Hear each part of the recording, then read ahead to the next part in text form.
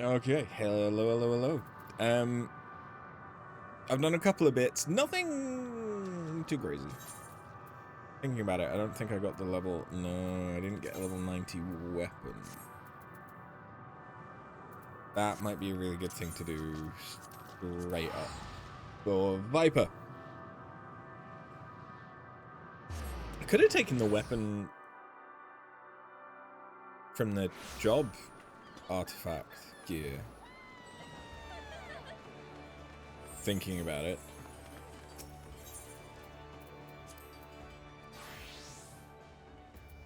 I'm gonna have to. Because I don't feel like world traveling right now. Because I'm lazy.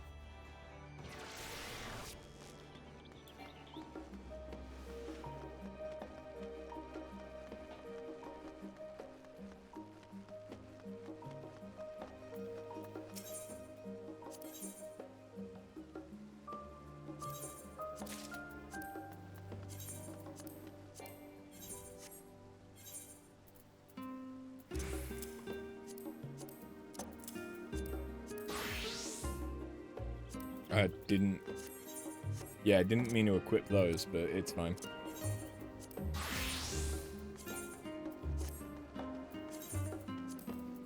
Okay, there we go. Now I have a weapon that's actually appropriate. So yeah, I have done a few things. First thing is both Viper and Picto are level 90. That's nothing too crazy. Warrior is getting very, very close to level 98 from doing Bosnia.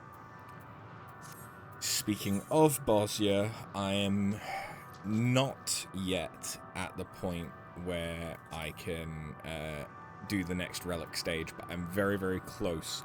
I need to do 2 more critical engagements in the first zone, 5 in the second, and I still need to do 7 in the last zone. So I'm getting there. Most of these were actually done today. I traveled to Light, the other data center, and was doing a bunch of critical engagements over there because there was actually people in Zadnor.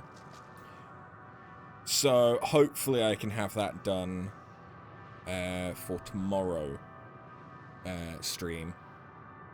My hope is that we can finish the MSQ today, and then tomorrow can be maybe doing a little bit of Bosnia, maybe starting the Hildebrand quest lines. I kind of need to look up at what point the relic, the Endwalker relic, unlocks. Because if it's immediately, then we can just start doing the Hildebrand quest lines. If it's not immediately, then I'll need to do some of the post-patch stuff anyway. Hello, Patinga, how you doing? First work week done. How's it been? I know that when we spoke briefly not too long ago, you were an EP boy. Work was making you EP. I mean, work apparently made me EP this morning because I slept through my alarm and didn't wake up until about 11:30 when I got a phone call from work. I start work at 9.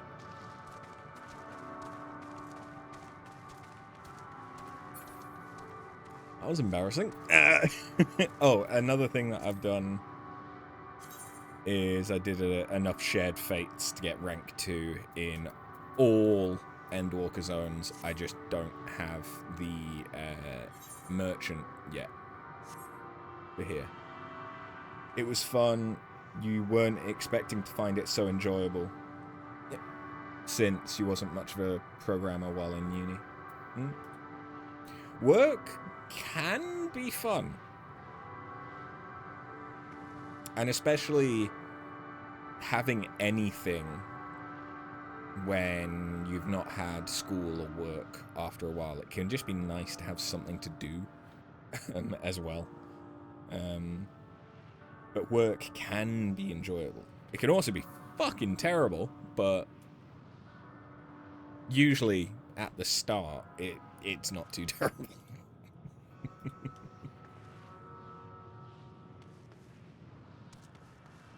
But I'm glad that you're enjoying it so far. That's good. That's positive.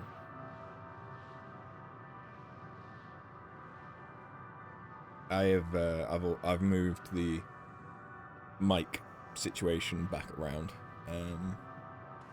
so that now it's easier for me to sit further away from my desk and stuff. It is terrible when you're looking at the same error for an hour, but then you realize you're just dumb and then fix it immediately. That is the majority of my working life.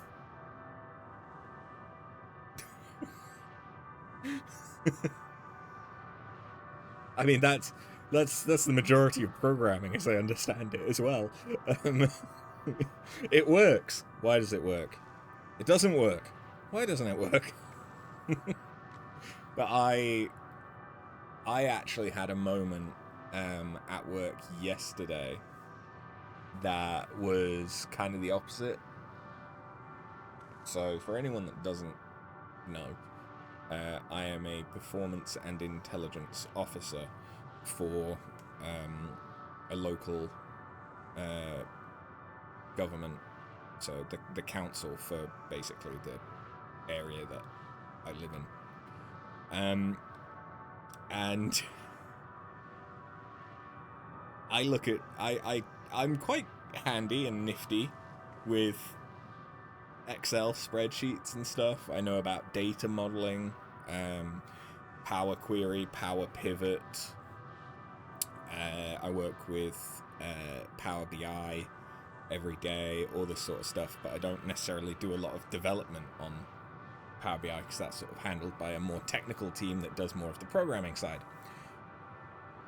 We got given an urgent piece of work at 3 p.m. yesterday for a data set of basically numbers from NHS, the National Health Service in the UK, that we needed to match to another system that has a different identifier. And there wasn't a shared, like, neither list had the other one on it.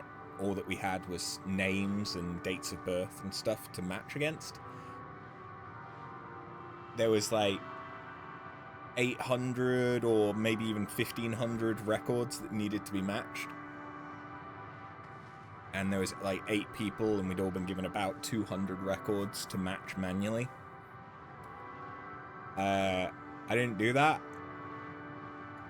I took both lists that both had name and date of birth on it, concatenated those together into a unique identifier for each person, and then did a lookup between the two tables based on this new identifier that I just made.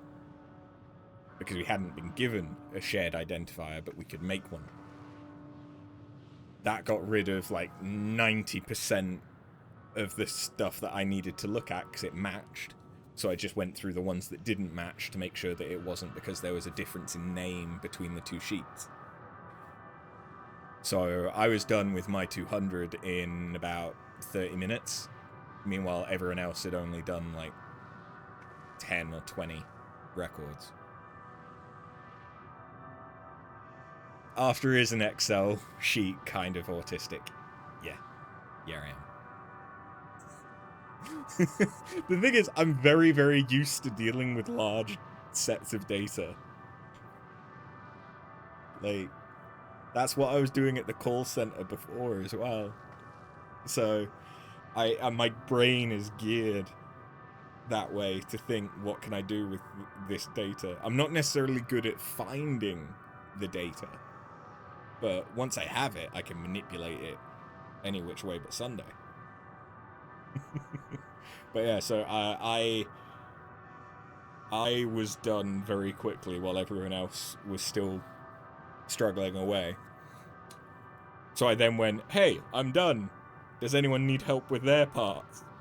And started taking on other people's and doing them just as quickly. And then they went, how the hell are you doing this so quickly? And I had to explain to people that have been in the job longer than me who get paid more than me about how I did it.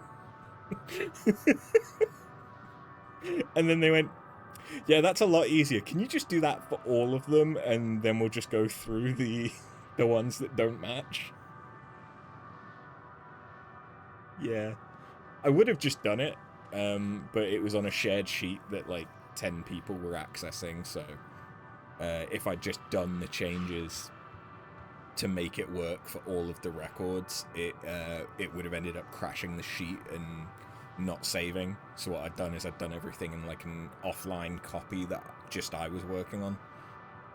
But then I spent 5 minutes just porting that over to the online version, and something that was expected to take us, like, until the deadline, which was 11 AM today. By the time that I finished at, like, 5:45 last night, we had done everything, and there was just a 20 records that didn't match, but there was a close match, so they needed to be, like, looked at further by someone that had access to other systems to see if, like, there'd been a marriage or something like that, and someone had changed the surname or whatever.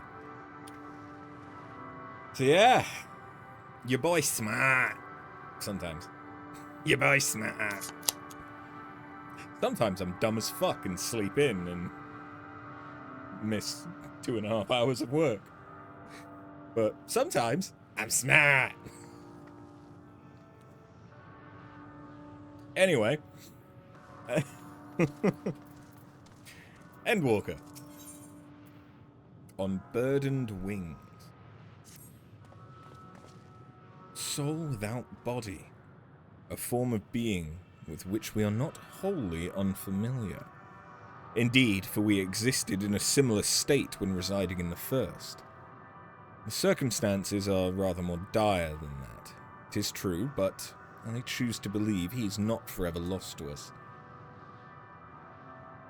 Regardless, in sacrifice he hath afforded us a chance to prevail. Let us not squander it, and ascertain the nature of this realm that we might confront and defeat Meteion. Estinian, would you accompany me in speaking with these dragons? Mayhap they can enlighten us. I would ask the rest of you to survey these surrounds.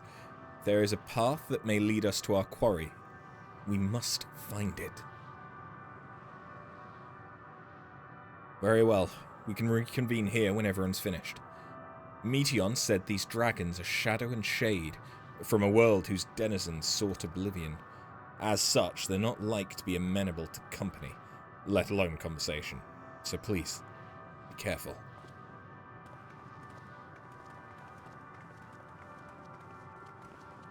Let us split up and gather what knowledge we may.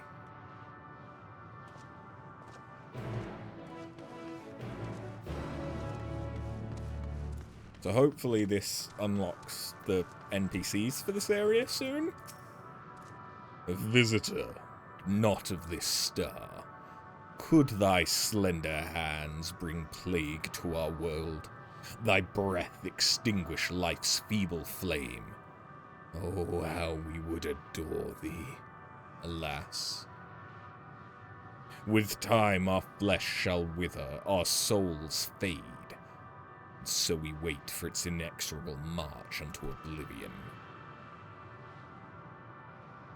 If thou art not come to hasten our demise, I bid thee leave us. We crave not companionship, only silence.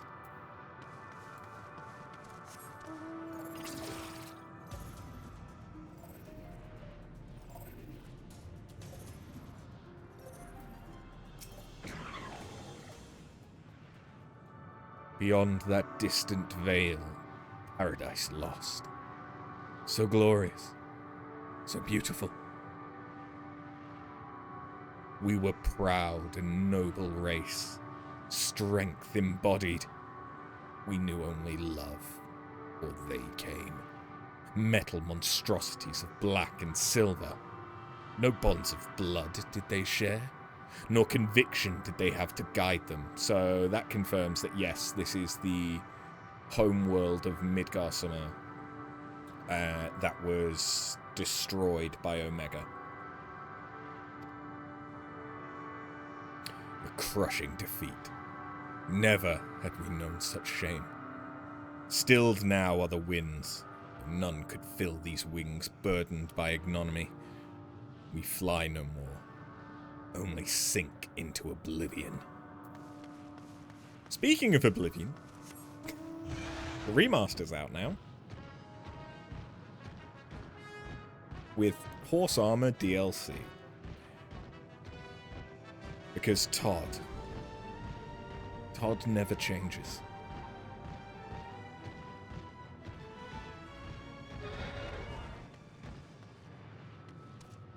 Talking about things that got out. No, it isn't you. That was an odd way to phrase whatever you're about to say. It's the kind of thing where it's like, I half expect you to go, things that got out. Me, from the closet, or something. Do I have any interest in Expedition 33? Yes. I have some interest in that, because I know it is...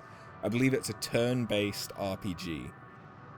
And it looks quite interesting. I think that came out today, didn't it? I am interested in it. But I have enough games that... And I know so little about it as well that I don't feel like I need to pick it up right now. I feel like I can wait until it goes on sale or something. Like, I still have Baldur's Gate 3 and stuff like that I haven't played yet, so... And I know that's gonna be excellent. Just long, but it's gonna be excellent. So... yeah, I have a lot of games to play. It's a turn-based RPG with perfect dodge defense mechanics, along with QTE attacks for more damage. Legend of Dragoon? Didn't Legend of Dragoon have something like that? Also a game I haven't played and should, but... I know that Legend of Dragoon had QTEs for when you were attacking. I forget if it had them for defense as well.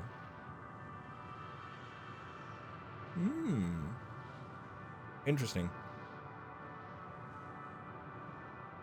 But yeah, I've got plenty of stuff to play.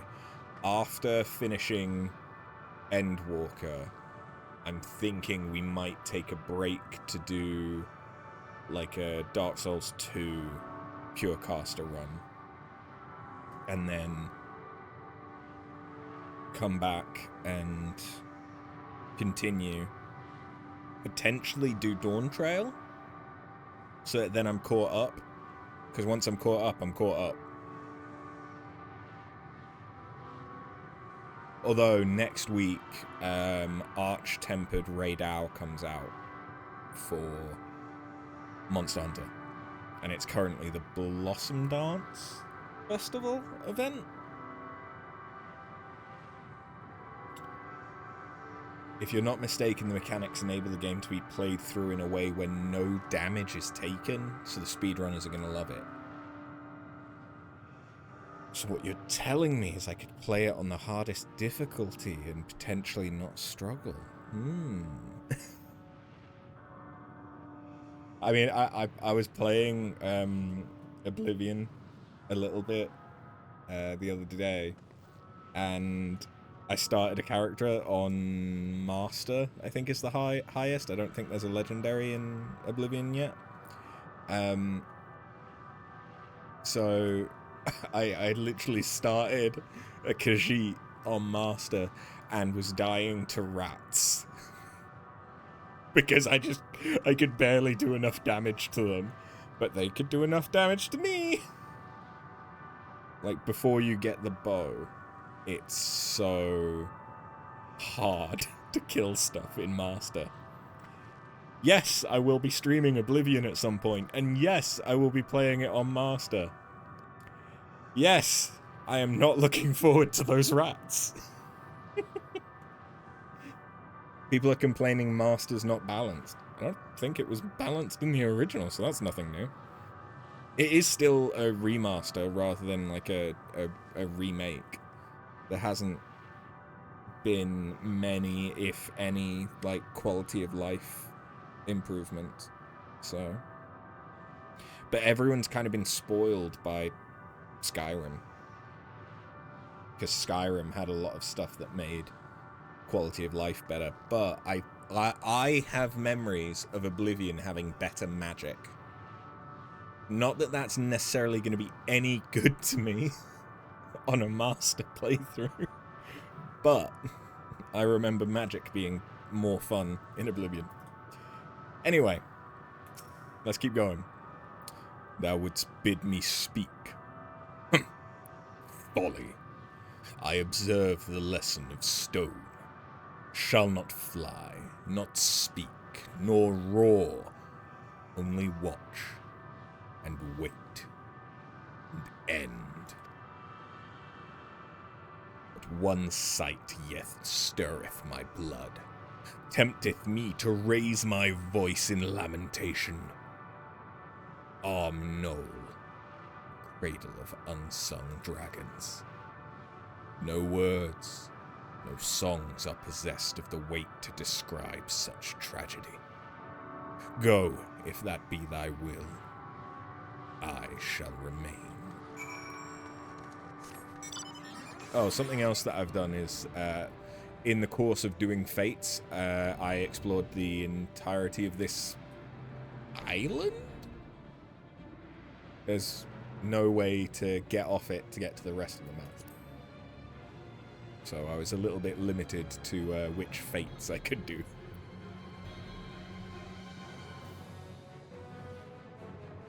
I have also signed up to... There's not a lot of DRS runs being organised at the minute, it seems. So I signed up to a new Discord in order to try and get into a DRS that is being run on Sunday. They're full, so I wasn't able to actually join it. But I am going to be keeping an eye out for DRS, because at the very least I want to do it once in order to get the mount, which is the Cerberus mount. They led you here as well, did they? It was described to me as the source of their woes and proof of their end. I think I'm beginning to see why. It's a hatching ground. Or was. I've seen similar on Aetheris. Midgar Summer's kind must once have lived and thrived in a place such as this. Reitra said his father was driven from their ancestral home by war and strife. This, then, is the fate of those who remained. Let's have a look around. Maybe these eggs have more to tell of what happened here. Why are they still gooey? Inside the shattered egg, you find the remains of an unborn dragon. The body has already begun to decompose. Already? This world is dead. Of course it's already decomposing. The gelatinous, half-dried membrane covering the corpse suggests it failed to emerge.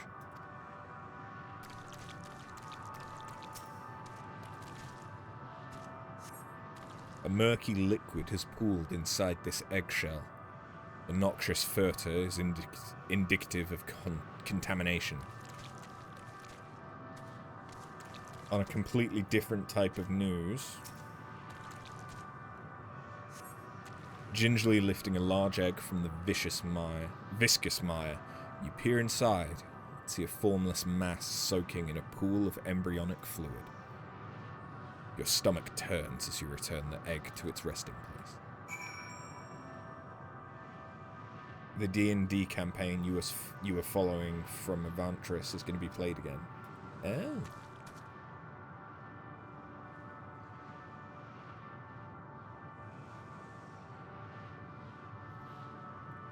I think I muted just in time. Jesus. with the mic being so close to my face, I really don't want to sneeze into it. Ugh. This egg appears to have been broken from the inside out. Perhaps the dragonette within succeeded in hatching. What's this? I thought all the eggs had been ruined. If the dragonette has indeed hatched, there's no sign of it here, or its sire for that matter. We should look for them.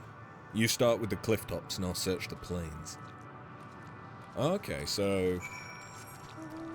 I mean, it's difficult to tell. Are these dragons alive?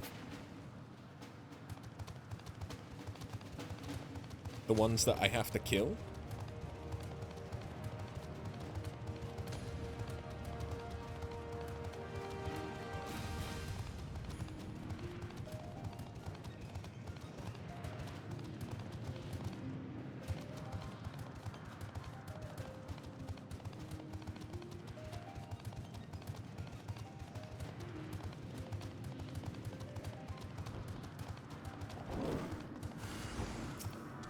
Oh. Malformed.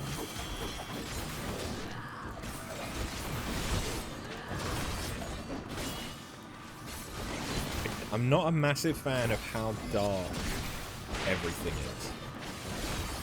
So it makes it quite difficult to sort of differentiate some stuff. I'm quite glad that the ghost dragons are white.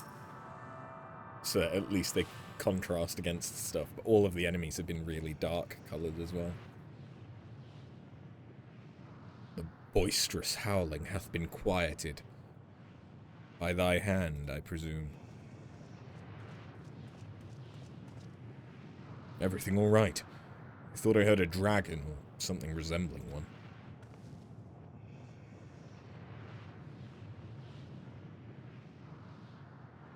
I see what's happened here. Was that your child? Perhaps. Some eggs within Knoll are indeed mine. If life within one did quicken, the beast thou hast slain may be of my blood. Yet I do not recognize it, twisted and malformed as it is. Not a dragon, in truth, but a reminder of our failure. Testament to our shame. Explain. Enjoy your dinner. They descended from the heavens, cold, heartless machines, and with them rode war and death. With fire and fury, rage and rancor we gave answer. It was a long and bloody battle, but only the beginning. Untold chaos and destruction swept over the star. In the end, the invaders were victorious. Yet when they looked upon their prize, they deemed it unfit for requisition. We were abandoned to our ruin. The survivors sought to put away their shame, to rebuild. A futile effort. In purest soil, replete with ether, did we once cultivate our nesting grounds. But our lands were barren, and any eggs nurtured in such desolation were fated to rot. What few survived to hatch emerge as abominations. We shall have no new progeny. There are dragons among you capable of journeying to other stars. That there are. Many would make the attempt, each bearing a clutch of eggs. The richest stars were home to the harshest rulers, and the arrival of dragons incited contests for supremacy. When the fires faded, the wars lost and won, they too were reduced to ash and waste. 'Tis the curse of those who seek life, to be drawn into conflict conquer or be conquered. A vicious cycle we now choose to break. We tire of conflict. Of everything. We wait now in sweet, merciful silence. Free from strife and suffering. Still as stone. Wait. You claim your kind is doomed, but there is another star.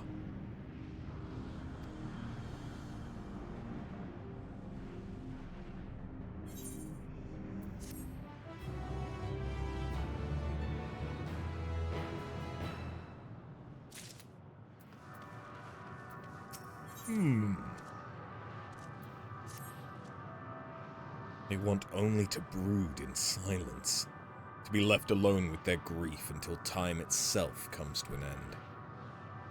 The sole reward for senseless bloodshed. A pain I understand, and wish I did not. What fools we were. Now isn't the time for such thoughts.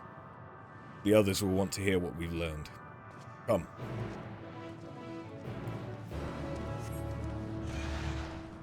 Oh, it's another dragon.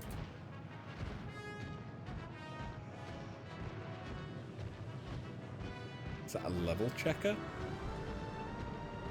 I mean, it does make sense. Level cheater. Okay, and that's a B rank.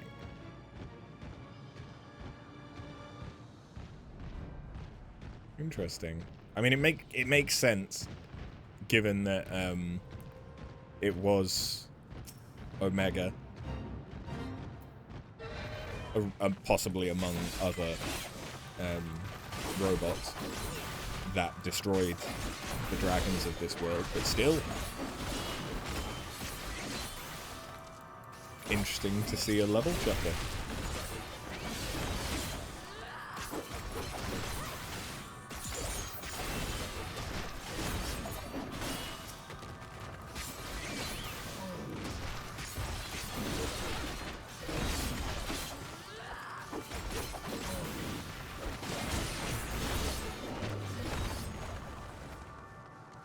Who's next?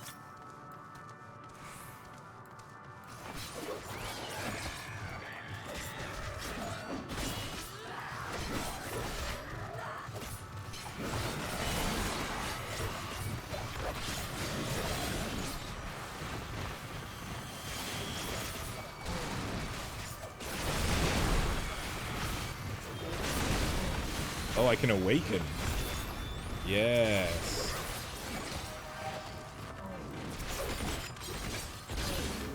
So awakening gives me access to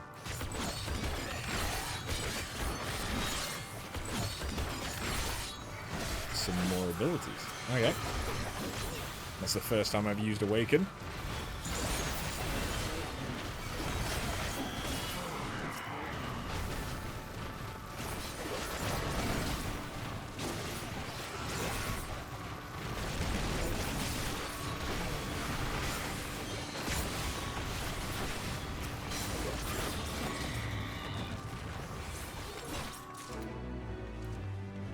Sweet.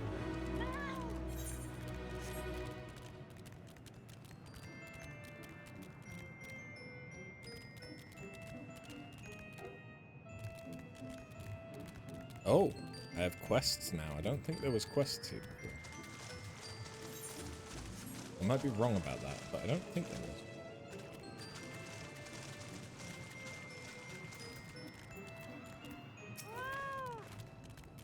Were you able to establish any meaningful contact with the dragons?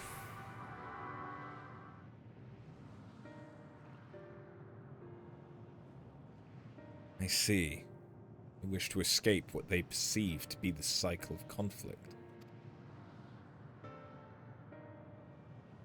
Thank you. As for our part, I believe we are more acutely aware of our confines than before. We started by traversing the perimeter of the island to see if there might be a path leading off it. Sadly, there was nothing to be found. There's no small amount of debris floating about, Could there be enough to serve as a bridge to lead us anywhere? I considered that, and so I tried throwing a stone onto a potential platform to judge its integrity. But it never reached its mark. As it crossed an invisible threshold just beyond the boundaries of this island, it vanished, only to reappear above me and fall at my feet. I would not be too quick to presume that what we see outside this space is as it appears. Which is why I returned to the Ragnarok and asked the Leporits to search for a potential path. However, the ship's instruments failed to provide conclusive data on the surrounding area. Until we know more, I think it too risky to attempt flying to another island. What Meteion told us before, that emotions dictate reality here, might be the key, but I'm not entirely sure what emotion might manifest a bridge to lead us to safety. So what you're saying is, we've no way forward.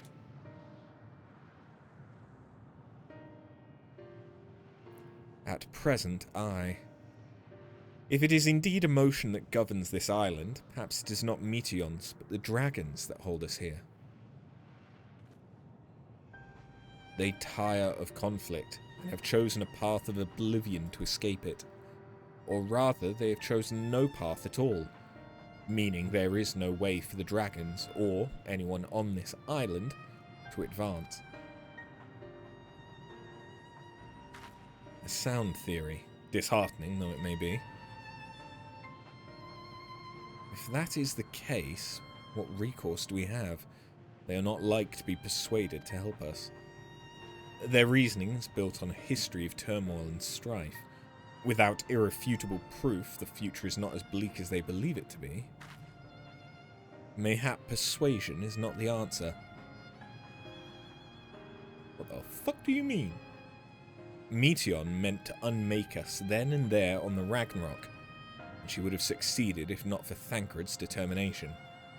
She conceded it was strong enough to overpower the despair that otherwise rules Ultima Thule, and reshape it to a degree. Perhaps it can be done again in like manner, by overpowering the prevailing emotions. 'Twas Ultima Thule's architect, Meteion herself, against whom Thancred did pit himself in a clash of wills. Though I marked no leader among them as such, I did chance to encounter a dragon possessed of despair far more potent than others. Potent enough, mayhap, to dictate the course of others, and thus their domain to follow. We spoke but few words, carefully chosen. Their tone and timbre alone threatened to rend my heart in twain. Challenging his desire to remain may allow us to alter the island upon which we stand. Alas, I fear my vaunted rhetoric availed me naught against his calcifying heart. But mayhap one of you will fare better?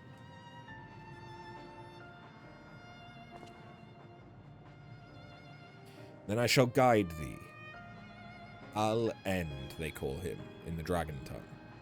Thou wilt find him nearby, eyes fixed upon the water. Well, what have we to lose? Let's get going.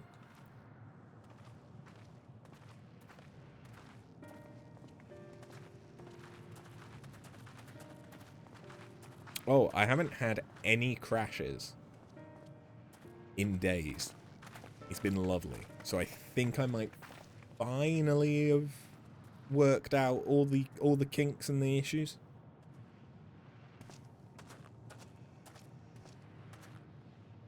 That said, water looks like shit. Well, maybe not water, to be fair. The is this? No, it hasn't. Okay.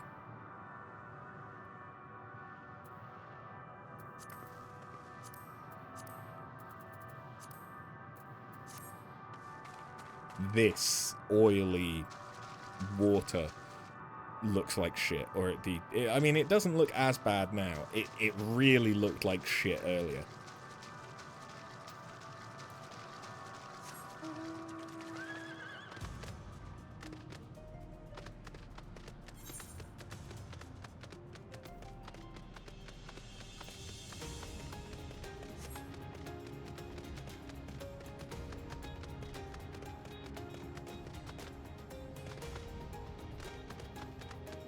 Unsurprisingly, this area kind of reminds me of World's End from Kingdom Hearts.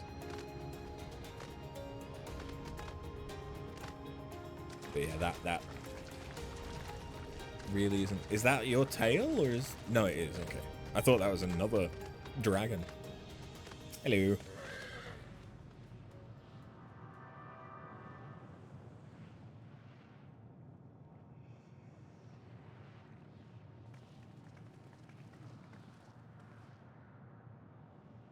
He remaineth as he was when I first approached, entombed in melancholy. I see. Perhaps I could... I'll handle this.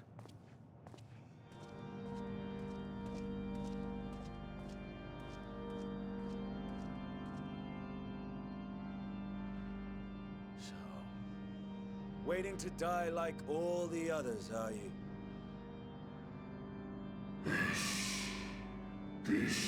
Our pride is crushed and our souls corrupted. The winds are stilled and the heavens offer no comfort.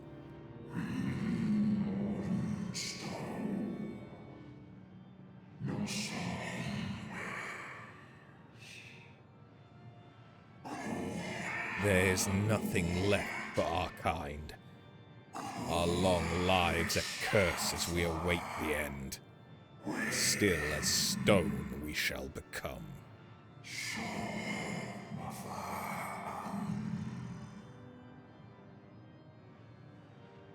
So you say. Yet your kind has found a new beginning on our star. One of you braved the Expanse, bearing with him a clutch of eggs. They and their children now rule our skies, their song heard by all.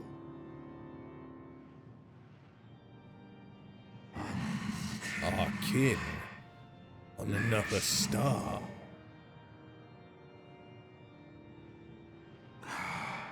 And yet, upon thee do I smell the blood of my brethren.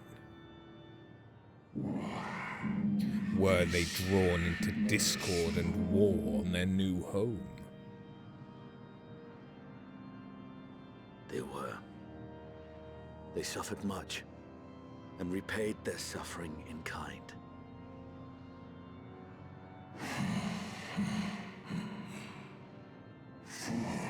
It mattereth not whither we fly.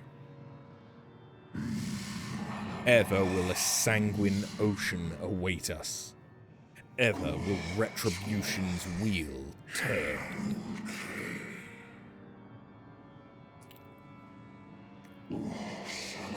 And so, on the last of my pride as a dragon, I break free of this wheel. I renounce conflict, exile myself from the other, never again to be touched by the flames of hatred.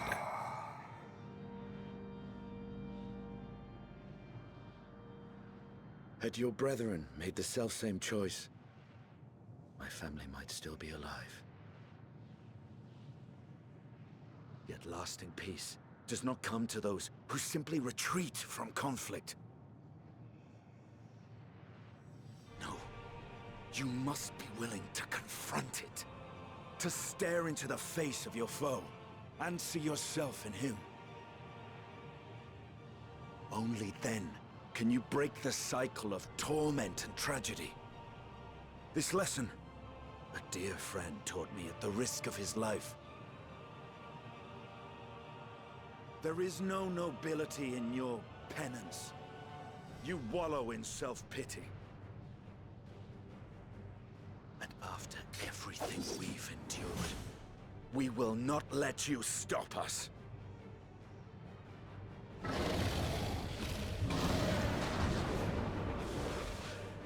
Eh?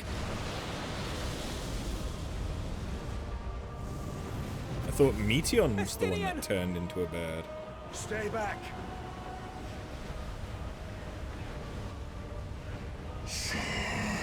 We tire of war.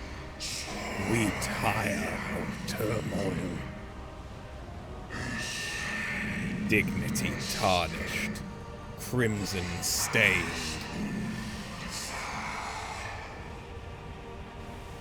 Our shame, our misery, too much to bear.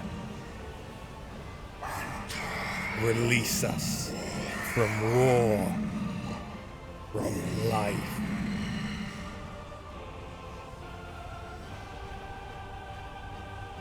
I see. Theirs is the emotion that bars our way. The rest is up to you.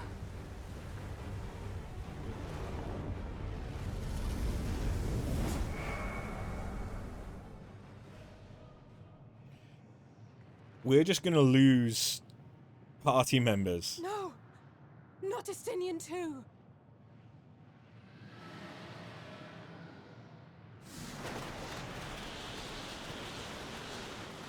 As we keep going, huh?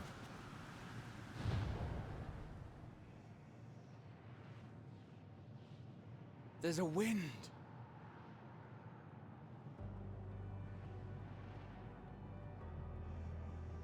He's opened the way for us. Sacrificed himself to remake this place, like Thancred did.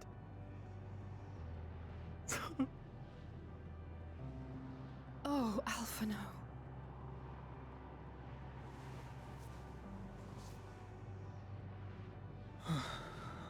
Come.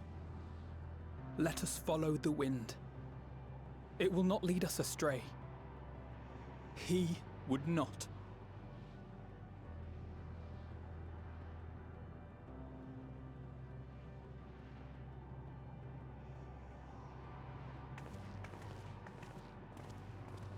So, at the end,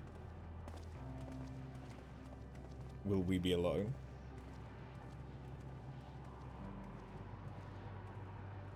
Will we be walking a lonely road? No one has ever known.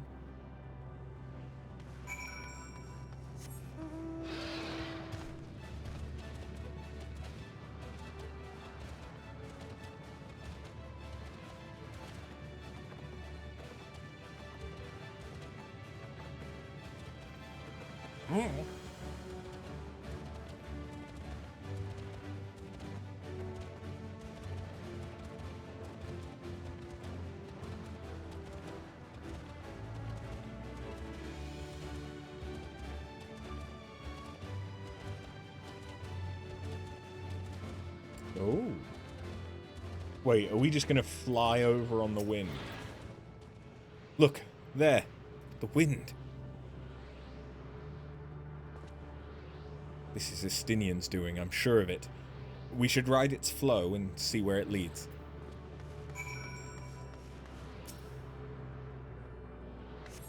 Ah! Oh, it's like Diadem. Okay. A powerful gale has delivered you to another island. The other scions should arrive before long.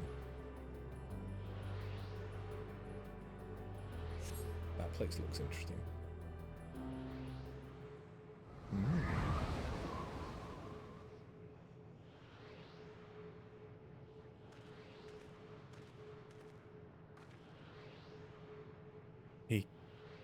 He did it. He found a way forward for us.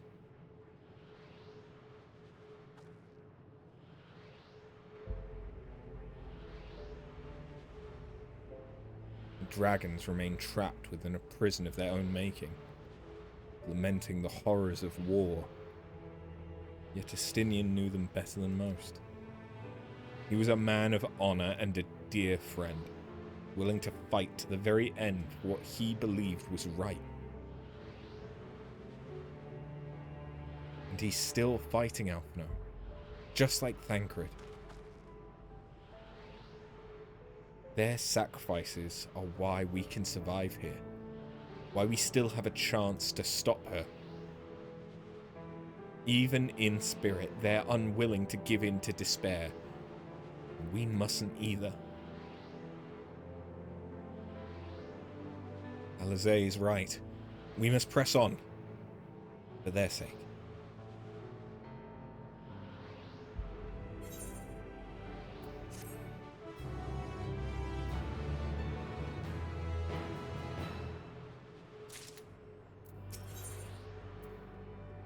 Roads paved.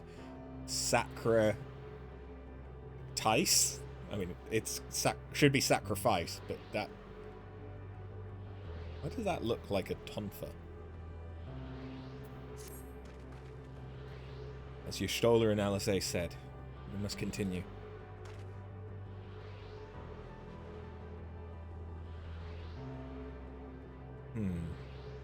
Notice the change in our surroundings.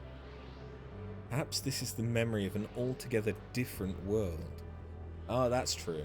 This wouldn't necessarily be made of just one world, and that could explain why each island is massively different looking. Ah! It would be prudent to learn more of it then. Tread carefully, lest we lose our footing in this sand.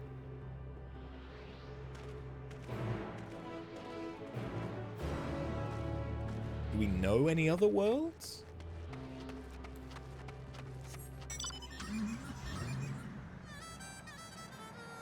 I suppose there's the Void.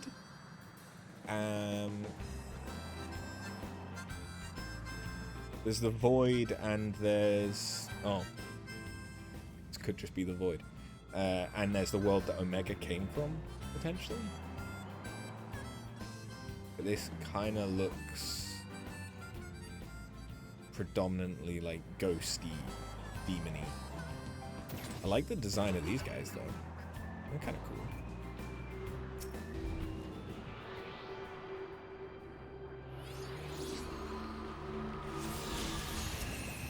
Very cosmic.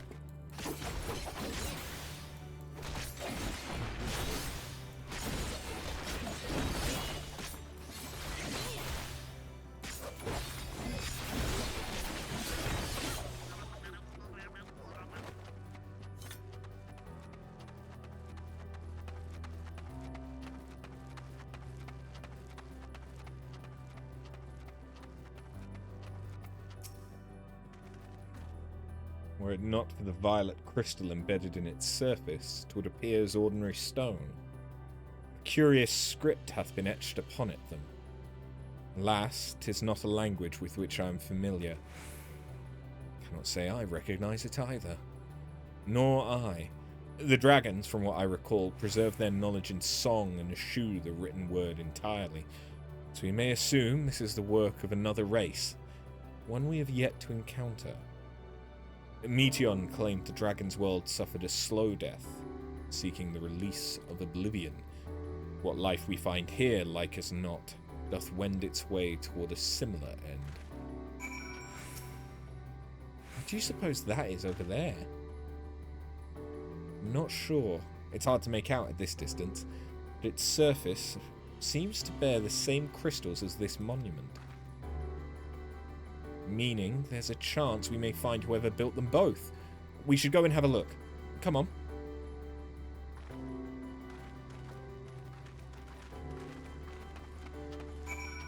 Or I suppose the only thing that we know... Other one. Okay. The only thing that we know is these beholder-like things. Omega had already...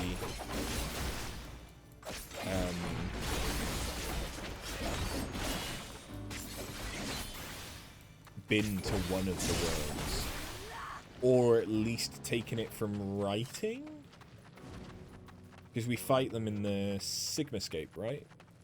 No, Deltascape. Hollow of the Flesh.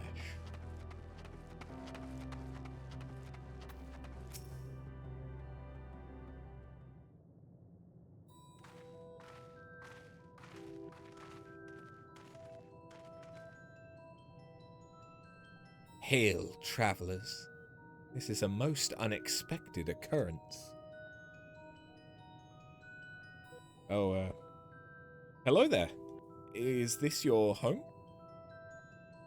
Indeed, it is. Forgive me. I had forgotten. An exchange of introductions is expected when first meeting those with whom one is unacquainted.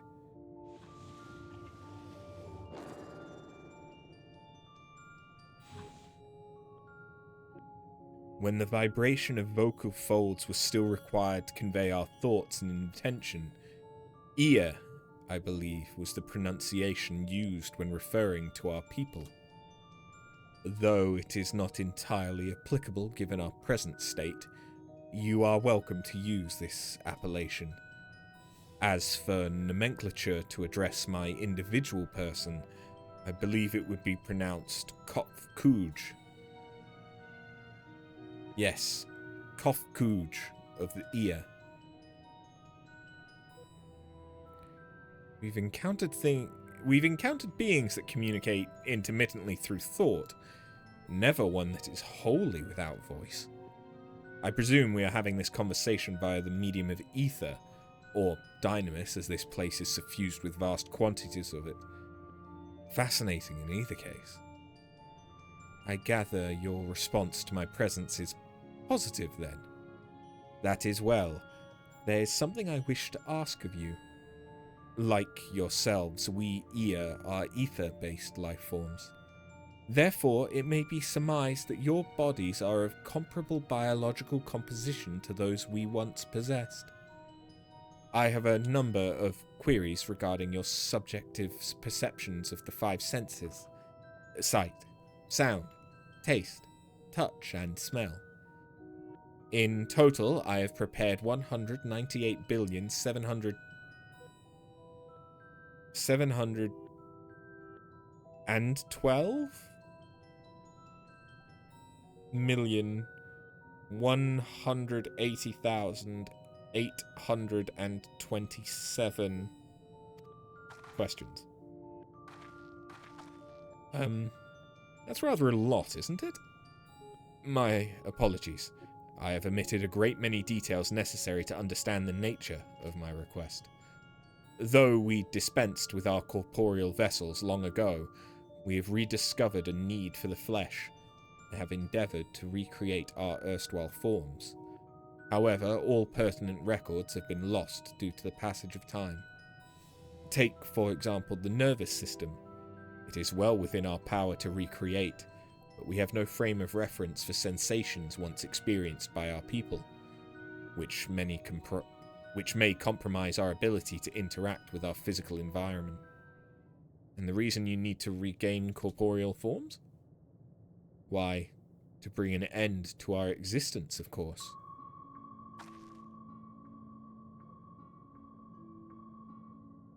Though need is perhaps too strong a word. It would be a simple matter to unmake ourselves through use of etheric exsanguinators, but such a death seems inadequate. Traditionalists among us believe proper death requires an inescapable sense of impermanence in one's final moments, an experience found only with bodies of flesh.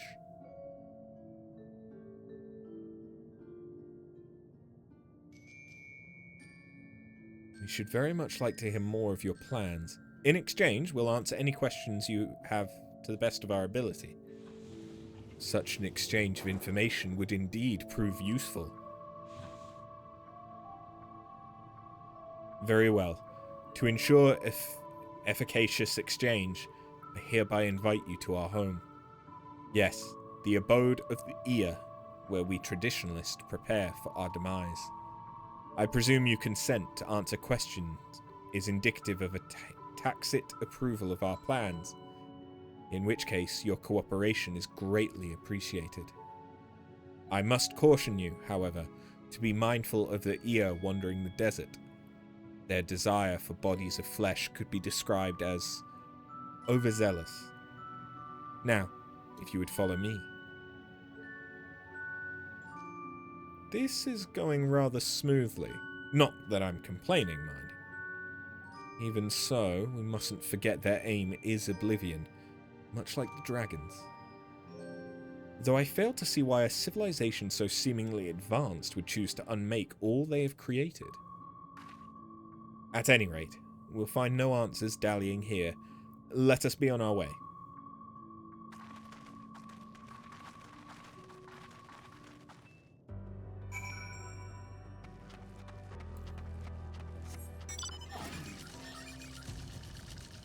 Is that one of the things from Ferrosirius Hard? Yeah, it is. Luminion.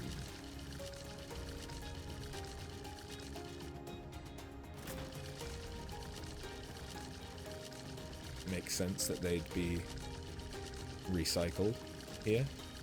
Dead Inside. Do I have time enough to do this fate? Because it is an experience boosted one.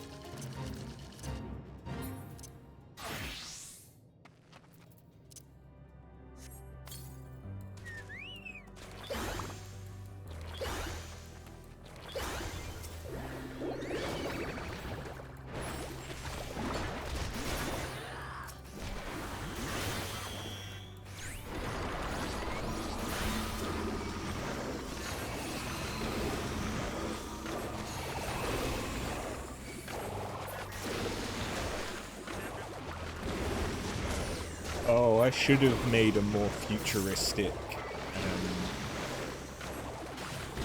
glamour for my bike, I shouldn't have.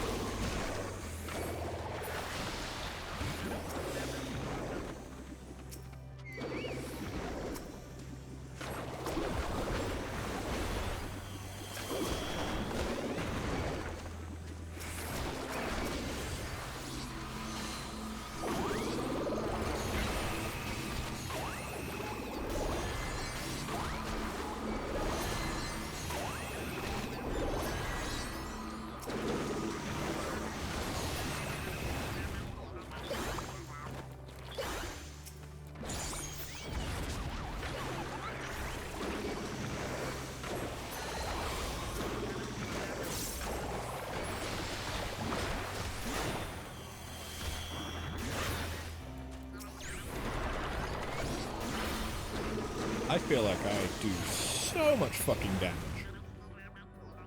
I know that Picto is strong, but Jesus.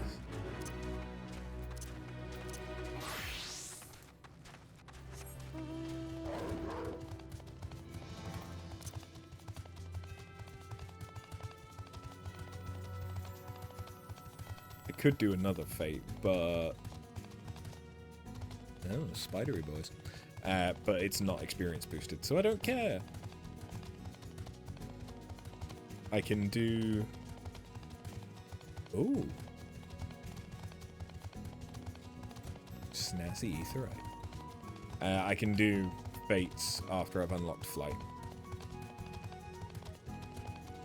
Or the 60 fates that I still need to get the next rank up. Those platforms remind me of the ones from Omega, so I wonder if the last one is Omega's home world.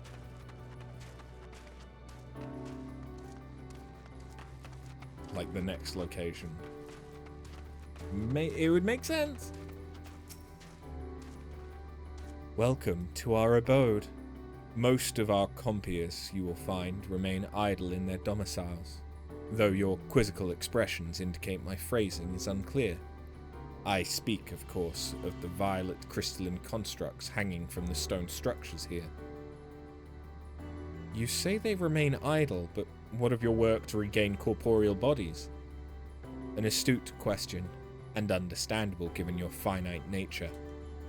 We have no desire to pursue our research, for it is no longer necessary. If, in our idleness, we are struck by sudden inspiration, we rise to pursue said inspiration to its conclusion. That is why I was present for your arrival, and why I continue to engage with you still. But while the others are not currently in a motile state, rest assured they would not object were you to disturb their respite. We need only cast your thoughts toward one of their crystalline domiciles to communicate.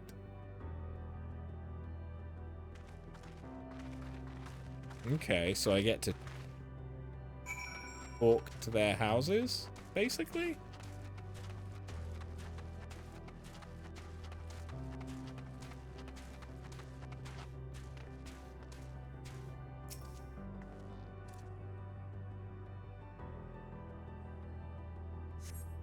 You cast your thoughts toward the crystalline domicile, but there's no response.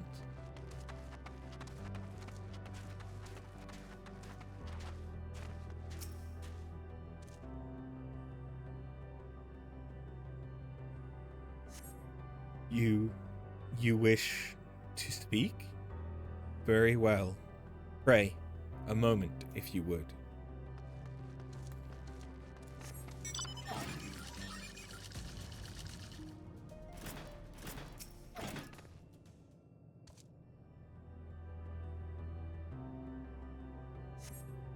Why we seek our end, you ask? If you wish to know, I will tell you. Just a moment, I must remember. What form did I take when last I emerged?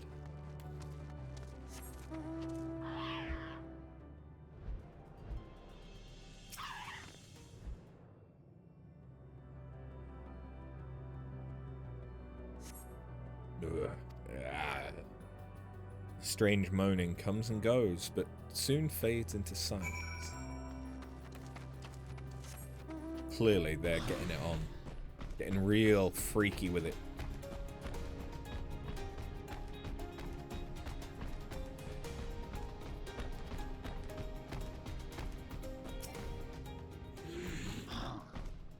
Did your inquiries yield satisfactory responses?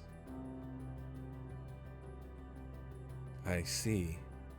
If they failed to answer, then it is likely because their minds have unraveled due to prolonged idleness. They are naught but concentrated ether now. Worry not. There are no others who have need of those lodgings, and they will not prove a hindrance to remain as they are. More importantly, you said some few did answer your request for an audience, yes? I imagine they will be with us ere long.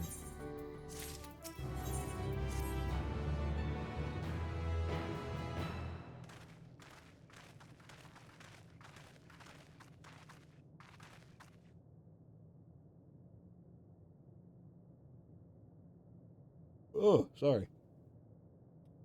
That wasn't a sigh, that was a straight up yawn. Had no luck. Everyone else fared well enough. Quite a few ear have awakened. Ah, there they are.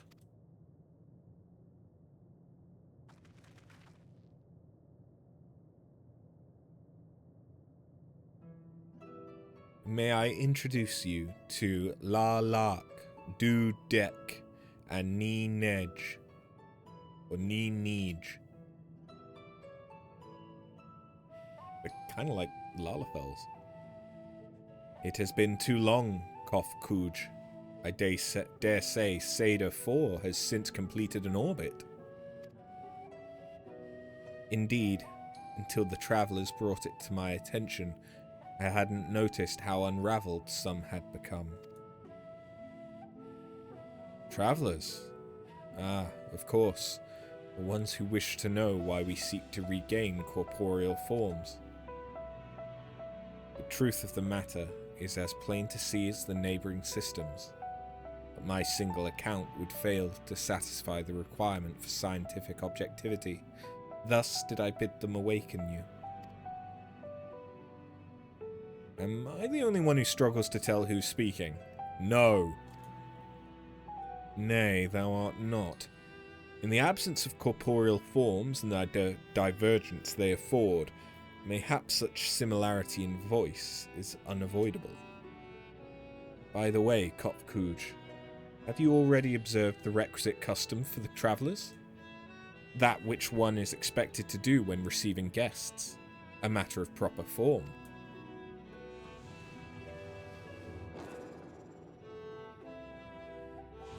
Ah, yes. So long has it been. It had completely escaped my mind. And still does. What was it again? I can't seem to remember.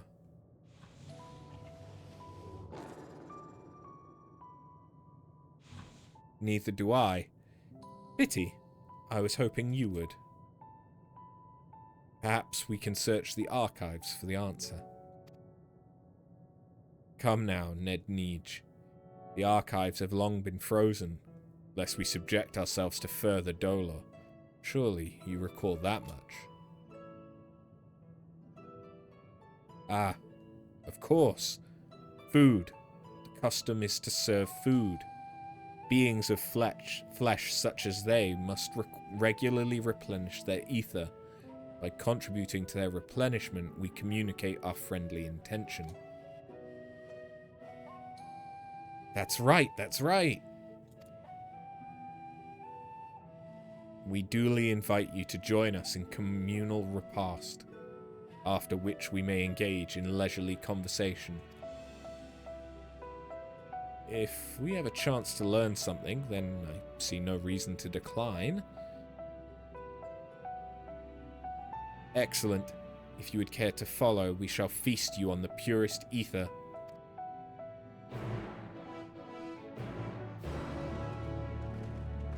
Wouldn't that be their dead kin? Not sure I want to eat that.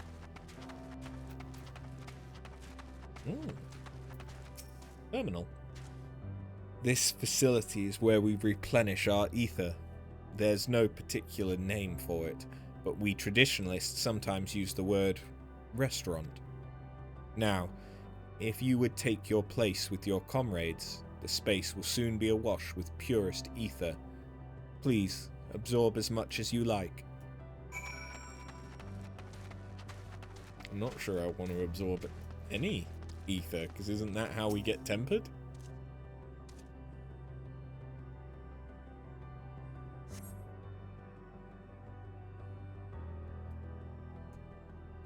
You brace yourselves for a rush of sweet, sweet ether, but nothing seems to happen.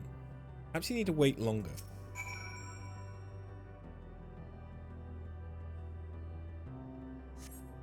You brace yourself again, but again, nothing seems to happen.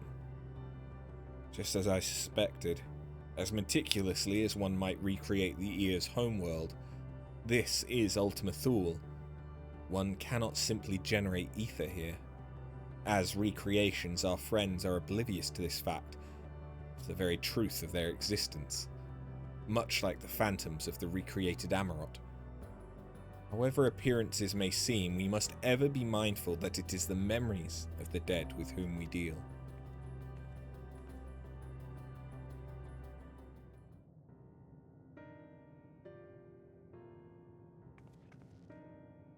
So, did you have your fill of ether? Alas, we couldn't absorb it. A deficiency in our forms, it would seem. Ah, how very unfortunate. May I ask how you normally replenish your ether?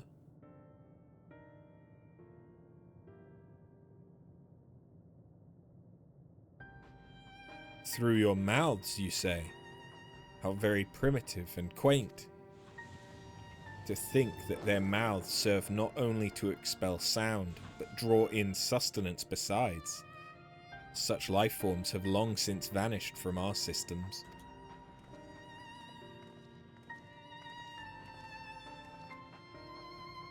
Though we regrettably could not partake of your magnificent feast, rest assured we feel your welcome most keenly. In the course of acquainting ourselves with your sophisticated ways, however, we could not fail but wonder, wherefore do you wish to obtain vessels of flesh and thence to vanish? Will you not favour us with an explanation?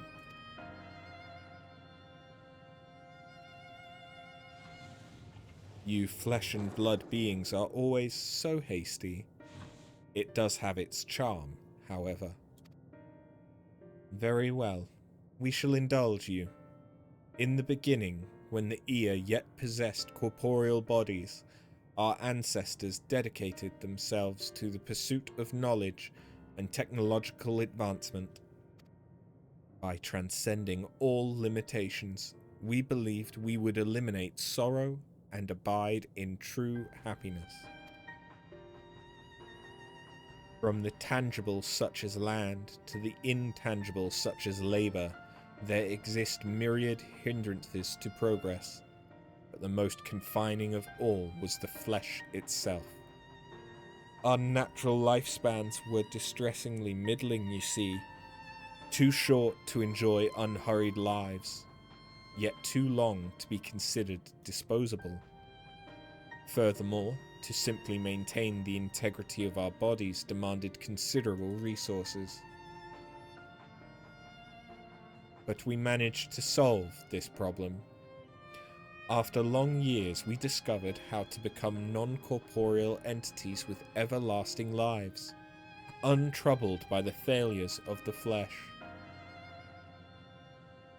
Thus changed, we had more time and freedom to continue scientific pursuits. We went on to make even greater strides in our quest to transcend all limitations, until we finally decided to challenge the last of them all, the limit of knowledge. That is to say, deciphering the laws of creation. We sought to discover how the universe came into being and explain all extant phenomena, and thence predict the future. If we could but achieve this, we believed we would be free from uncertainty and anxiety. And did you find the answers you sought?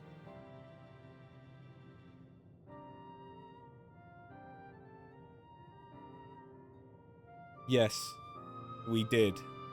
Our efforts revealed to us a fundamental truth. Knowledge of said truth is essential for the continuation of our conversation. If you would learn more, we will share it with you. No, we mustn't. Primitive as they are, it would be unspeakably cruel to deprive them of their ignorance. They are possessed of corporeal forms, their lives readily ended. As those who have gone before, is it not our duty to warn them? Is it that there's nothing after death? What thinkest thou?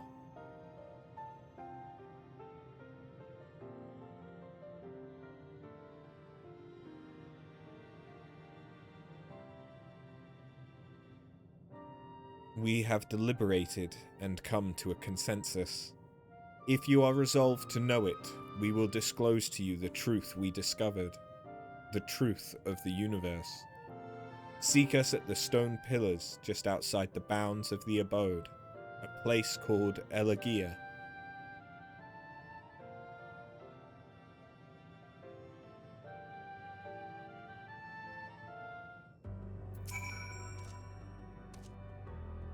A fundamental truth.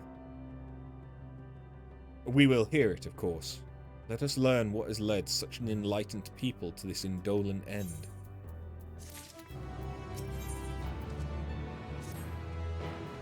Ere we join the ear, there is one trifling matter I would fain investigate. After, Graha, might I trouble you for your assistance? But of course. My thanks. We shall head outside the abode, if you would kindly follow me. I know not what mischief you're plotting, Urianger, but I trust you have our best interests at heart. The rest of us shall go on ahead to Elegia. Lest you worry, we won't start without you.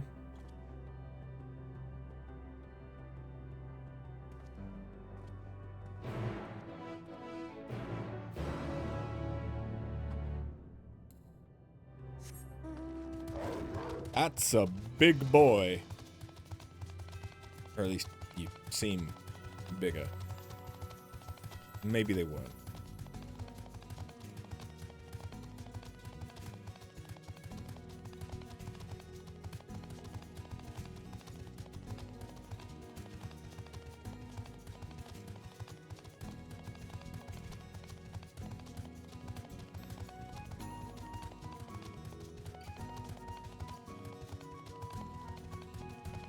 How far am I going? Ah, okay.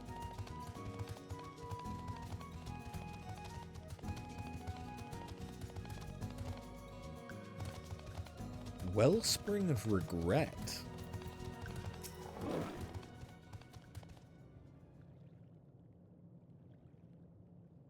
Aye, this place shall serve. Is it the spring that you wish to investigate?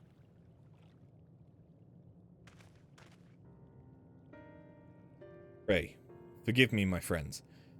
There is naught to investigate. 'Twas but a pretense to speak in private.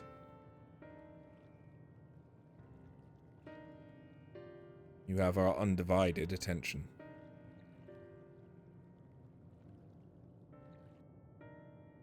Speak in private from whom? The ear or the rest of our comrades? As we have established, here in Ultima Thule, those denizens of ruined stars are recreated in their twilight days. Yet one question doth arise in my mind. So faithfully formed are the simulacra, they believe themselves yet among the living.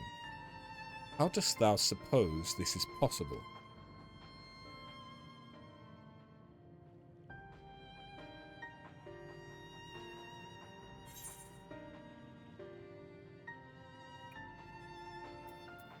Meteion made contact with them while they still lived? Either that or she used Kairos.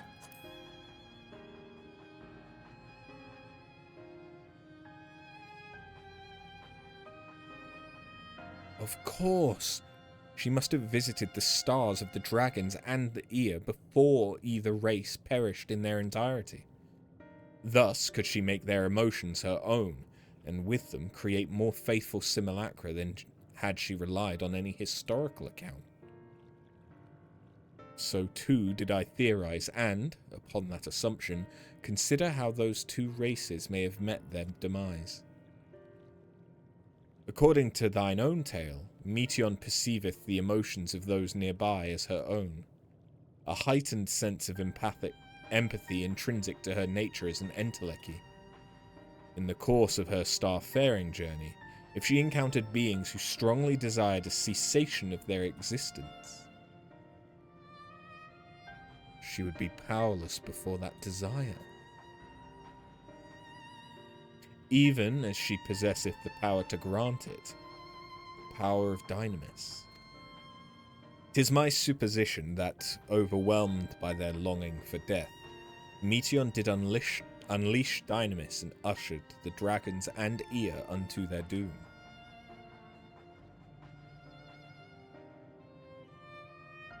Of course, such was not always the outcome.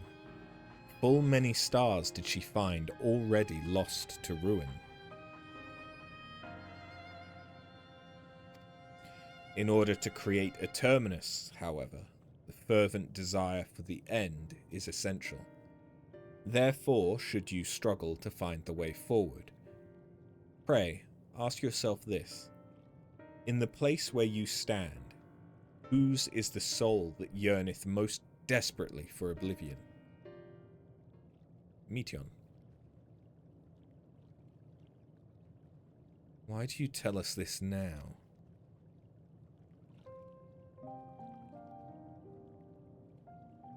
Ne'er again would I betray your trust. This pledge I did make to my comrades. In bringing thee into my confidence, I would remain true to my word.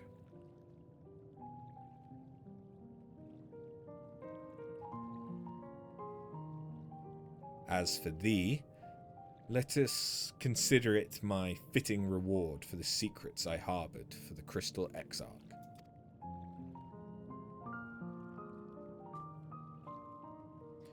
I once placed my faith in thy chosen path, walking at thy side, full knowing we were bound for thy demise.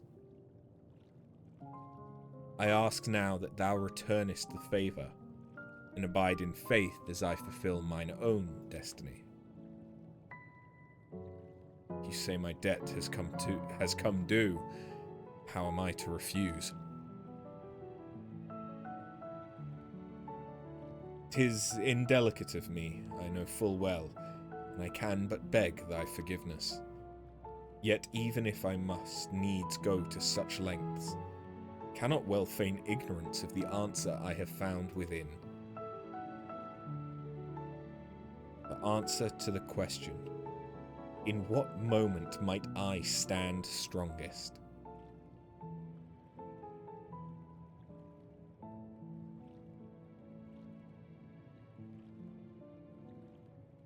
After all that we've been through, I will only say this. Do what you must. Do what you must and see your conviction through. I shall, my friend. I shall. Without further ado then, let us go to join our comrades.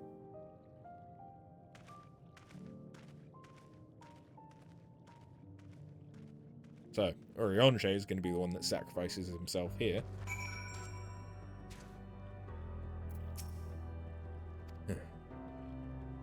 Let us be off too.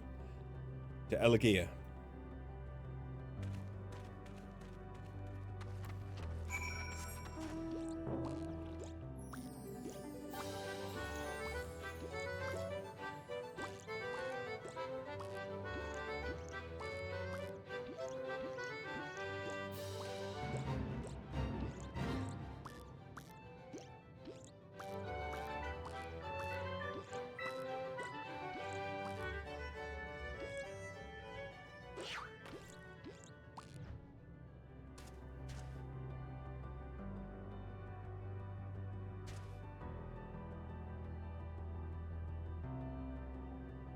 Is that Cocoon?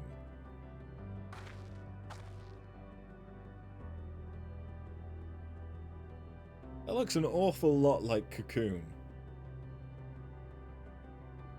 I mean, it wouldn't surprise me if it is, because that would be a easily recycled asset. But also, this looks fucking cool.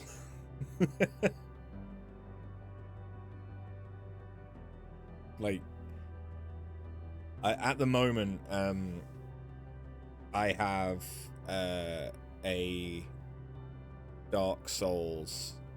Nope. I have a Dark Souls wallpaper using Wallpaper Engine. It's got a bonfire. It's got a bonfire that's animated, and it's got like a. In fact, I can just show you. I think. Can I?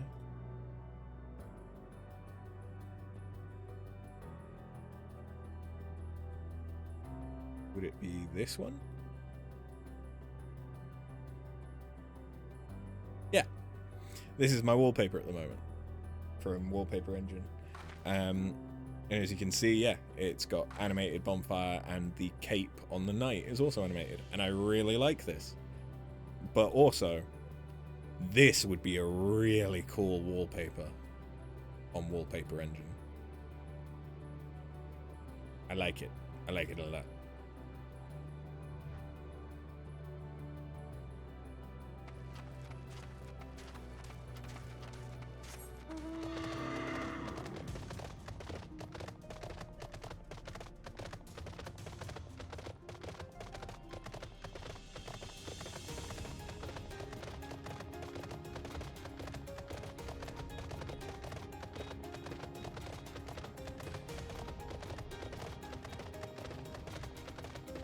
How far away is Elegia? Is it that structure? Or like arch? No, not that far. Okay. Oh, it's all these rocks. Okay.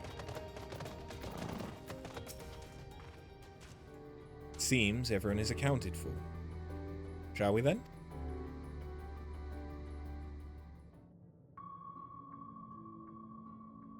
Please continue. Tell us about this no. truth you discovered. We're going to find out what they actually sound Very like. well.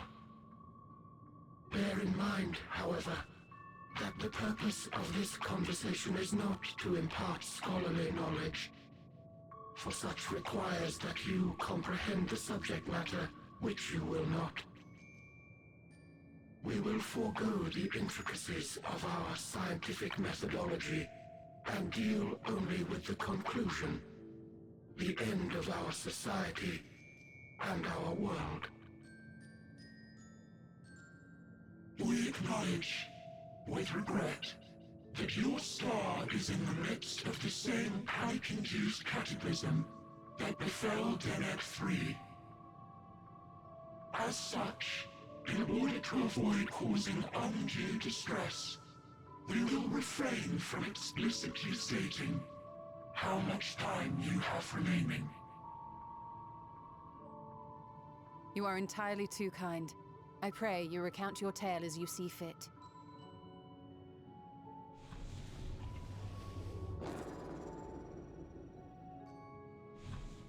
In the beginning, the universe was but a tiny particle.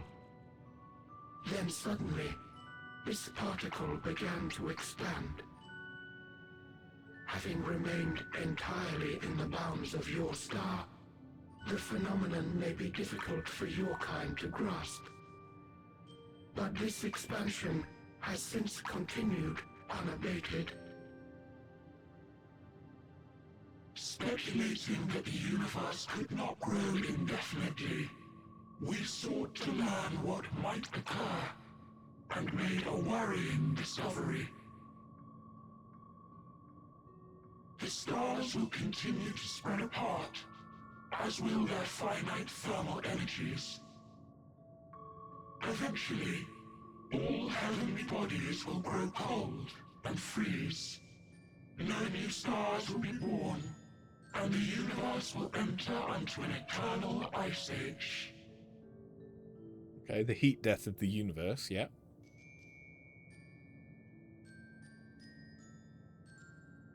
In hopes of proving that this determination was erroneous, we scrutinized our research from all angles, even as we sought to avert the everlasting winter. The endeavor proved fruitless. So infamously so, in fact, that it became synonymous with vain effort.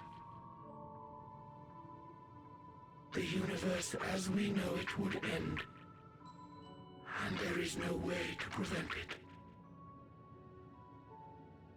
Beneath the weight of this knowledge, our society stagnated. Though we had time still, it was a cold comfort. Why strive for anything when desolation is assured? When our wealth of wisdom, accumulated since the dawning of our kind, would be forever lost. No civilization would rise from our ashes. No scholar recover our knowledge. In silence unbroken, naught would stir.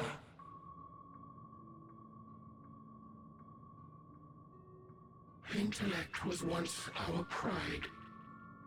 Overnight, it became our shame. Our works, monuments to futility.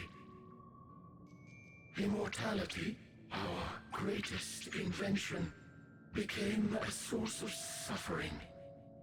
Rather than suffer on, many chose to unmake themselves by means of etheric exsanguinators.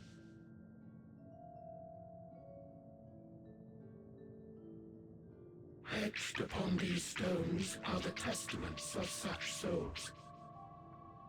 Though many left no words at all, thinking it a pointless gesture. Once we have obtained vessels of flesh, we likewise intend to vanish. If you understand this, understand aught of our tale, you will abandon your quest for knowledge. Ignorance truly is bliss. If you would cling to your illusory happiness, remain primitive and pure. It is the only way.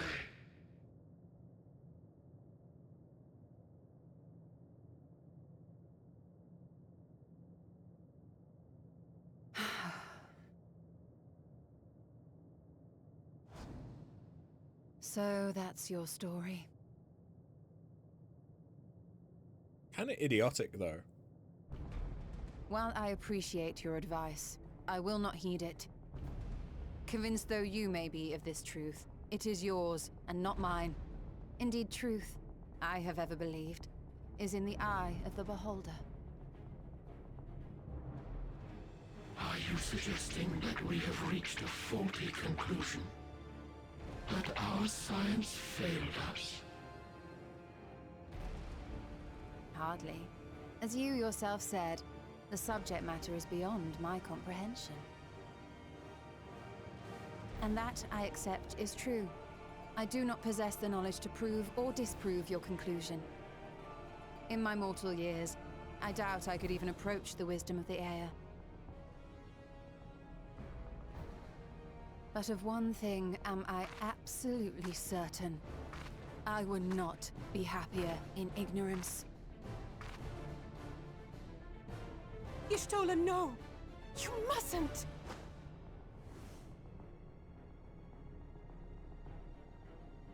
The most important lesson I've learned is that learning isn't simply passing one's eyes over words. Nay, 'tis when understood for oneself that knowledge attains its true value. This is what has sustained me, driven me onward in joy and wonder, in anger and sorrow.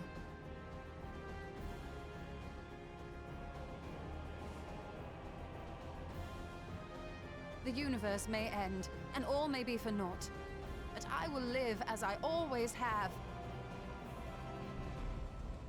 I will always seek out new knowledge, and no conclusion of yours, no matter how grim, can dampen my desire.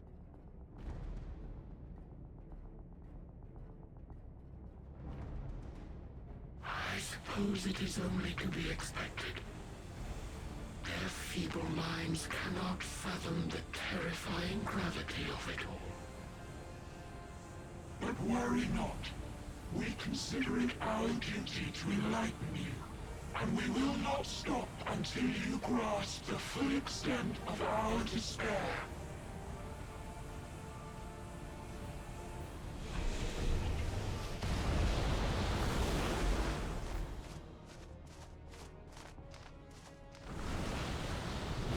The bird has something on its leg. The messenger bird? Keep calm and listen well. Though my body will soon dissipate, there may be a way to restore it. Azim's magic. So long as our souls remain, you can use it to summon us back. But you mustn't, for it would mean losing our way forward. This I only reveal so that you can promise not to invoke the magic. We came here knowing what victory may cost, so press on. Press on, and do not look back.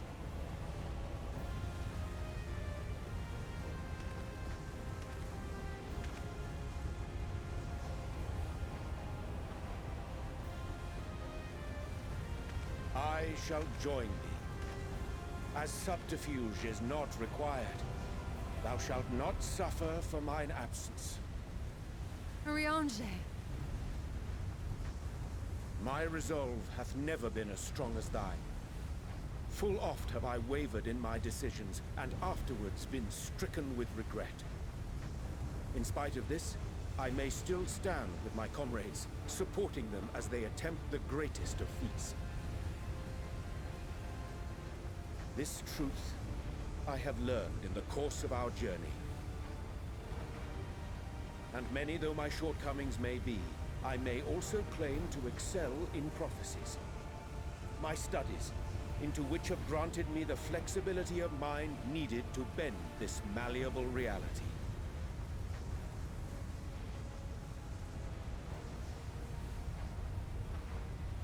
Thus shall I hope that thou mayest have the strength to resist, and our comrades the strength to continue.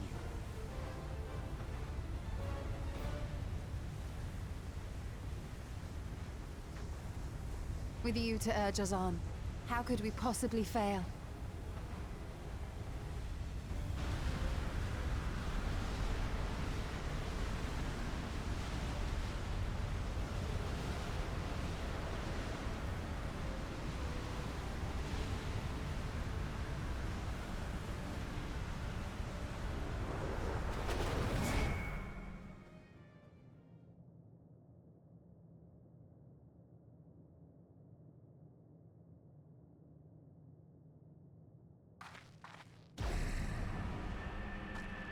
Are we going to Cocoon? What's this? An extinguished civilization. Rekindled. A Meteon.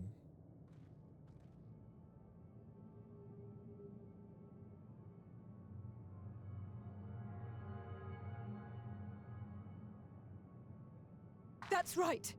Our quest doesn't end here. We'll press on, and we will find you.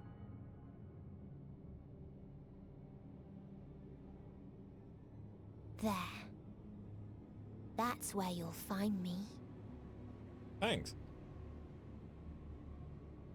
Is that another star?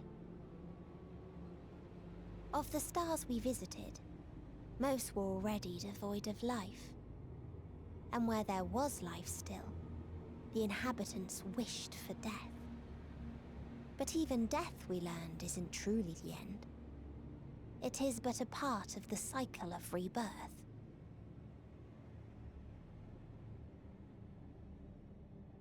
Souls return to the star, or in its absence, a larger flow. And eventually they are reborn. Alive again, to know suffering anew.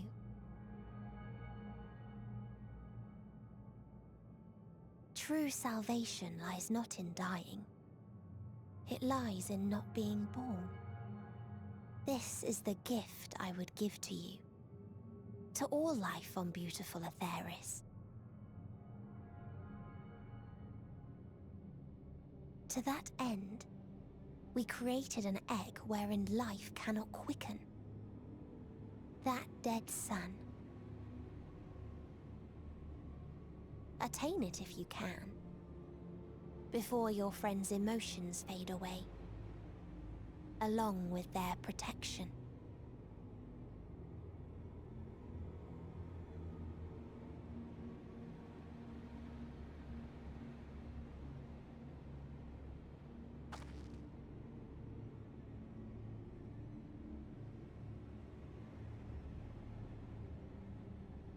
I'm not entirely sure I understand why a sun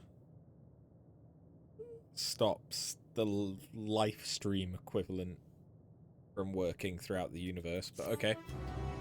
Also, the Ear are stupid.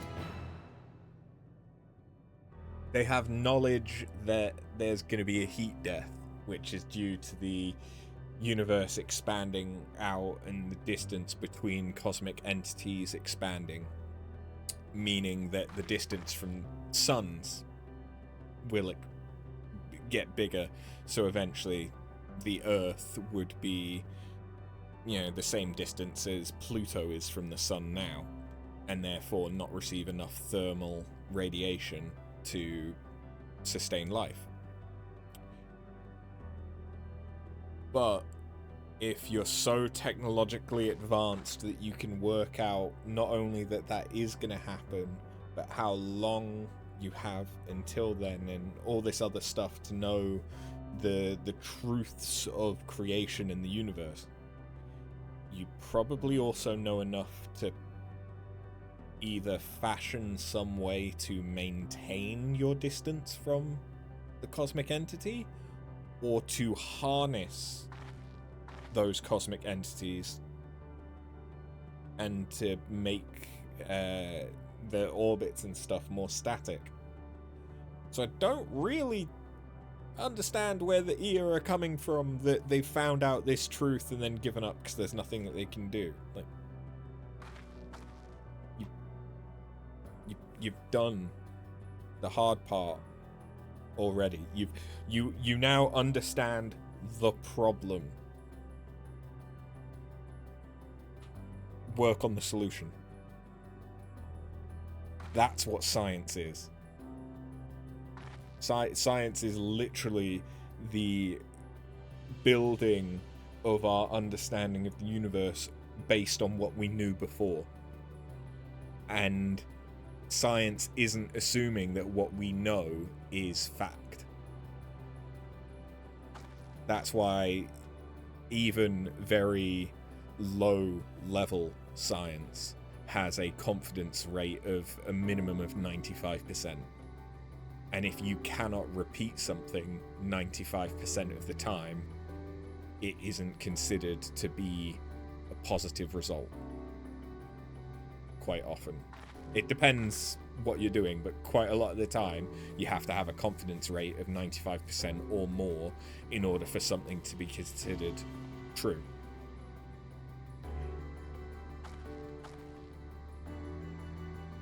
So, like,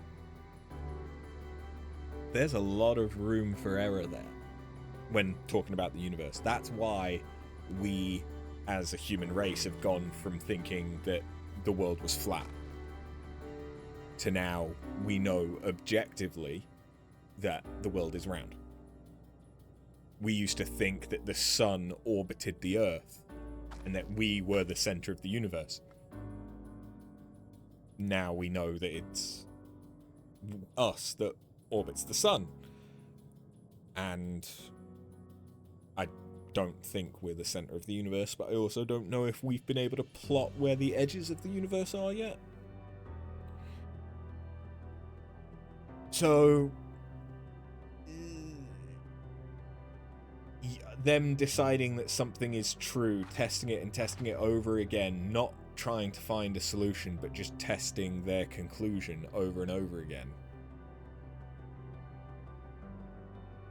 That's science only up to a degree. It's the same kind of thing of, like, finding out that you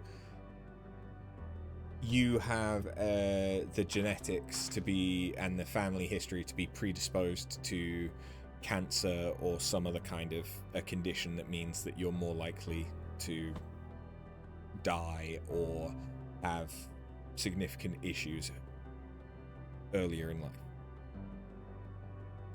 That doesn't mean that there's no point in living and that there's not anything that you could potentially do to still make things better.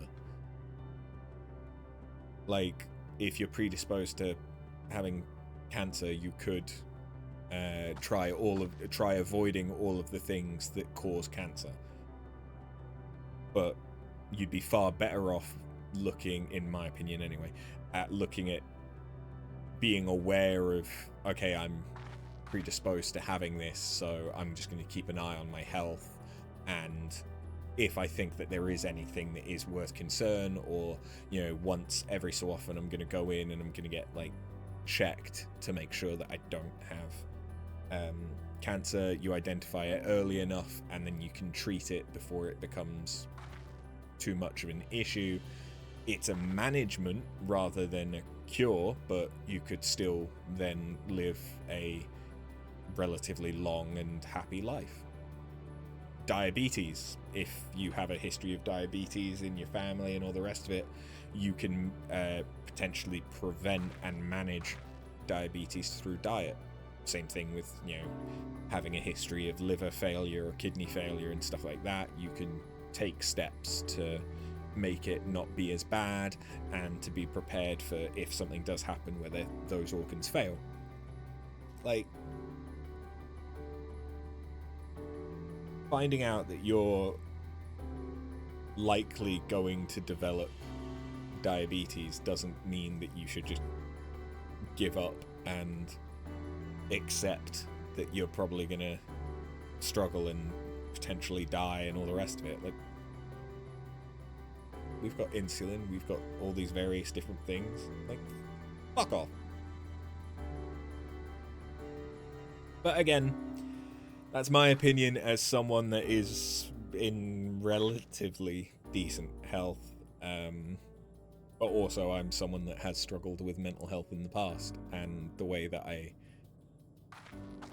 am still here is through my determination and promises that I have made to myself and other people. So perhaps I'm not the best person to understand these people that are just giving up. Anyway, that was a deep, potentially depressing conversation. Let's go have more of them. Are you all ready to continue on? And let us make for where that light shone. Y'shtola and Urianger have opened the way for us. Ah! Blue! Blueba! No... mount speed. Yet, though. But that's fine. We can do Blueba.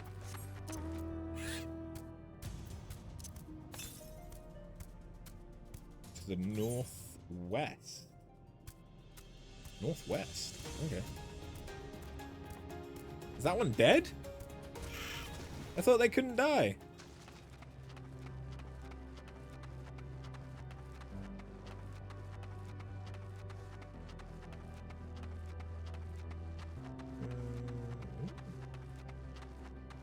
Few things on sale on Steam. Thinking ear. Oh, good. Green. How fortunate that you are here, corporeal being. We are in need of your assistance. I am sure you saw some of my kind drifting about the untamed wilds just over there. As I understand, they are binding their spirits together as one in hopes of diluting their consciousness, and thereby easing their sorrows. Unfortunately, the resulting amalgam doubtless longs for more minds to incorporate. If other ear approach it, we may be drawn into the growing mass against our will. Your corporeal form seem to outweigh your mental capacity, so you should be safe, however. Please destroy the collective consciousness before it kills us all. You want to die. Your ready acceptance gladdens me. I believe if you lay waste to 2 wandering souls, the amalgam will appear. Do be aware that while your mind is safe, it may present other dangers should it realize that what you are attempting. Okay. Let's accept the other quest in case I need to do something similar, or in a similar location. Oh, new nook. Or no nook? Mm. Pardon me, traveller. I lack the sense of time as perceived by those of infinite lifespans. But might you be able to spare a moment to speak with some of my fellow ear? It is rare to find one so unmarred by the scars of deepest wisdom. Your appearance and perceptions as an outsider differ so much from our own. I wonder if a degree of interaction might prove stimulating for both parties. Much obliged. I shall mark their location on your map. They tend to spend considerable time frequenting their usual haunts. Okay, well, yeah, I do kind of need to go all over the place, so it's a good thing I grabbed that, I guess.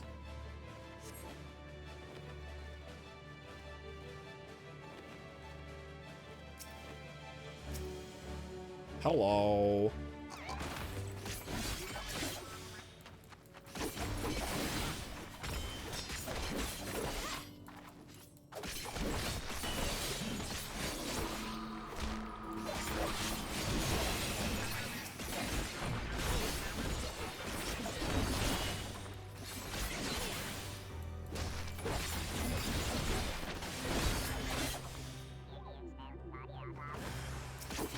Unified ear.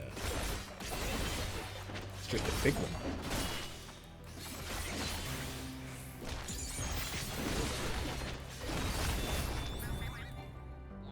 And it's already dead. That was disappointing.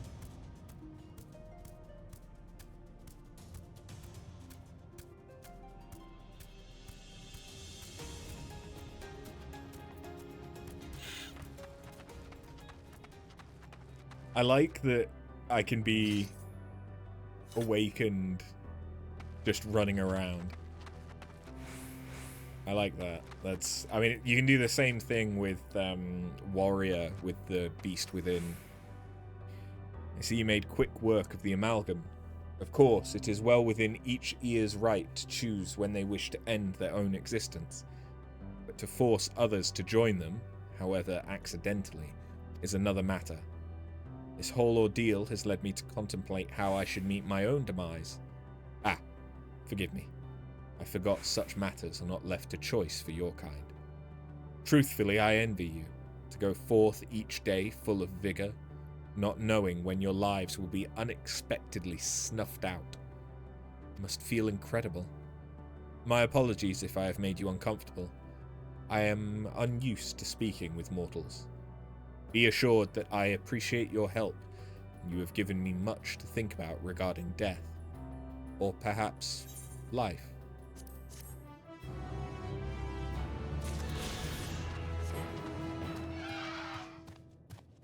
Okay.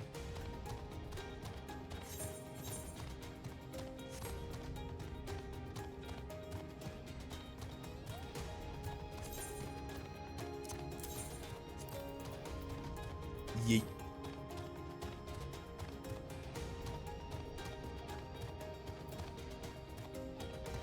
At this rate, am I actually going to finish Endwalker today?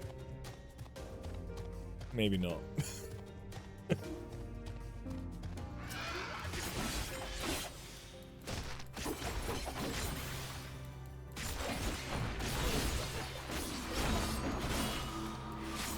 Yeah.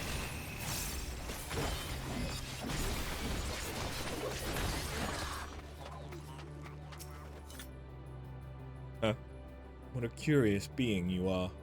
Have my peers discovered how to regain their corporeal forms whilst I remained lost in thought? No, of course not. Come to think of it, I wonder if we ever possessed the peculiar form that you now do.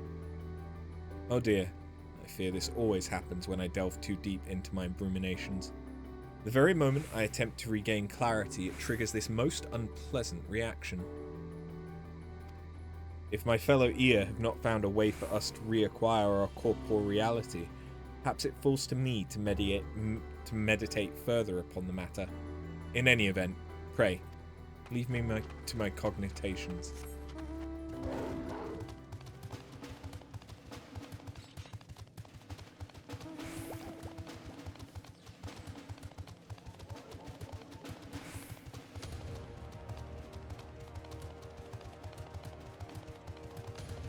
Laid back. How curious. An unfamiliar corporeal life form calls out to me, as I wait in vain for the inevitable coming of the end. This is indeed the chance of a lifetime, mayhap of many lifetimes. And so I pose to you this question.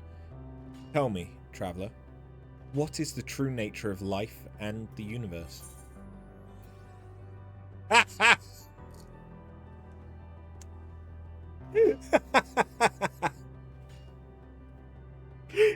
If they hadn't made the joke, I was gonna make it.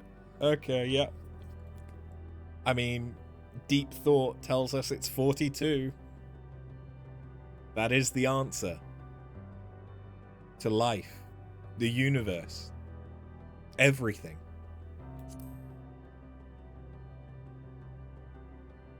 Why, precisely, that is the very conclusion I arrived at myself. How heartening and surprising, I dare say, to meet one as enlightened as myself. In case anyone doesn't know, Hitchhiker's Guide to the Galaxy. That's what that's a reference to. Very good book, very good movie.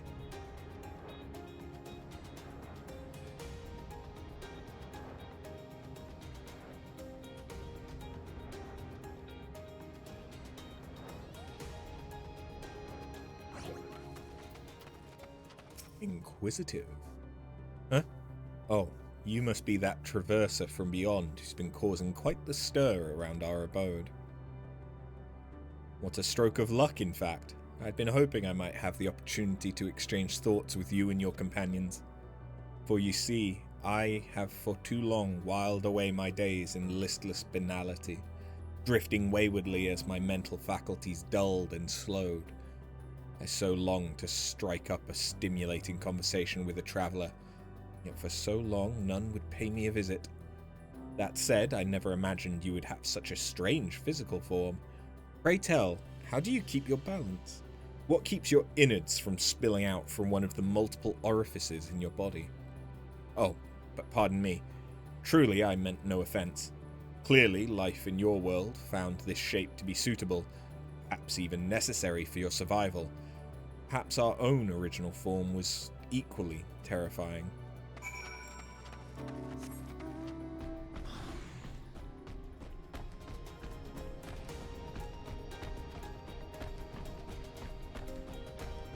Well, they were fucking charming, weren't they?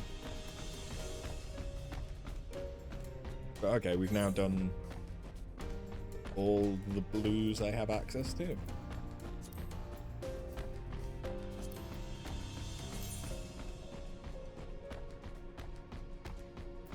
Oh, there was one to the north, right? I'll grab that in a minute.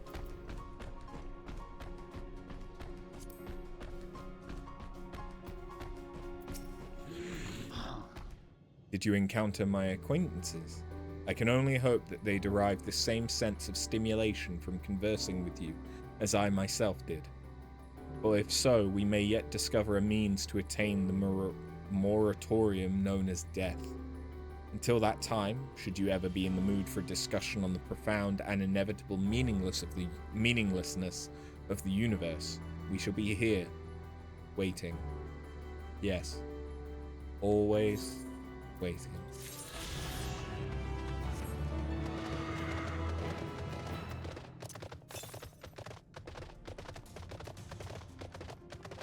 So where is it if it's just to the north? There isn't much here. North one. Oh, is it going to be behind that pillar?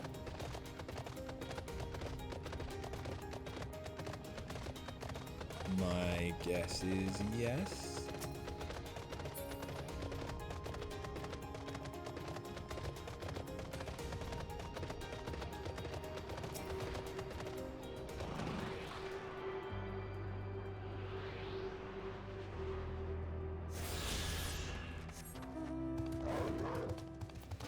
Now where's the next one? To the southeast. Well, that's going to be on the other landmass. Let's go!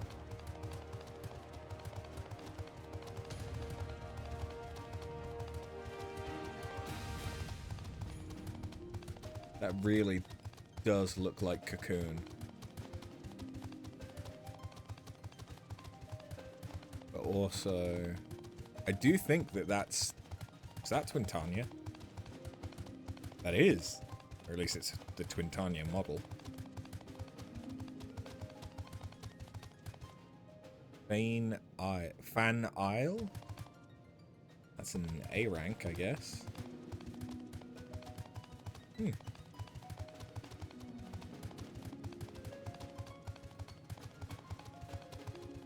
Yeah, those platforms really are just reminding me of Omega and the Datascape.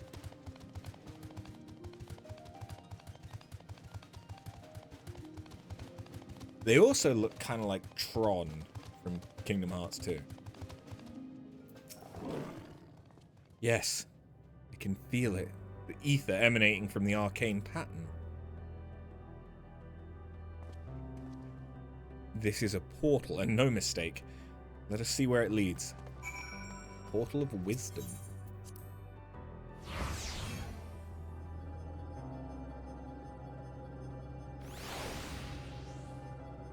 Oh, yeah. Okay, by the fact that there's level stuff as well, this is definitely Omega's whatever.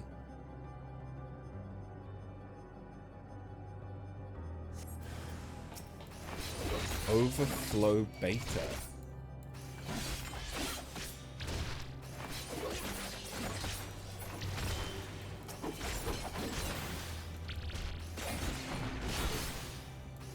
How far did we travel? Oh, pretty far. I say because I noticed the ether current right there.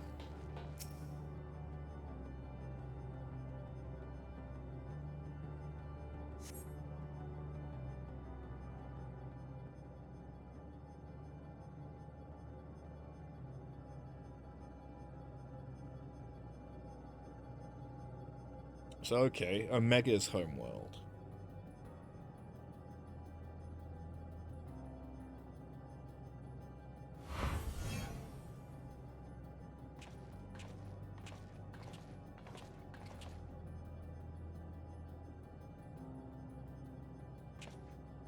Amazing. Yet another civilization. Attacked as soon as you arrive.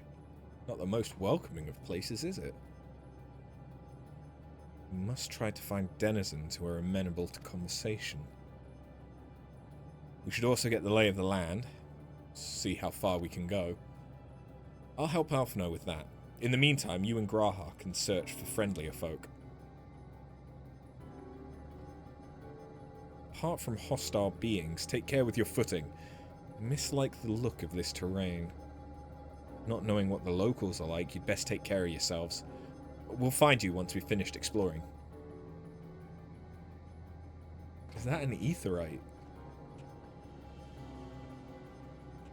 It's like wired together in the distance. Because if so, that looks cool. I like the aetheryte designs. I expect the twins will seek the outermost bounds of the Isle, so I propose we search the central area. There are machines patrolling here and there, sentinels in all likelihood. Like those you encountered, they will most certainly attack any who venture too close. So let's avoid them and look for others that appear more approachable.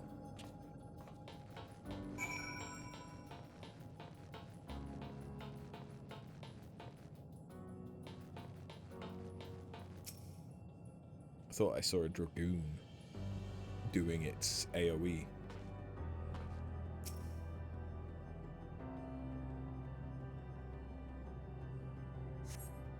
You see naught but patrolling machines in the area. They do not seem inclined to non-violent intercourse.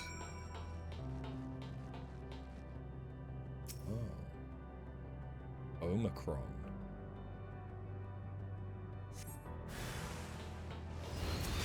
Bleep, bloop. Hello. Hello. Hello.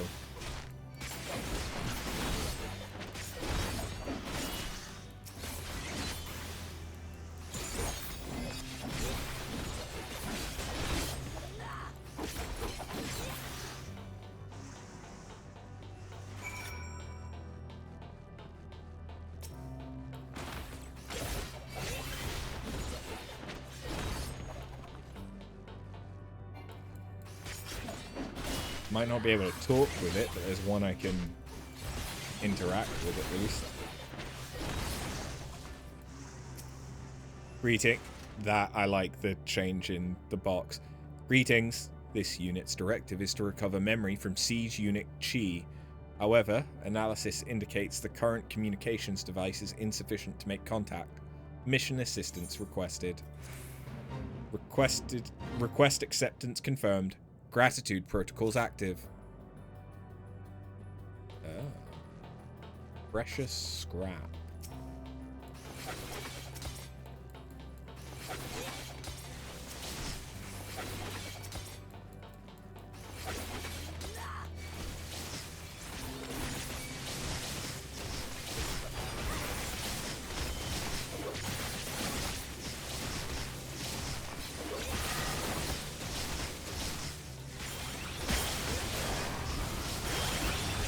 I have probably killed myself. Yeah. I am too used to Bosnia as warrior right now, apparently.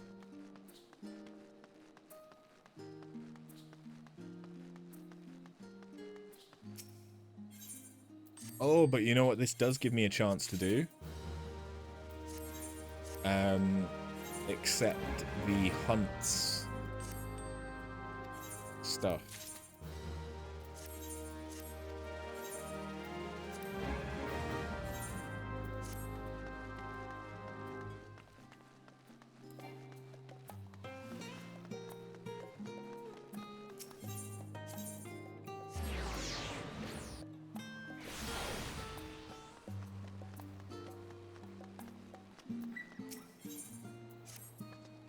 It's good to see you. I'm not sure if you're aware, but the scholarly world's been in an uproar since the Forum announced their plans for the mass exodus. I think that we may well step foot on the very moon. We expected that once word got out, we might receive more requests for lunar samples than was previously considered acceptable. What we did not expect was the veritable deluge of absurdity unleashed upon us. We've designated the most mind-boggling requests senior bills. At this point, any assistance you can provide would be more than welcome. Jalaksha's in the midst of organising the last offerings. Why don't you speak with her to get a better idea? Aye, I heard your conversation. These ears aren't just for show. As for what plagues me at the moment, here we are. Basildare, both emblematic of our woes with senior bills and direct source of many. Basildare is a highly esteemed scholar of mythological studies. He's a pet theory that the creatures described in myth can be traced to those that once existed in ancient times. Simply put, he requests samples from ancient organisms. Organisms which I need not remind you no longer exist. The audacity! Are we meant to travel through time for him?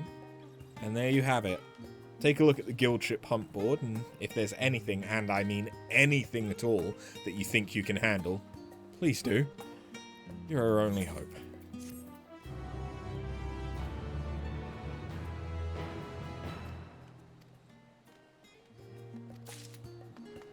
And because I'm level 90 and have all the areas now, to think that you have travelled to the very edge of creation, there to confront Thaliak knows what, yet you still seek the strangeness of our hunt bills. You truly are one of a kind. Some would call you brave, some reckless, but my guess is that you simply do what needs to be done. In any case, we certainly have a few hunts that call for cavalier heroics, and you're welcome to them. Frankly, I can't believe I didn't think to offer them to you sooner. You'll recognise the term elite marks, I'm sure. As ever, our tends toward the bizarre, but don't take my word for it. Ask Jalaksha.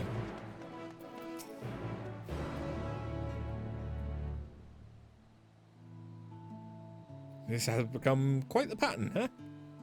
One would almost think Northota prefers to leave all the explaining to me. The conversation for another time, perhaps. You want to know more about the elite marks, yes?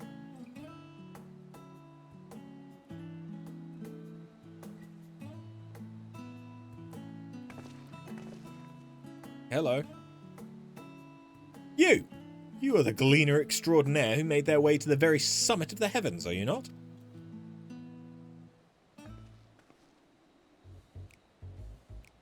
Hello. Who are you? My word, all our most tiresome, that is to say, look how many of our esteemed clients have gathered here at once. Yes, and what of it?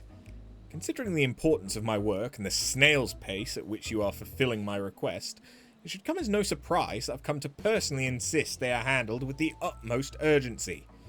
Now, in order to completely validate my theories and protect them from any further impugnations, I have need of your talents. I require more samples to prove that the moon, and indeed the stars beyond, are teeming with life. Wait just a moment. My research in comparative mythology is on the verge of changing our understanding of life as we know it. Indeed, samples of ancient organisms have never been of greater necessity. What nonsense. Surely the requests made by various departments of the studium come first.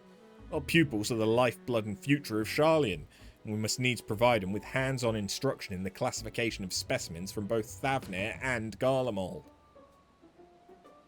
Couldn't any gleaner do that? Pardon me, but we researchers are also in great need of your services. We have a mountain of requests relating to Labyrinthos' fiercest specimens in the queue. Labyrinthos? Surely you jest. We have a talented individual here, capable of exploring environs unlike any known to man. You would have a go to Labyrinthos? Or not stand for it, not when myriad discoveries await in the field of xenobiology. Enough! Can't you lot see the bind you're putting her in? She will decide for herself what to prioritise. Thank you very much. Rest assured, each and every one of your requests have been accounted for. Now off you go! Shoo! Shoo!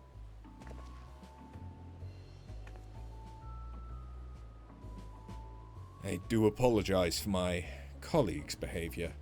Should you be interested in learning more about our requests, pray, find us in the Aetheryte Plaza.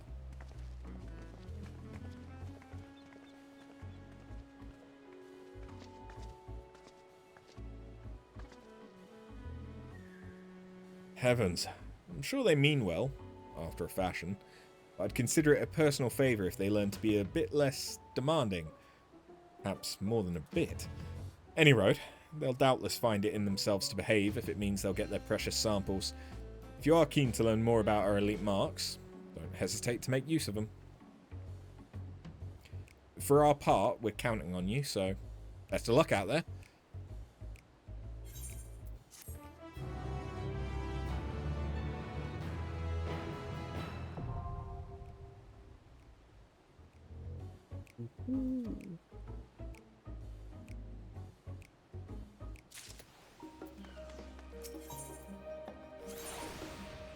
Okay, Emperor's Rose. I think I've seen that one, haven't I?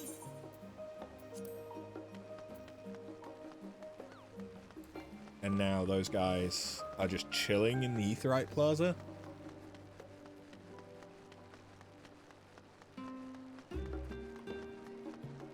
Are they just people I can talk to, or are they quests? They're just people I can talk to. Cool. Don't care.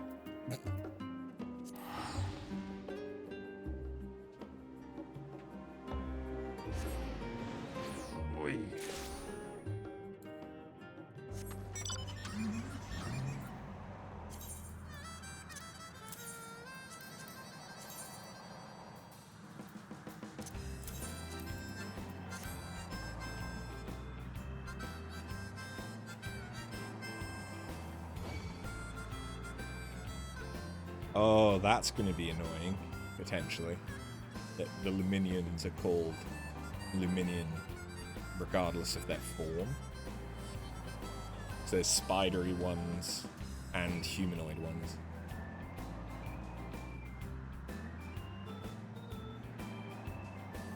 And bird ones, if they're... yeah, they're called the same as well. Okay.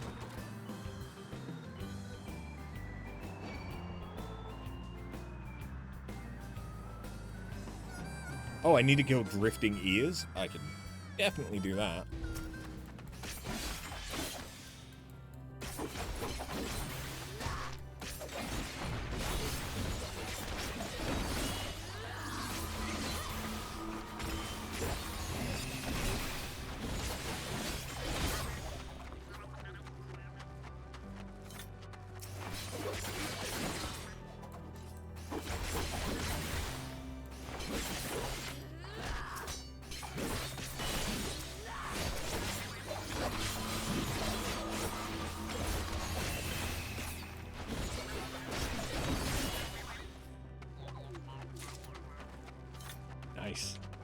The ear remind me of the Ancients from Labyrinth of the Ancients. Not in 14, but in 7.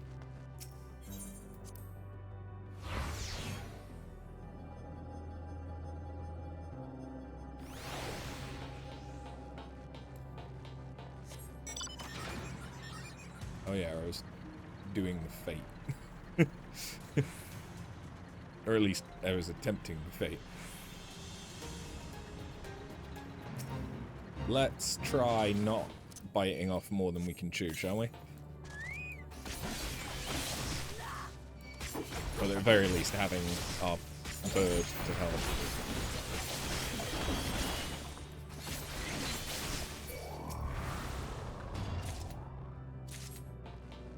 It's usually about 20.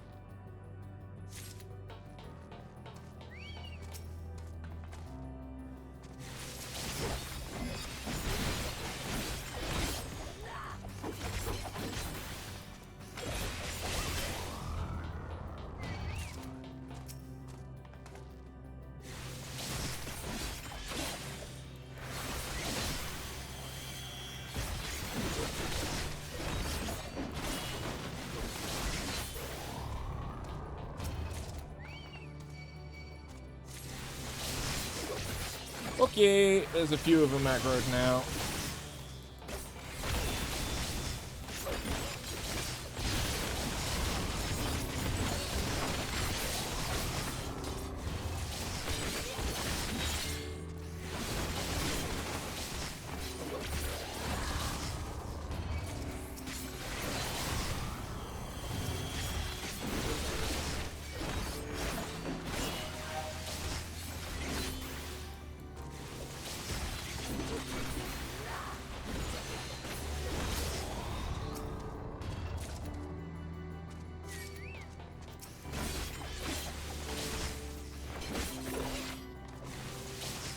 Back from Nom Noms in a war.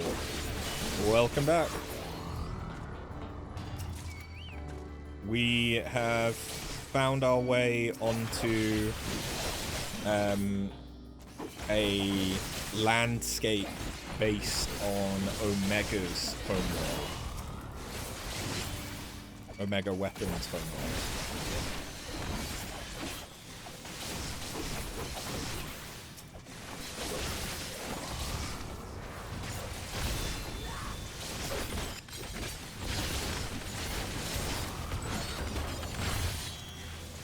How is progression going? Well, from the map, I think we might be in the final area.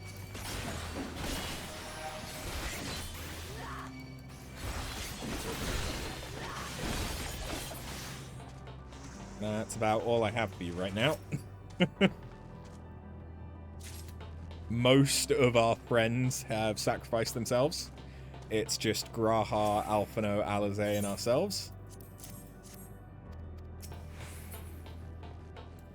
that are left.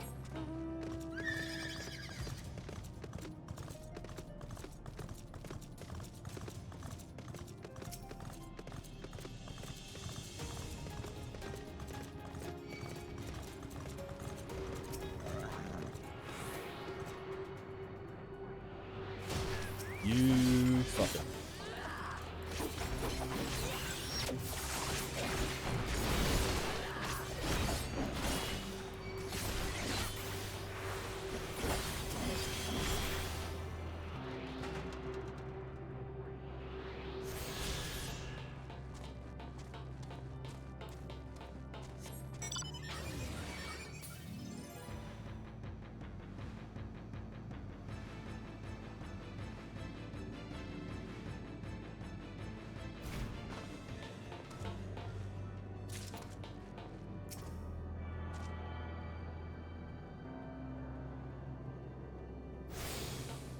Ah! The gemstone trader. Though not active yet. Ah. The fact that they sell stuff for fishing is... feels a little weird, right?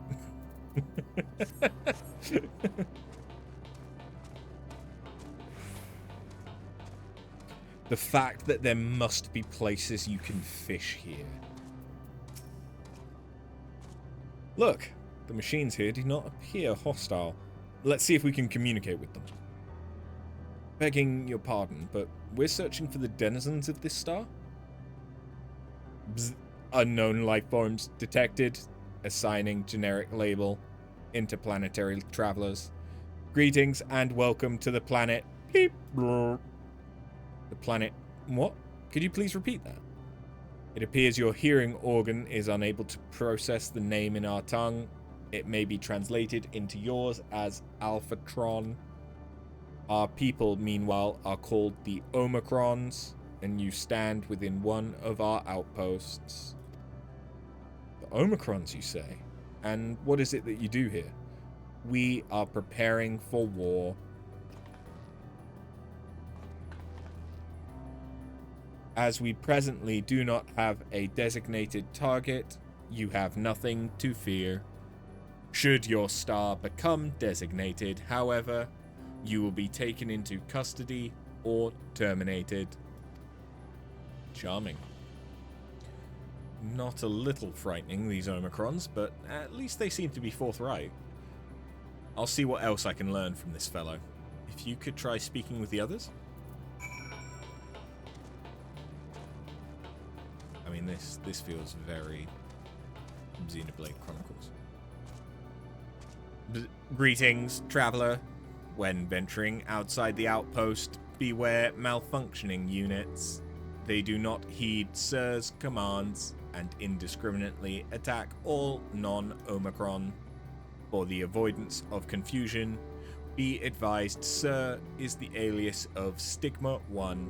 Sir issues instructions to our forces as the foremost of the 6 strategic matrices that bear the designation Stigma.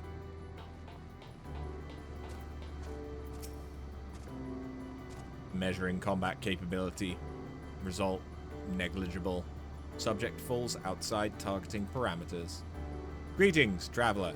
We are Omicrons, and our objective is self-enhancement. In order to achieve this, we venture forth in conquest to acquire combat data and resources. Most recently, we succeeded in subjugating the homeworld of the beings whose strength was said to be without parallel, the dragons. Yet, though the endeavor yielded a wealth of combat data, the star was rendered barren and unable to yield resources. A subsequent costing determined that the losses incurred exceeded the gains.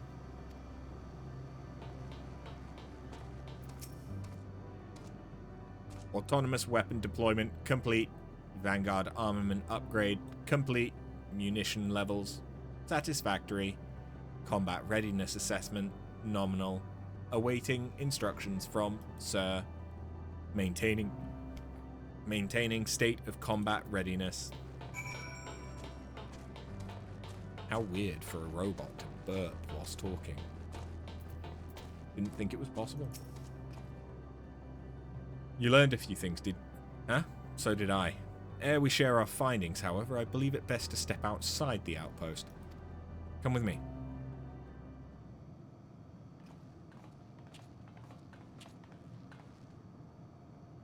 Ah! There you are. We finished surveying the area. This will come as no surprise, but there was no way forward. There were portals like the one we used to get here, but those that worked only sent us to isolated isles. Then as before, we must locate the embodiment of the emotion that bars the way. What of yourselves? Did you find anyone to speak with? Robots. We found robots.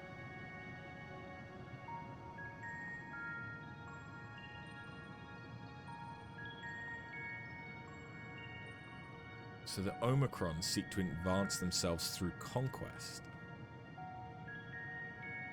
Following their victory over the dragons, they stand ready for the next campaign, but their leader has yet to issue new commands, and so they wait.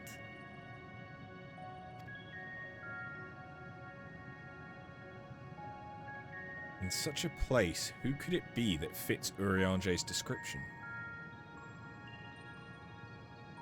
A soul whose yearning for oblivion surpasses all others. Urianger said this? During our investigation, before we joined you in Elegia.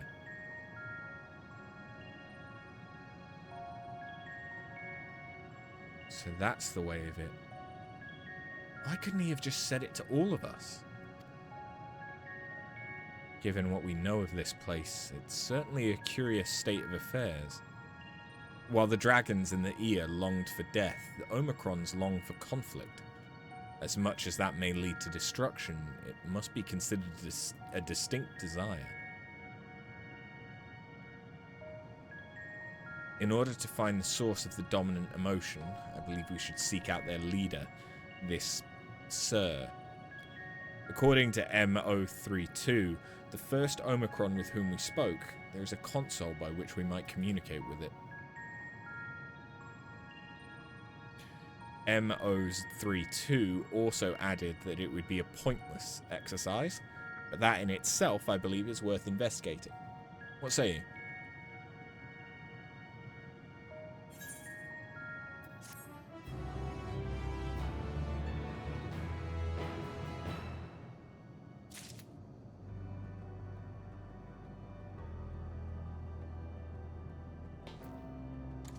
bloopers! So, the console we seek lies on the far side of this aisle. Given the nature of the ground, the route may not be entirely direct as it seems. Let us all watch our step as we make our way.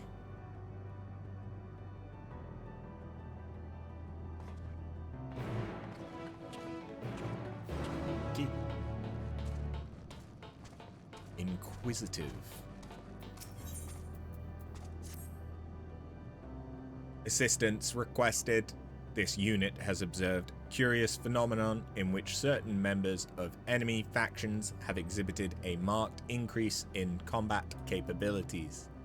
Analysis suggests said members share unique intraspecific bonds with others in faction. These individuals were conferred titles such as consort and family.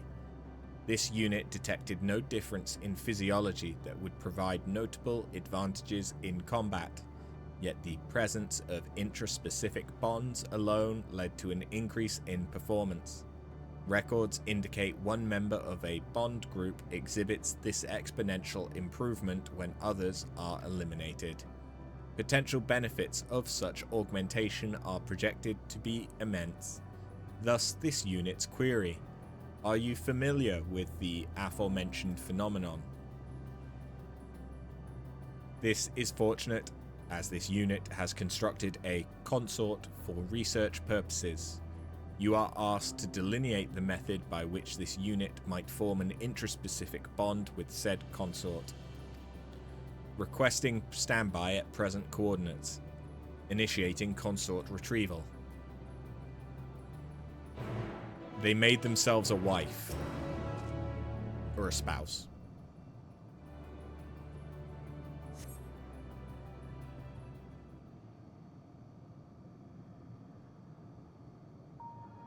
Activating introduction.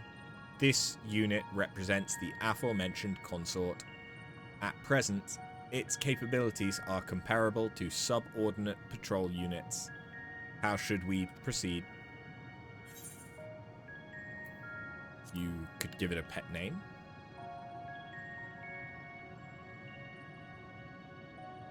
Scanning identification database. Records indicate this Omicron is designated Test Unit 0043.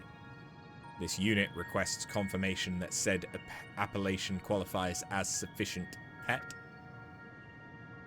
Hesitance detected. New proposal. My beloved. A review of this unit's memory shows member of enemy faction referred to its bondmate as such. Appellation change confirmed. New designation. My beloved. Reconfiguring emotional status to grateful. This unit appreciates your assistance in facilitating the creation of a special bond with my beloved. Initiating phase 2 of experiment. Now fuck.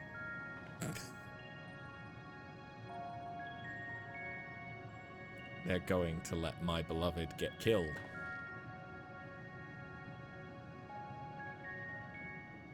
This unit will evaluate whether the destruction of my beloved bears a positive impact on this unit's combat capabilities. Transmitting self-destruct code to my beloved. Bakum.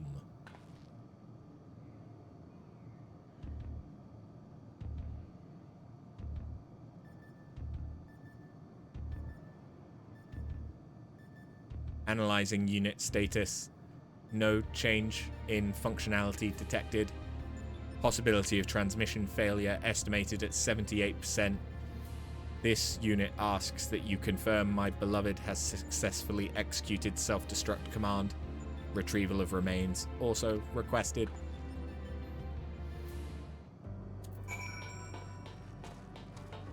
Ooh, gemstone trader. Yes, yes, yes. Initiating trading protocol. This unit is programmed to trade for bicolor gemstones, though this unit does not understand what value they hold.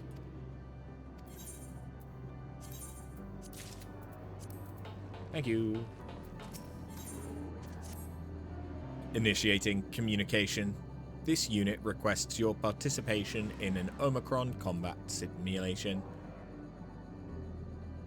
98.8% of the past 12,359 sessions have produced the exact same result. Thus, an unknown quantity such as yourself is required. An Omicron aggressor is positioned outside the base. This unit has instructed said opponent to record all combat session data. You may initiate your assault when your preparations are complete. Won't its records be destroyed if I smash it? Are you looking for more of a pummeling or a pulverizing? Uncertainty detected. Reviewing previous transmission. Verbal analysis suggests this unit has omitted crucial information regarding the current mission. This unit begs your pardon. Once you have nearly destroyed the aggressor, you are requested to activate this device, which will automatically transfer combat data to a conveniently portable format. Initiating handover protocol. Sending coordinates. Per the transmission you have just received, the opponent is located on the planar frame extending from this base. Reconfiguring emotional state to grateful. This unit thanks you for your cooperation. Surprise, surprise that the war-loving race of robots wants me to destroy things for both of its quests.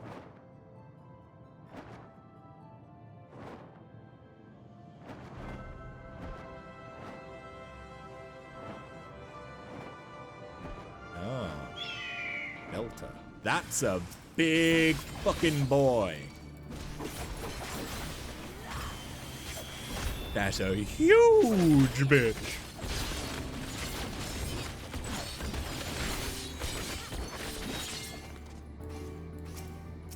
Oh yeah, I need to use the item. My bad.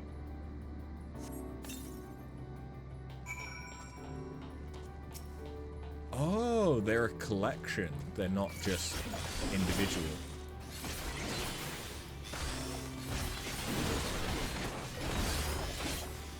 Interesting. I haven't seen a collective enemy like that in a while. Oh, my beloved. Excuse me whilst I pick up parts of my beloved.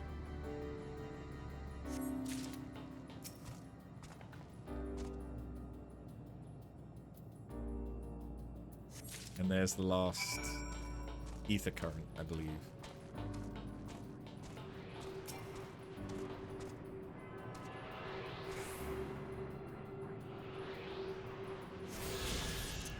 Right? Yeah. The last exploration one, anyway. And once I turn in these quests, that'll be the last quest-related ones that aren't MSQ. So as soon as we finish the MSQ for this area, we will have unlocked Flight.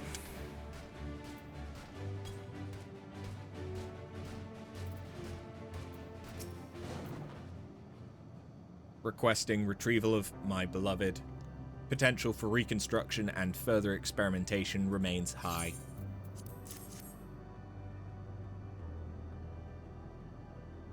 Self-destruct confirmed successful. Sadly, experiment confirmed unsuccessful. Analysis of this unit's parameters show no change in functionality. This unit will consider executing a family simulation after reconsulting enemy faction data, but based on results of the consort simulation, termination of research may be advisable. Reconfiguring emotional state from disappointed to grateful. This unit thanks you once more for your cooperation. Your proposed methodology may be implemented in future experiments.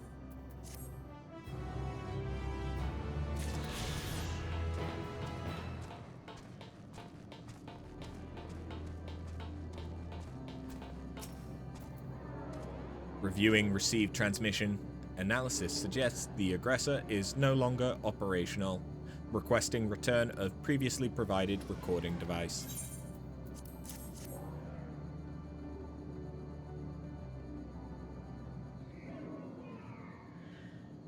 Extraction of combat data complete. Analyzing. Analyzing. Analyzing. Quality of data greatly exceeds expected values and all previous records. Reconfiguring emotional state to impressed. Data suggests you kept your distance from the aggressor and attacked whenever you witnessed an opening. This unit will submit a request to the logistics matrix to update our evasive protocols. Searching database for situationally appropriate axiom. Only through combat can we improve ourselves. The absence of new challenge results in stagnation. Records indicate this base has not encountered new threats in a considerable amount of time.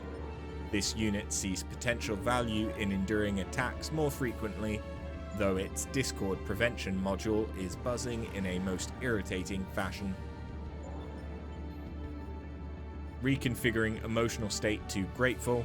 This unit appreciates your cooperation with the collection of combat data. Analysis suggests it will prove invaluable to the further development of base Omicron.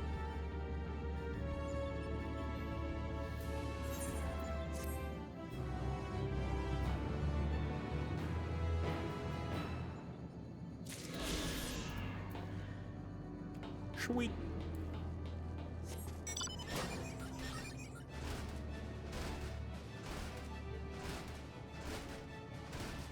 I still don't have the Omega mount, but if I did, this would be a very good place to use it.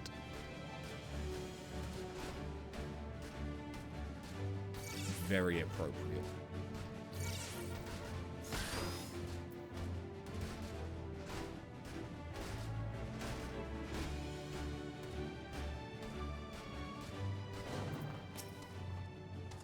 This appears to be a console, or the console, but it seems unresponsive.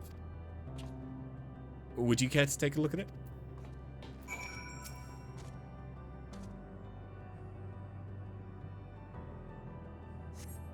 You try touching, smacking, and attuning with the console. There's no response. No luck, I see. There must be a ways to activate it. Must.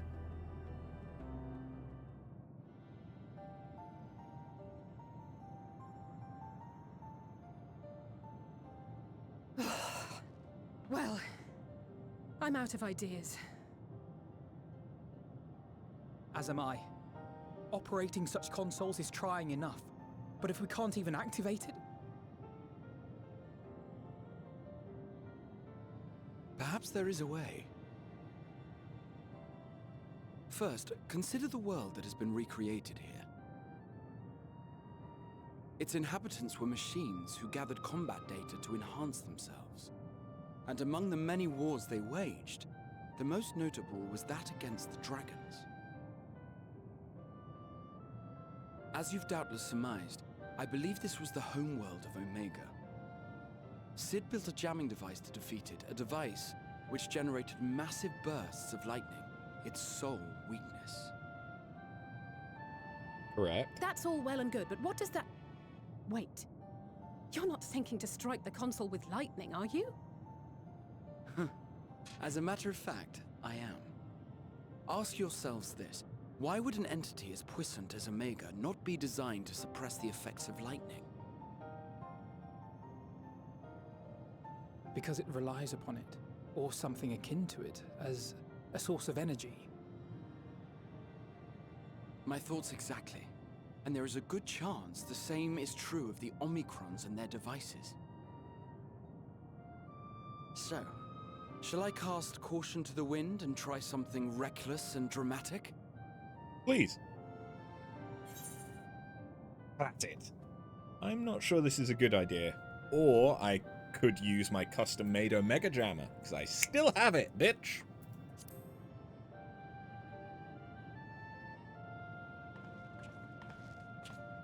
Wait, you still have it? Sid and Nero's legendary device which brought low the superweapon Omega. He's fanboying! Wait, the actual device was much too big to lug around, so You must only have the control module. And there I was getting all excited. Oh. Never mind. An old-fashioned spell will suffice.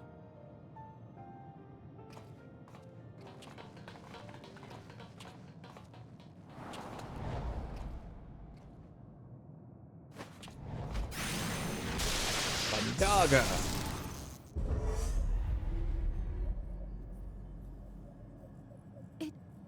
It worked!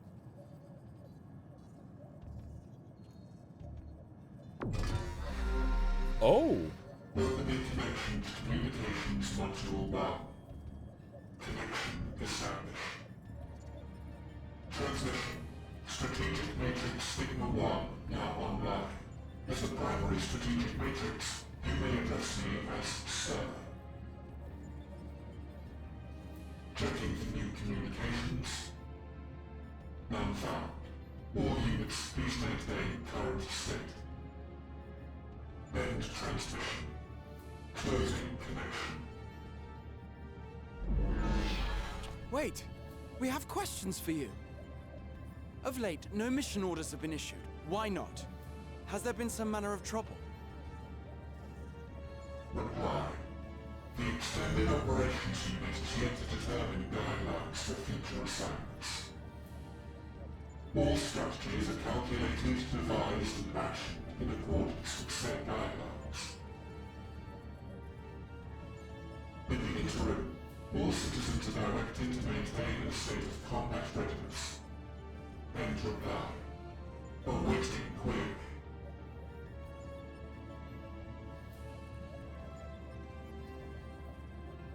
Can you tell us why the Extended Operations Unit hasn't yet determined the guidelines? Unable to comply. Information unavailable or access restricted. In that case, is it possible for us to communicate directly with the unit? Access denied. Unable to establish connection. Is there anything you can tell us? Have there been any abnormalities, like a threat to the star or widespread unrest? Reply. Negative. All citizens continue to operate at maximum efficiency. If your operations are suboptimal, please proceed to a maintenance facility for evaluation. Otherwise, stand by at your designated post. End reply. End transmission. Closing connection.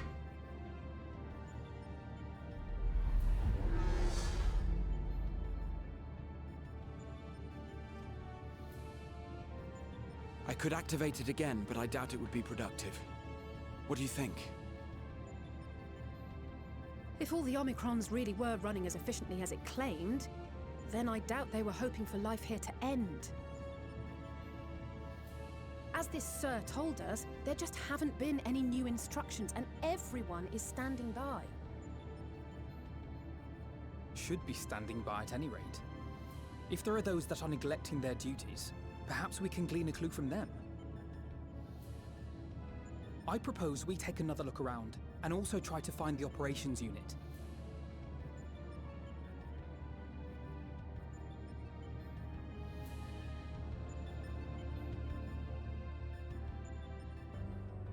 We got a good shot of what I think is Cocoon whilst talking to them. Although, how? Oh, okay, because it was framed that way. Right, okay. Let us focus our search on the outpost. Alizé and I will try speaking with the Omicrons this time, in the hopes we might learn something new. Meanwhile, perhaps you and Graha could observe them from a distance. These beings are systematic and routine by nature. If there are any that aren't, it shouldn't be too difficult to spot them. If there are no questions, then let us begin at once.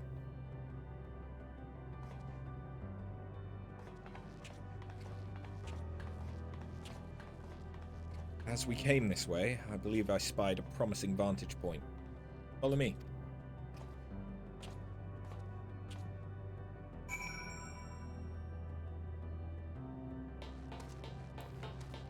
still getting used to having the mic this way and trying to work out what the best placements are for it in order to sound good. Yes.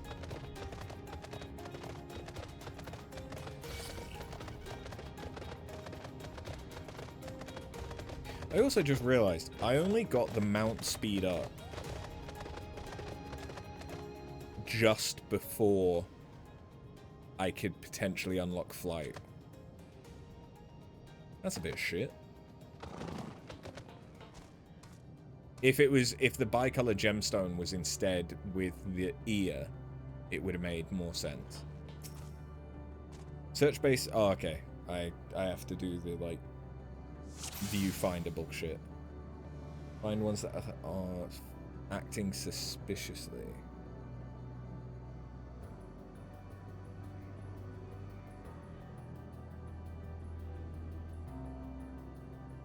That one that's running about. The Omicron wanders about ceaselessly, as if lacking a clear objective.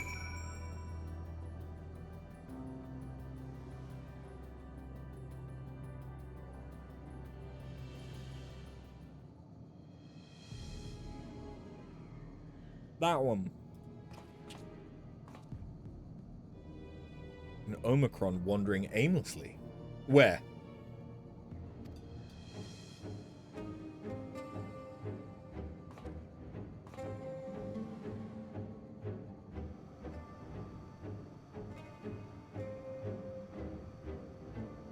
Ah, I see it.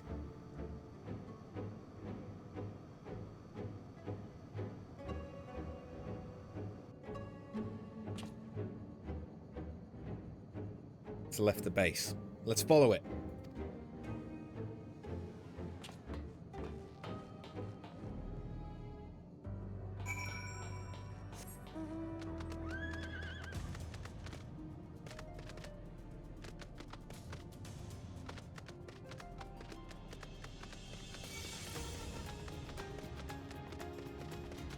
This is clearly another type of console. Ooh, is that an active teleporter? Hello. It's not here, but it definitely came this way. It must have used the portal. Time to go through and see what we find. Fallow. Okay.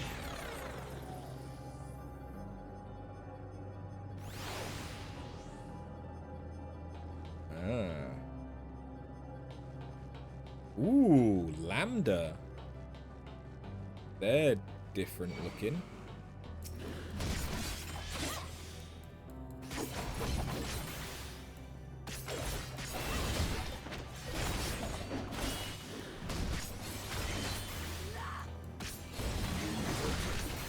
Annoyingly, there's not been a lot of stuff I've needed to murder.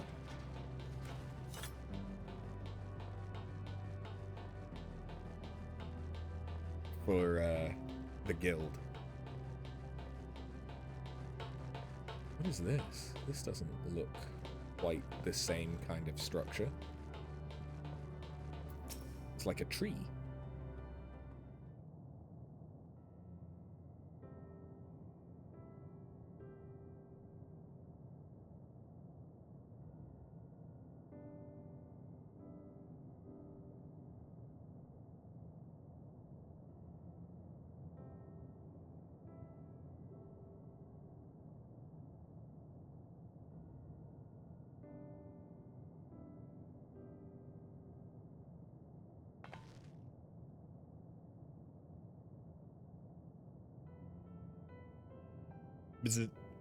What is your query?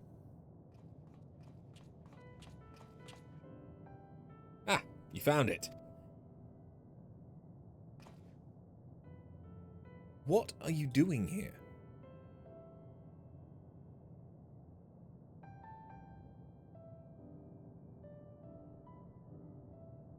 I am looking at the tree.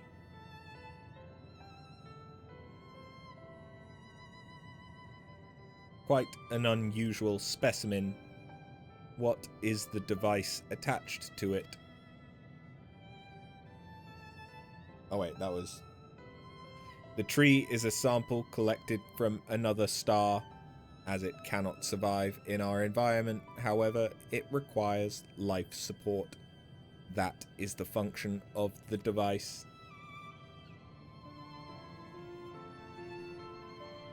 To go to such lengths to sustain it. Is there something special about this tree? Being foreign matter, protocol requires we study it. As this task has been completed, the specimen may be discarded.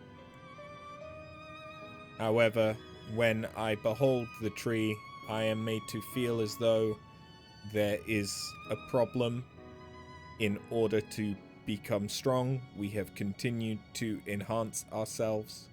Like we did countless others, we conquered the star whence this tree came. It is the last remnant of a dead world. There is nothing toward which it may aspire, yet it grows, extends its branches, sprouts leaves, produces seeds. Why does it seek to continue? Why was it made to behave in such a way? To what end? I do not understand.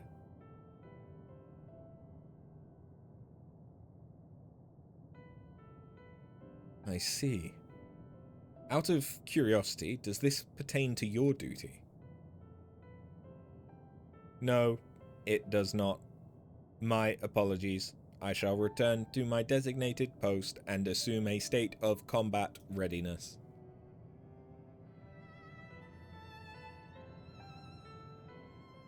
So, it was acting outside of orders. Perhaps it's simply a malfunctioning Omicron. These are by no means uncommon. But it may also be a unit possessed of the ability to make decisions. One not unlike Sir. I believe this bears further investigation.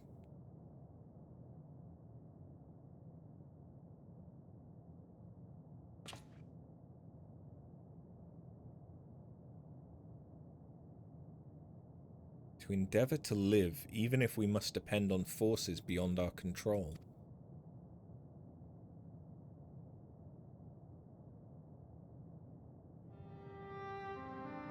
Tell me, one day, when this adventure becomes a part of your epic, do you think I'll be mentioned in it? Maybe in a footnote. You're not here so you can be in a story. Of course. Why wouldn't you be?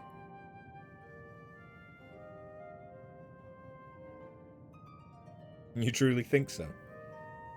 That would be a... Nay. Shouldn't say such things until the moment comes to pass. Never mind the embarrassment. Well, we'd best get on with our task. Tracking down Sir and understanding the nature of the emotion which bars our way.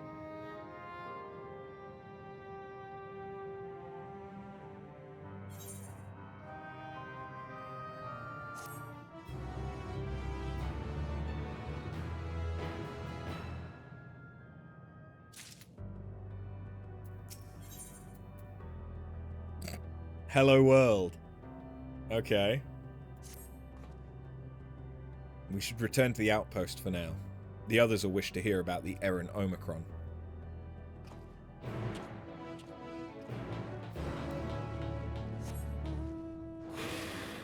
So is this going to be to do with programming?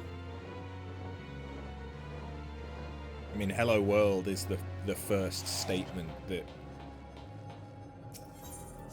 you learn in any programming language. Even I know that.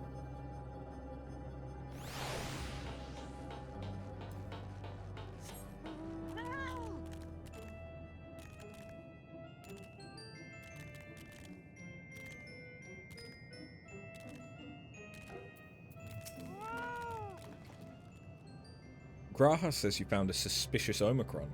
That's good, because these units here were no help. They all had the same thing to say about the Extended Operations Unit. There's no way to arrange a direct meeting. Still, that served to prove that it's business as usual at the outpost. But enough about us. Tell me what you learned. Tell me that you learned something more useful.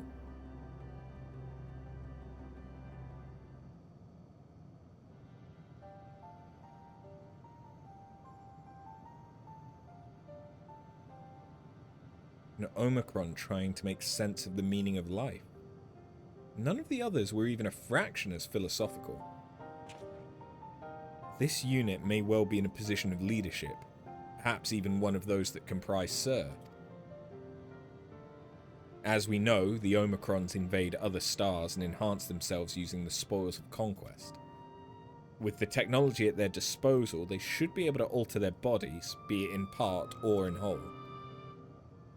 Setting aside the question of motive, if Sir, for example, wished to have an ordinary Omicron's body, I see no reason why it would not be possible. The problem is how to go about ascertaining if that's what happened. When I attempted to probe further, it promptly ended the conversation. If it is indeed Sir, I doubt it would be willing to reveal its true identity.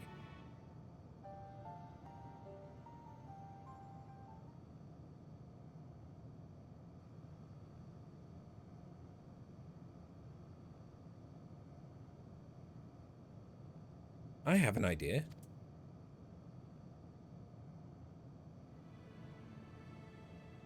We use lightning on the console again, but we make it stronger. Much stronger.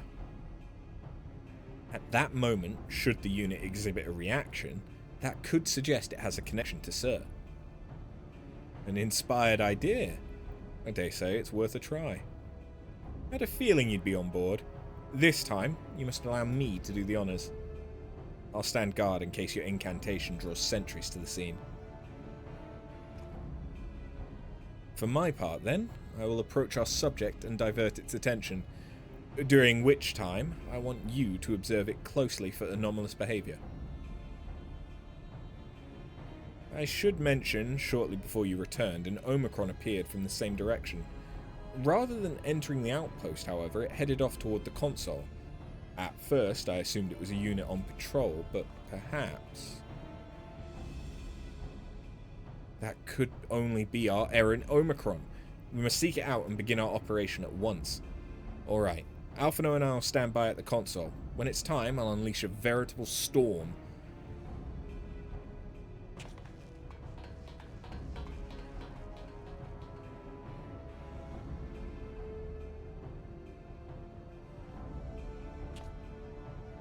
This will work, I'm sure of it. After all, our comrades are watching over us. Come, my friend, let us find this doubt-plagued Omicron.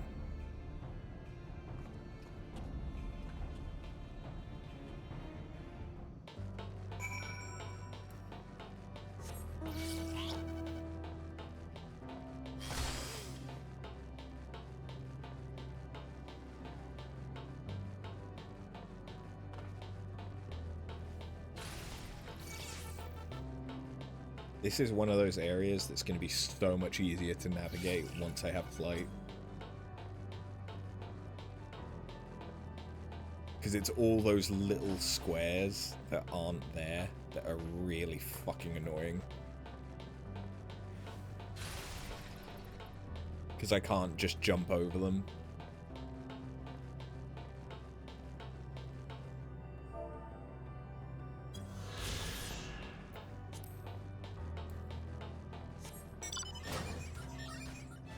It's the second time I've got the robot mount in the robot area. You're the one who was observing the tree, are you not? Full glad am I to find you again. I have a question for you, you see, about the device which sustains the tree. Provided it does not necessitate the disclosure of restricted information. Very well. Graha has begun distracting the Omicron. Soon, Alizé will strike the console with lightning.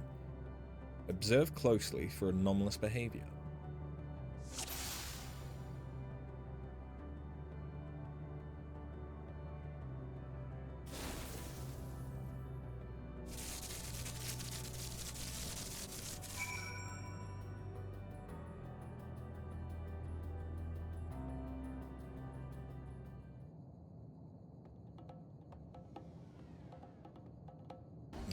Objection!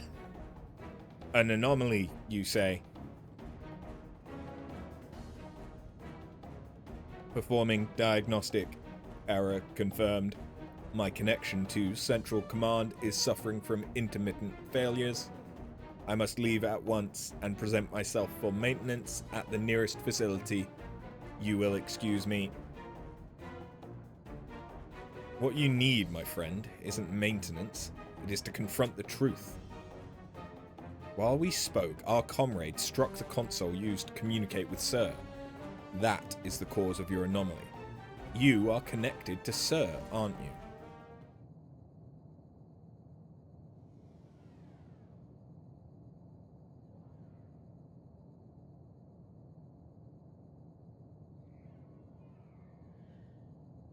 Affirmative.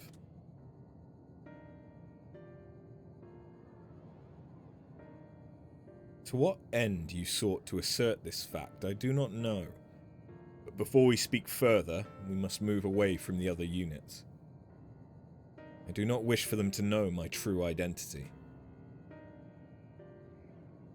Very well. Our friends are at the console. Let us head there.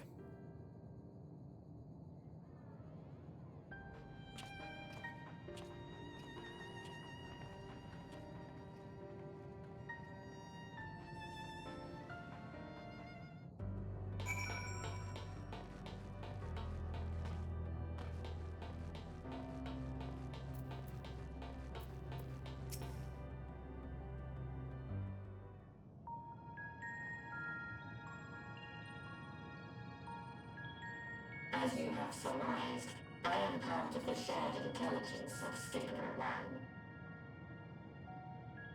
It was my charge to determine the optimal path to achieving our prime function. His body had been abandoned by its former owner and lay unused. I took it and abandoned my own. And with it, my duty. May we ask why you did this? From what we gather, it seems to be a personal matter.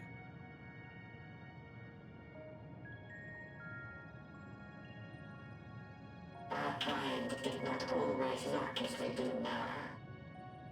Long ago, we possessed frail and feeble bodies. Beleaguered by stronger races, our ancestors took to augmenting their flesh in order to defend themselves. What began with limited parts eventually spread to the whole body, and at last, a means was discovered to convert the mind into data, rendering even the brain obsolete. Such complete mechanical beings were called the Omicrons, and by their might, we came to reign supreme over the star.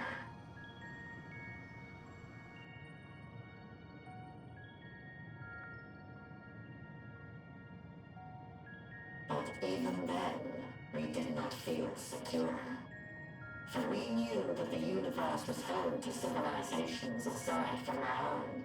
Civilizations that may be stronger still than us. Rather than risk becoming the subjugated, we chose to become the subjugator. We began our conquest of the stars, that we might acquire the resources and knowledge we needed to reign supreme. We were successful in that endeavor. So powerful did we become, we could lay low even the mighty dragons. But then something unexpected happened. I began experiencing an error. I could no longer determine an optimal path. You were malfunctioning. I performed numerous full system scans, each time finding no issues. Yet the error persisted. It was then that I speculated. What could happen if we grew so powerful as to have no equal?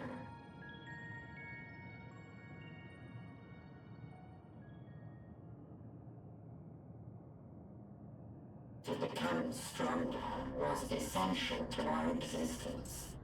Our every action has been in service to this objective. But if nothing lies beyond this, can it be truly said that it was essential? Have we been engaging only in wanton destruction?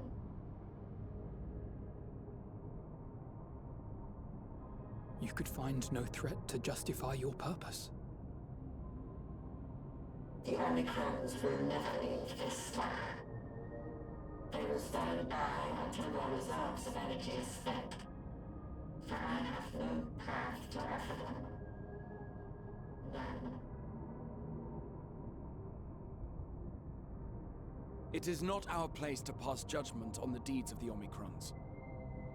But surely, this does not have to spell the end of your people. With your power and knowledge, the possibilities are endless. Why not seek out a new purpose?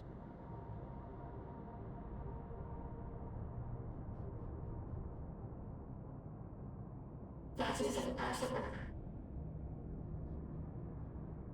In the beginning, we had a higher purpose than our pursuit of power. But we lost sight of it when we so irrevocably altered our fundamental forms. When we cast aside our flesh, so too did we cast aside all that defined us. Nothing remains of who we once were. I have no aspirations. No longer can I dream. The vital spark is lost. Lost amidst circuitry and code and commands. Suppose robots don't dream of electric sheep then.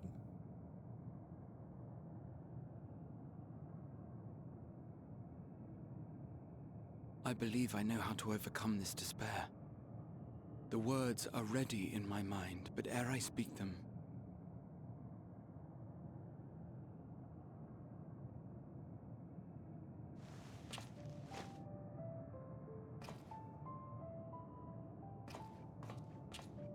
I want you to make me a promise. Be it across time or space, our promises have always connected us. And so I ask that you indulge me once more, that this won't be the end.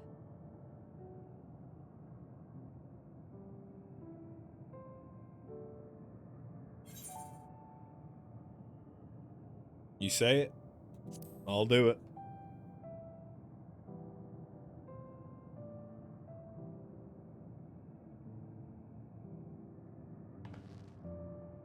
While eating a cookie. Is that so?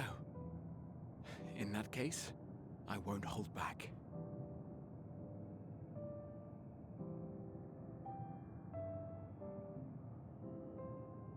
First, I want to visit Ishgard with you.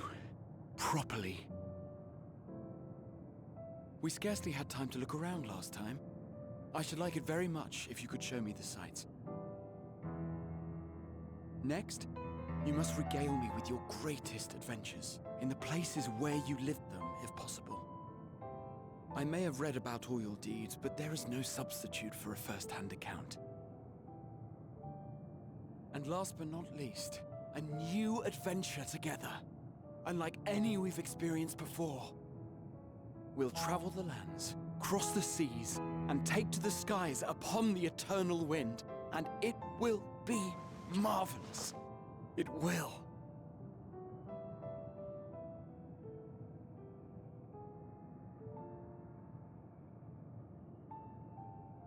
Bless you, you little fanboy fuck. God, if you aren't lovable. If you would humor me a moment, when we awaken each morning, how can we prove that we're the same individual who retired the night before? Through the remembrance of past events, we might say. We have our memories, yet there are times when we forget or recall incorrectly. What of our bodies, then? It is the same one, we might say, yet technically speaking, as living beings, our bodies are constantly changing. It will never be as it was at an earlier point in time. Our souls are no more immutable. On our star, people are known to inherit the souls of others, yet they are decidedly different beings. For my part, I've subjected my totality to much and more. I've made my body into an extension of a tower, blended my soul and memories with those of another self. And each time I would ask myself, what is it that makes me, me? The boat of Theseus? Were you able to determine an answer?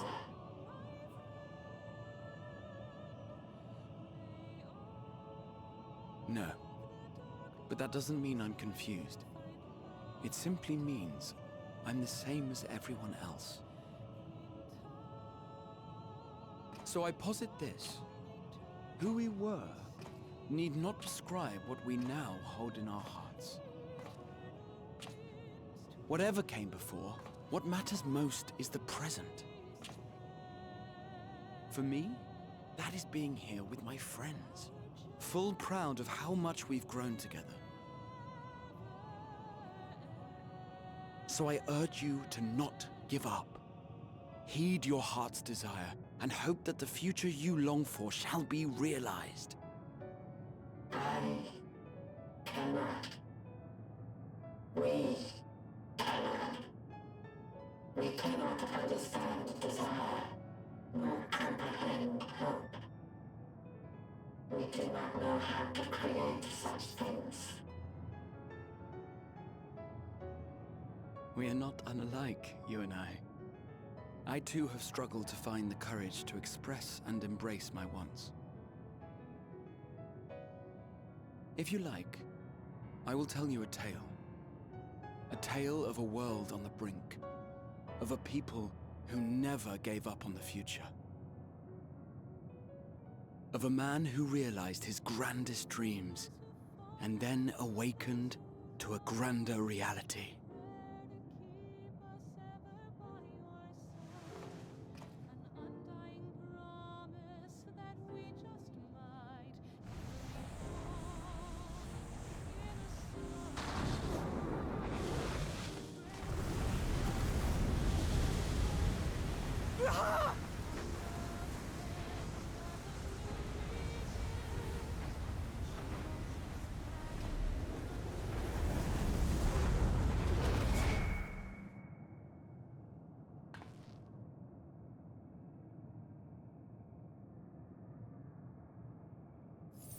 Another one bites the dust.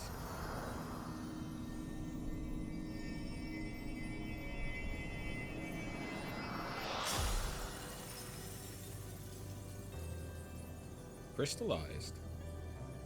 Fitting for the Crystal Exarch.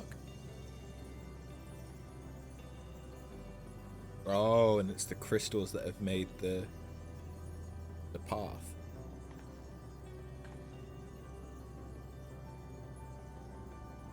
You idiot! Just once, stay with us to the end.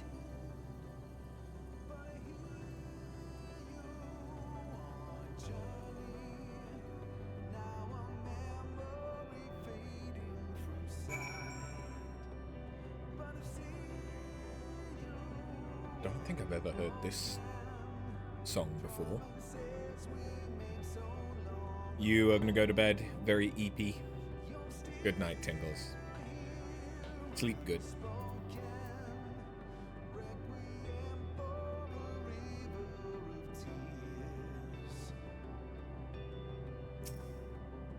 We all leave so easily. As if it's nothing. How do they think we feel? The next time we meet, I'll give him such a flick. That'll be just a start.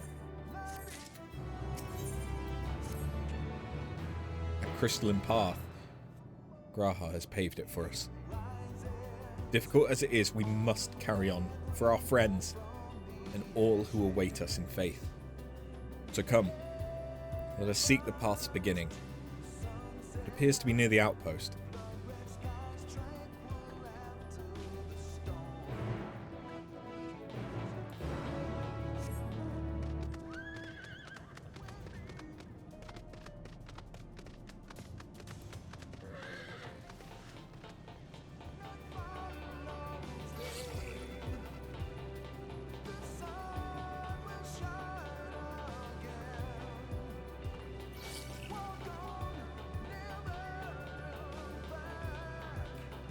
I'm wondering if this is a song from Shadowbringers that I just never heard. Or paid attention to.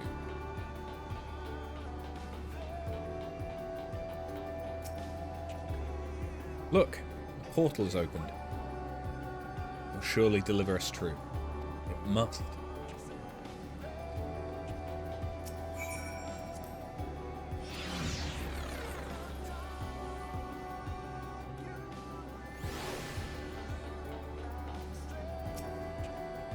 Well, here's where the path begins, and it ascends to dizzying heights.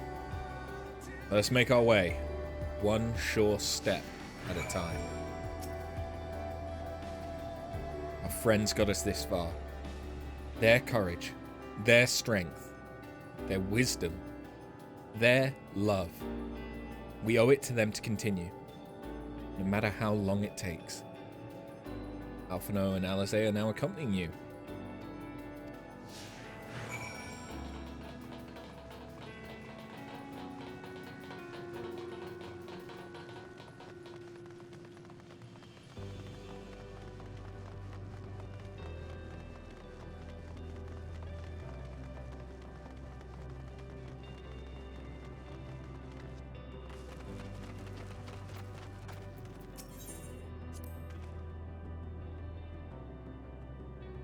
Thancred would scout the roads ahead. Y'shtola and Oriange would trade opinions on esoteric subjects. Graha would join in their discussion, or else chat with me and Alizé about the mission. Estinian would be at the rear, apart, yet present. All the while you would come and go, wherever you're needed. Together we would travel. All I can hear are my footfalls. My heartbeat. It's so much quieter now. The fact we can breathe and continue on is proof that the others are still with us. They are. They are. Aren't they?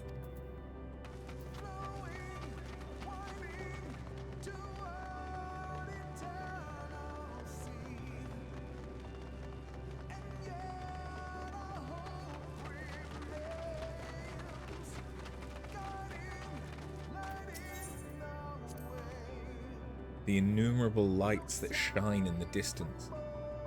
To think that they all could have birthed civilizations. To think that everything they built has gone to dust. Their peoples lost to despair. Of the stars floating in this sea of midnight, ours is a lonely aberration. And yet, no matter how many worlds have met their ends, with you and Alizé beside me, there's nothing I fear. No ocean so vast I cannot cross. Those broken stars I see, shattered, ruptured, unraveled. I wonder if they're also worlds recreated at their ends. The sight of them fills me with a sorrow I can't describe. And a truth I can't deny. Birth and death. Whence we came and where we'll return. A wheel from which there is no escape.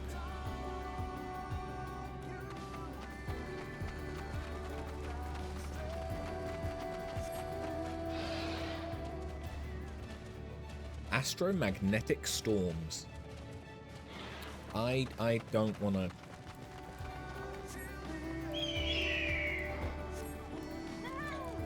I don't want to listen to my mount music. I want to listen to this.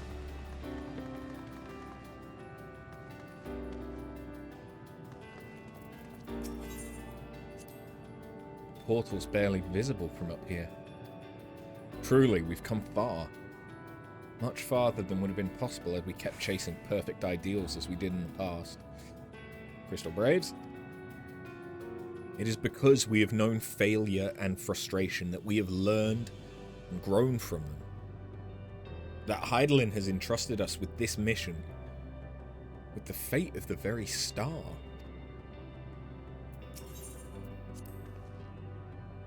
It's all a dream, isn't it? A long, elaborate dream. Any moment now, I'll wake up in my bed, still a student, grandfather alive. I'd go about my day, relieved as the fragments of that other life fade away. And that would be happiness, wouldn't it? That none of it... No. No. I won't give up these experiences. Good and bad, they are mine.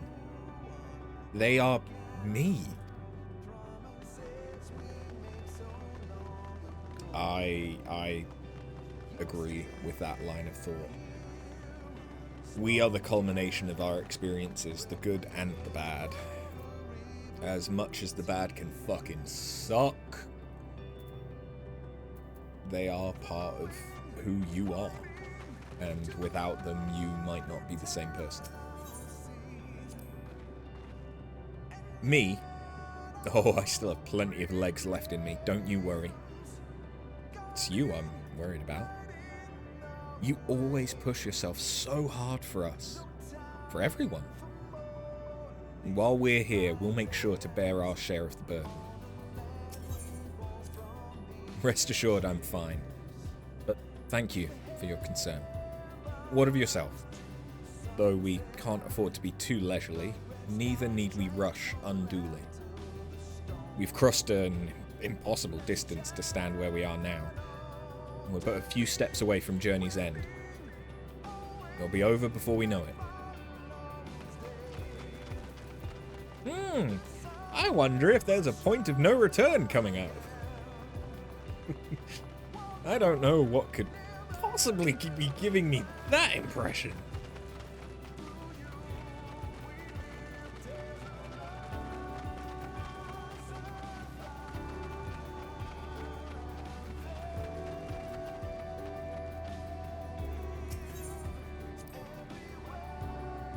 Well, this is it. The end of the path. And the beginning of whatever awaits. There will be greater hardships. We may be made to feel powerless.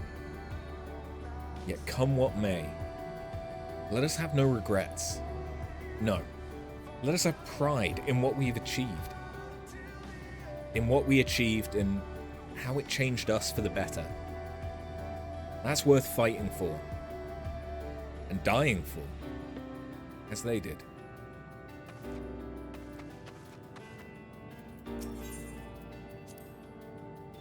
There are some structures up ahead. Still a ways to go before we reach the dead sun. Given all this, I know how naive it must sound to hope it all works out somehow. Still, you'll forgive me if I wish for it all the same. And for you most of all.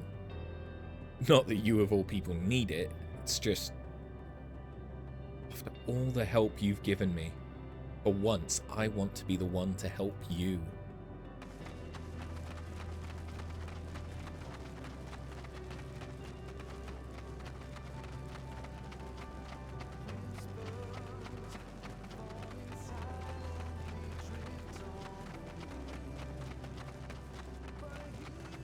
Necropolis. Poignant.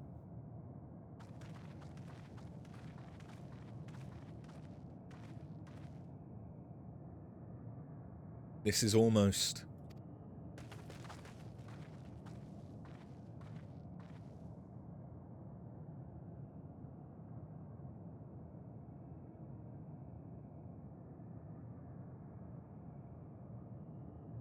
normal. It's not unlike many cities we know, but it's deathly quiet.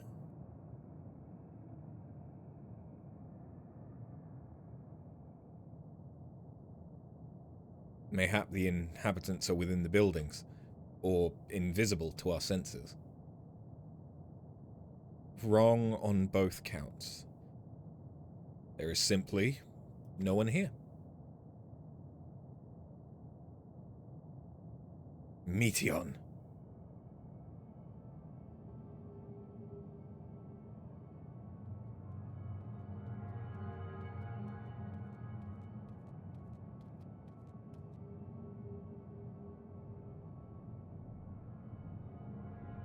This is how I found it when I arrived. Another star which once pulsed with life. No longer. How it ended, I do not know. Invasion, sickness, suicide. None can say. None lived to speak for the dead. They are gone. Gone. Search all you like. You'll only end up turning back.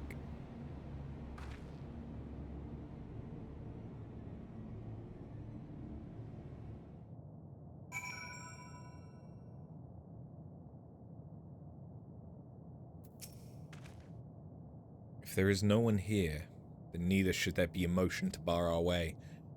Yet Meteon seems convinced we'll turn back.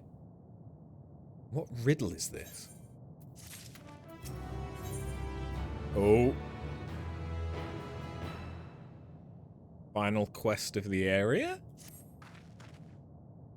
Whatever Meteon may have said, we should confirm it with their own eyes. We need to have a look around. Indeed, at the very least, it doesn't appear to be a sprawling space like those before. If we split up, it shouldn't take too long to cover the area.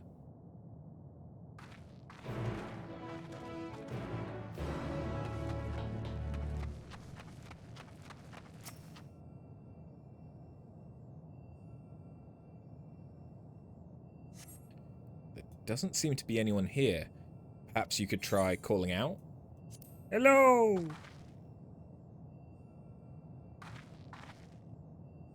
If anyone's heard you, don't respond.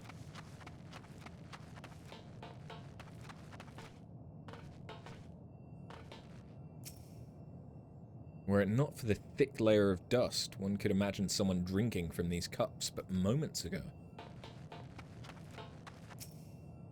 The object resembles a tree and appears to have been fashioned from a stone-like material, erected in place of an actual tree, or to serve some other purpose, perhaps.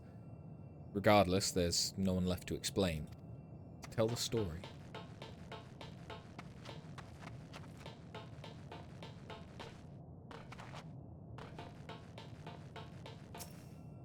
This place is reminiscent of a bar. Neither patrons nor staff are anywhere to be seen.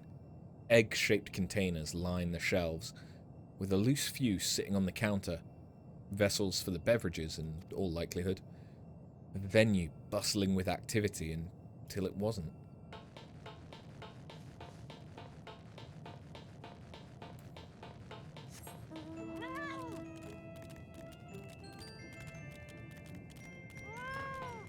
No. The silence here is appropriate.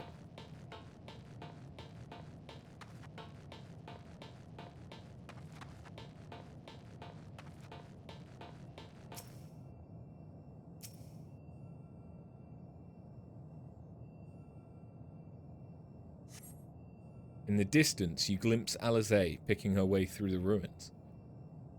Otherwise, spy no signs of life. If anyone can hear me, say something. Your calls echo faintly, or being swallowed by the silence.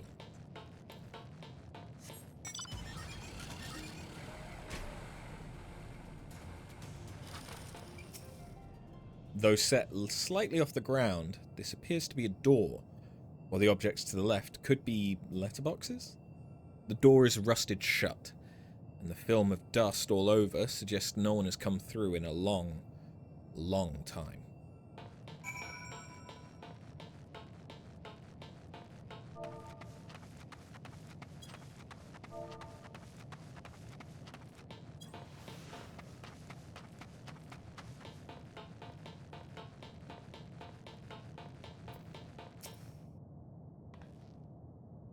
Take a look at this.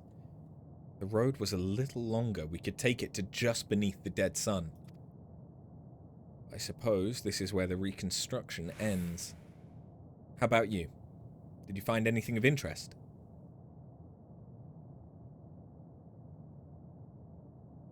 I see. I noticed the same things. Cups left upon tables, chairs out of place. I don't know what happened here, but I do know I don't want to be alone anymore. We've searched enough for now. Let's find Alphino and compare what we've learned.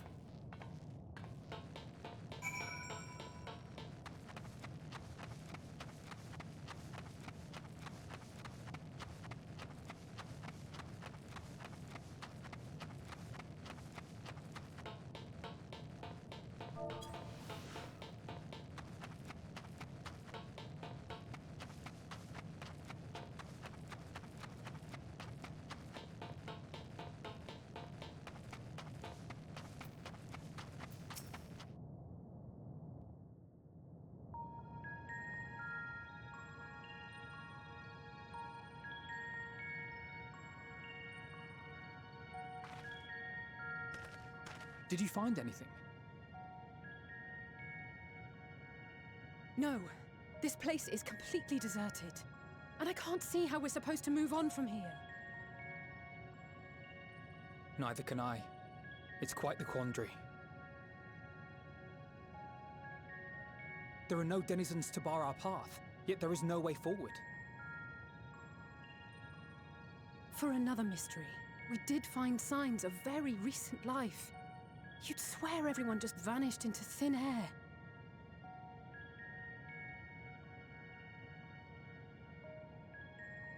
I wonder how many ruined worlds like this has Meteion seen.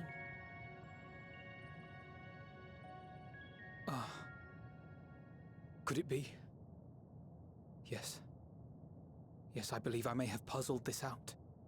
Meteion herself. Despite how it appears, it's no different this time. There is someone here who has wished for this ruin.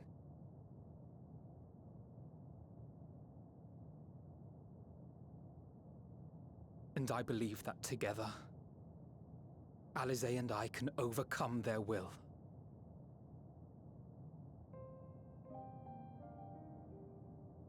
You gonna leave me all alone? No, I won't allow it. Promised your parents I'd keep you safe. Stop. Not another word. Promised your parents I'd keep you safe. I know. I know. But if there is a chance this will work, then I would take it. For everyone, and for myself. I will not pretend otherwise. I have my fears. You'd be dumb if you didn't. Not for myself, but for you. The last to remain.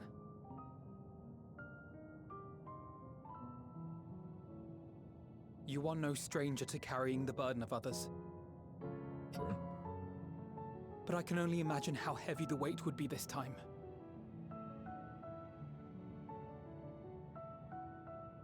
As your friend, I cannot bear the thought of making you suffer so.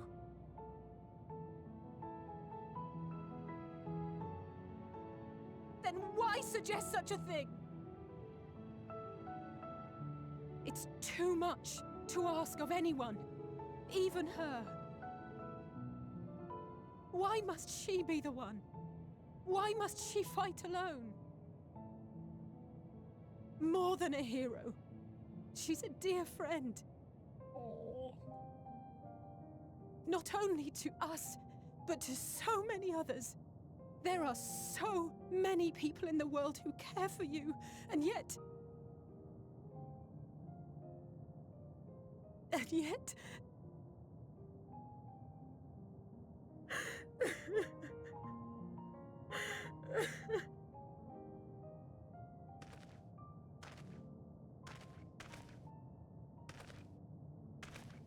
Alize, I have an idea. Given the nature of this realm, it may be possible to do more than unbar our friend's path. We might also pave her a new one.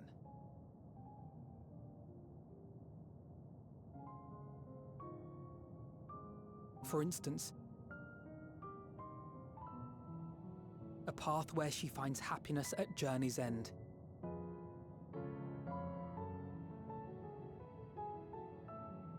This much, I think we can believe with the utmost conviction, no matter how deep our despair.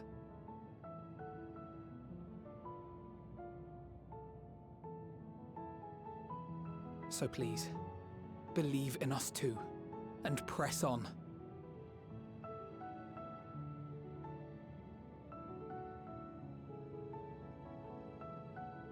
Thank you. What are you? If the plan's decided, then let's not dally.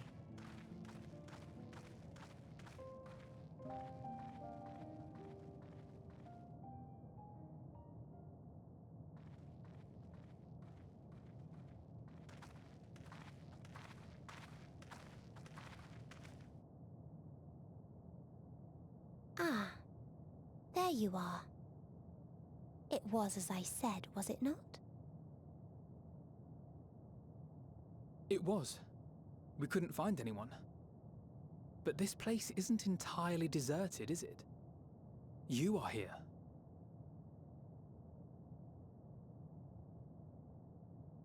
You sought out a star of promise and found a ruined husk.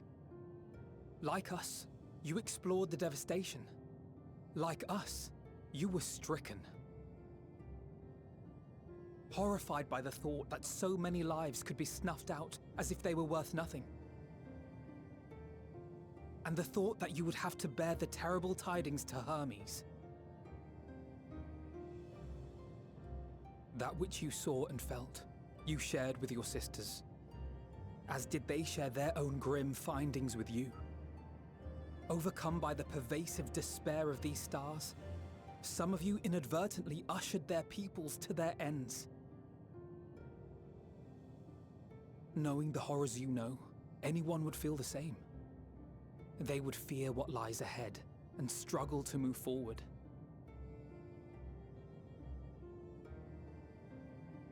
Fear.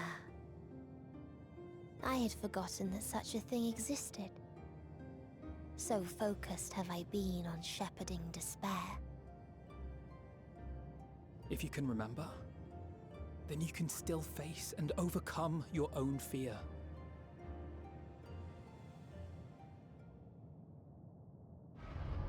Why would I bother with such an insignificant emotion? If the despair I command is as a raging river, then fear is but a trickling stream. It can do nothing to alter my flow. You spoke with the Aya, yes? Heard their tale of what awaits the universe. It's true. The stars grow colder and more distant. Eventually, all will enjoy frozen solitude. Using the power of Dynamis, I'm hastening that process. In so doing, nothing will be born ever again. Everyone will remain dead. Alas, it will take time for that to happen. So in mercy, I sent you my gift, to spare you needless suffering.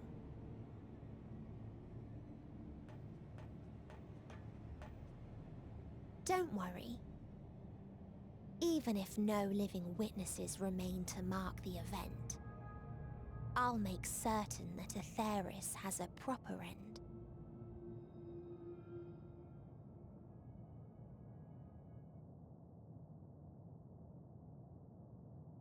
For all the power you wield, you're more fearful than the familiar you used to be. That Meteion feared simply to move forward. But your fear is such that you've given up on everything. I know it well. That sense of defeat. I've tasted my fair share of it. But as many times as we've fallen down, we've learned how to pick ourselves up and carry on. We take each other's hand, share in each other's courage, follow in each other's footsteps, and turn sorrow into strength. There are times when we fail. We bear wounds that do not heal. But these experiences are part of life, and they make us stronger.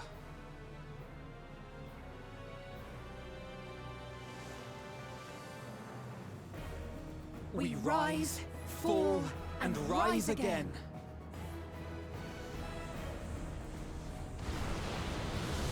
Just like their grandfather is the Phoenix.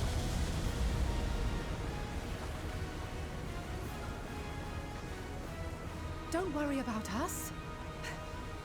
You must take the next step, and all the rest after that.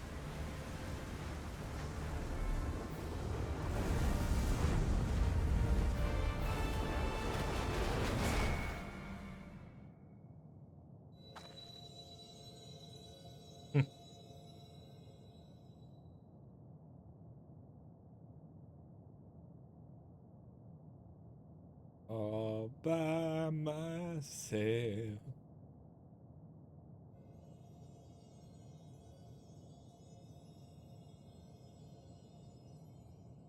Don't wanna be all by myself. Earlier in Old Charlian. How much earlier?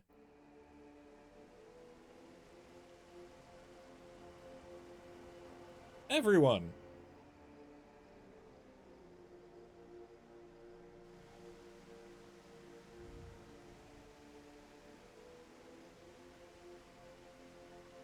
Ladies.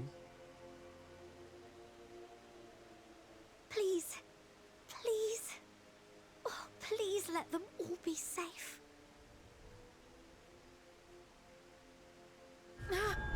What about their dynamite?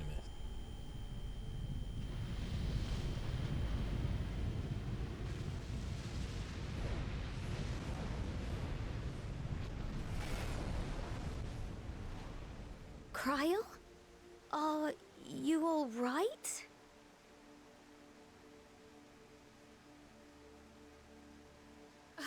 It's nothing. Just a headache. They'll be fine. I know they will.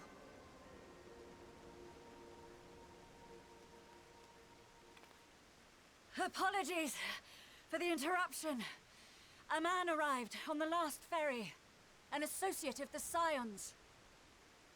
Oh? He wishes to speak with you at once. An associate? Gaius? I think he's the only person that's not here.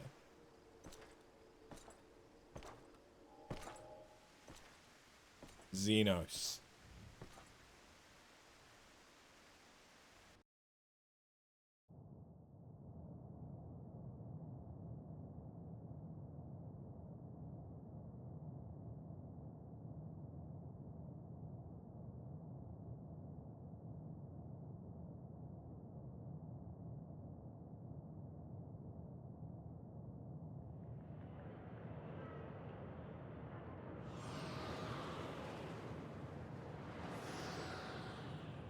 In this city devoid of life, you sense the presence of another.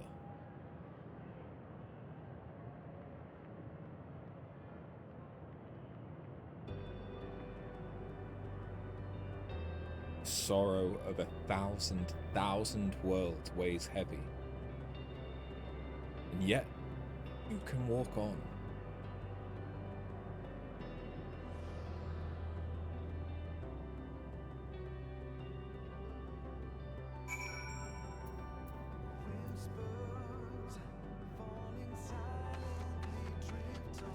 If you need a push, I'll be right there behind you.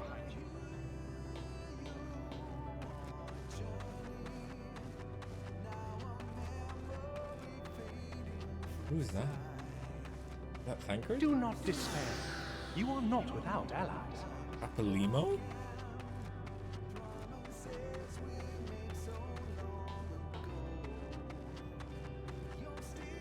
What we have sown in blood, we have reaped in suffering, and it cannot go on. Melwin?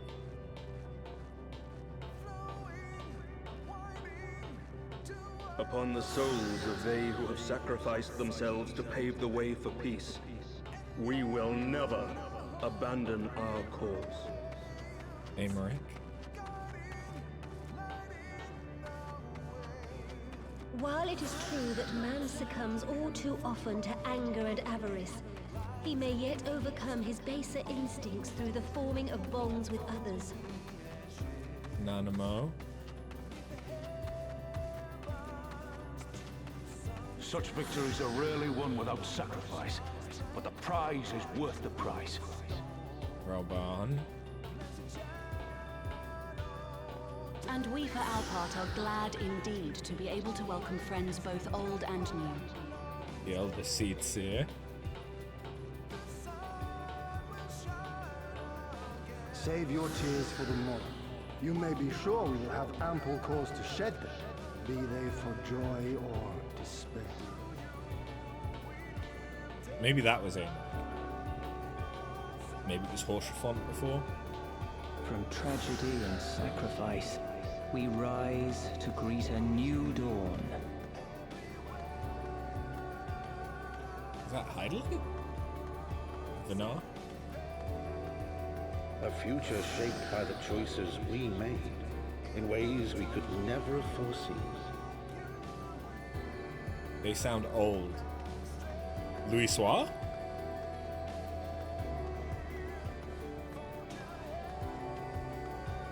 Yet miracles do happen, so let us pray and will our friends home. Toy? No, that was too sprightly to be Matoya. Numu. I won't stop praying until I know they're safe. Reen?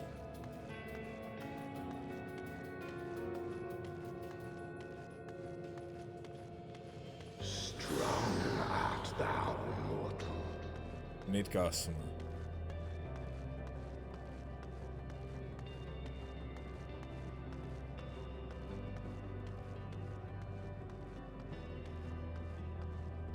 Look to the light within, that you may continue to serve as a beacon to others.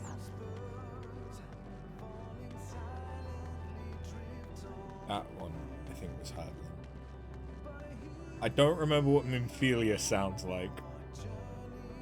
So it may have been Minfilia. Let's finish this. Not sure who that was. That was too short.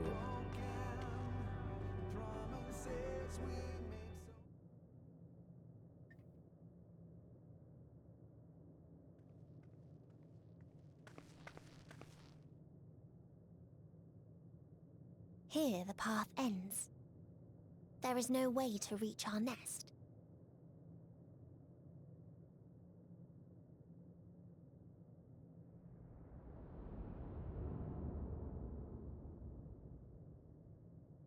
I told you. Resignation and acceptance reign in this place. The rejection of life by those who came to curse it.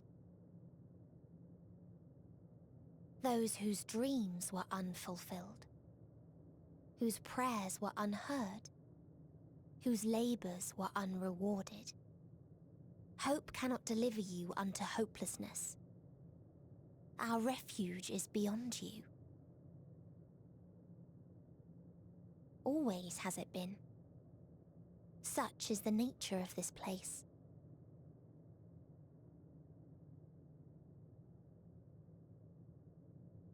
You should have remained on Atheris.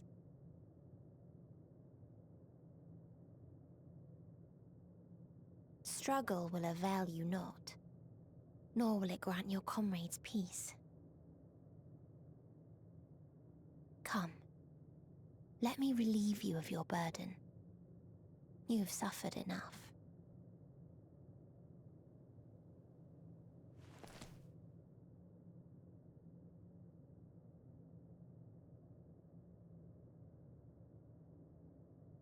Asm's magic. So long as our souls remain, you can use it to summon us back. But you mustn't. How do we make peace with... That's why it's too soon for this to end. There are so many people in the You world. must triumph. Drink of calamity, drown in... Be safe, all of you, and come back. I am ever grateful. I came to appreciate most about our star is that there remains so much we do not know. After all these years, is this the answer I was hoping for? So long as we remember, our fates remain ours to shape. And Godspeed. Perhaps when our time comes to return to the star, we shall remember these few days we have lost. Do not squander it. The legacy I leave you.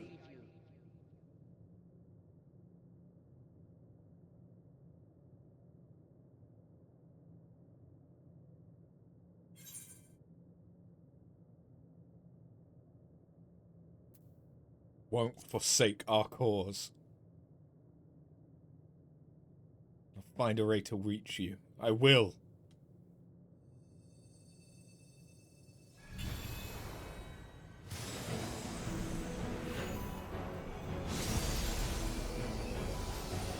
Huh? Oh! Hi, guys. Ithiladaeus. Hades. I bid them remember, but all this time I'm the one who had forgotten. A right fool you've made of me, Hermes. And to add insult to injury, I've been denied a sound rest, forced to watch this clamorous show. Oh, come now. It's been a gripping tale. Unbreakable bonds and noble sacrifice, sprinkled with moments of levity to counterbalance the pathos. It's got it all. I, for one, would have been perfectly content to watch enraptured from the stalls.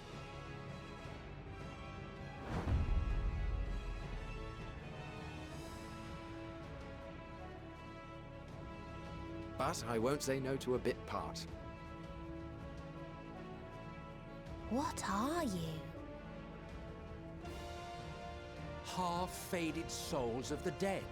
Isn't it painfully obvious? Worry not. We haven't the power to defeat you, nor is it our duty to do so. Not anymore.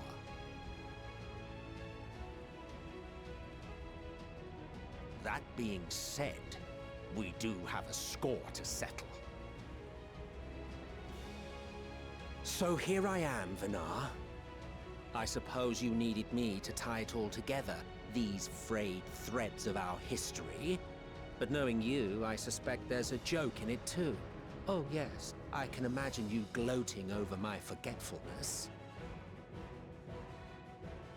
Were I feeling charitable, I might assume you had left room for the possibility of this outcome.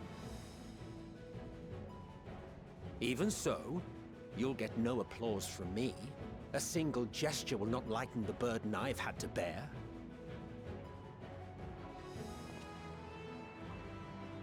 Still, you must be commended. Our methods would not have brought mankind this far. And so, as a show of respect to the last of us, I make this declaration.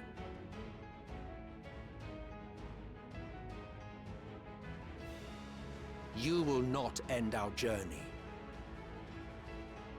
That is our answer. The answer of all lives of Atheris, past and present.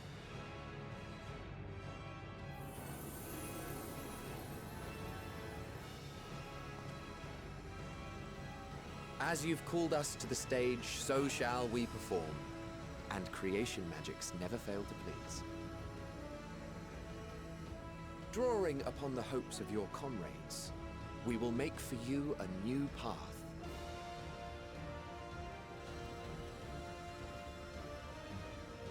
What form said path takes depends on you.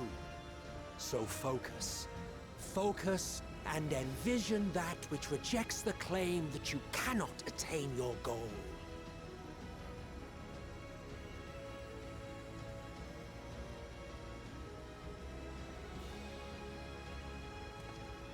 Ours is the wisdom to weave the fabric of reality.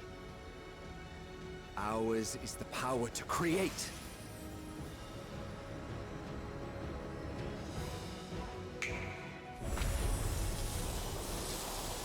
Elpis flower.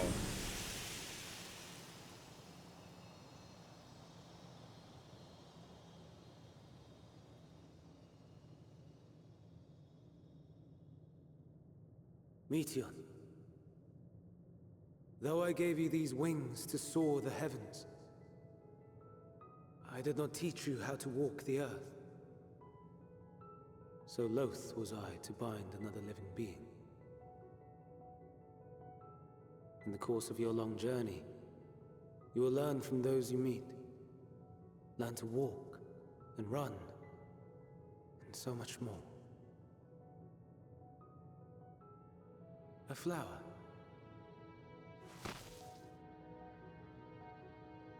Yes. Upon your return, I will gift you a beautiful flower.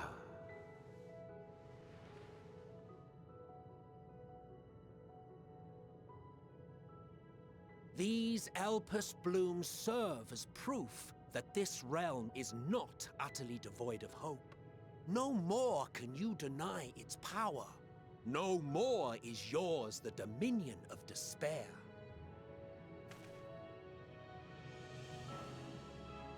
In case the practical implications were lost on you, your comrades no longer need fight their fight. So go on. Call them back to your side.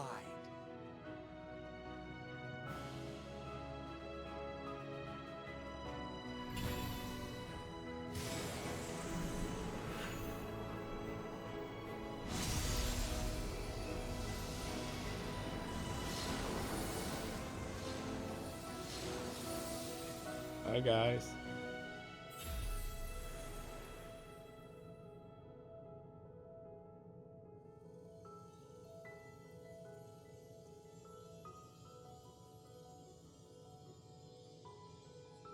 May you ever walk in the light.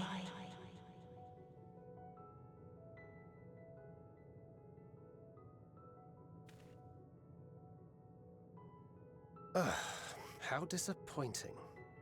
Not even a single scar in the making to brag about. Oh, I'm so sorry. You'll find a way regardless. Honestly, this is far more than any of us could have hoped for. Let us be thankful. Indeed. That we thus stand reunited is a gift. Let us not squander it, and see that we all return to Etheris. Aye. As soon as we've averted the final days. Good to see you again. Our heroic sacrifice paid off, I take it.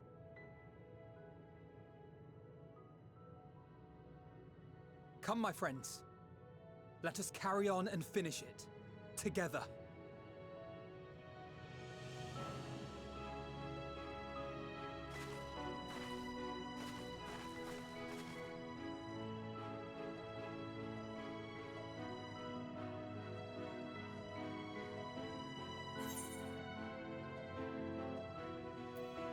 Come with us, Meteor.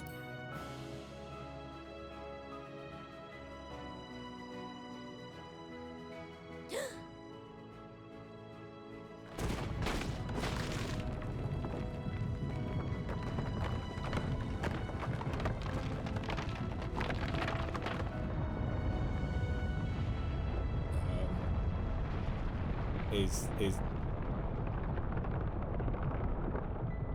their nest full of eggs?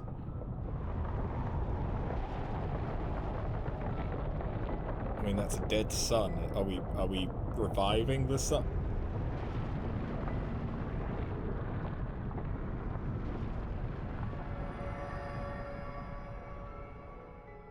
Oh god, please don't tell me I'm about to have to do Blitzball. Can you hear me? The voice is within, crying in pain, wailing in sorrow, hurting.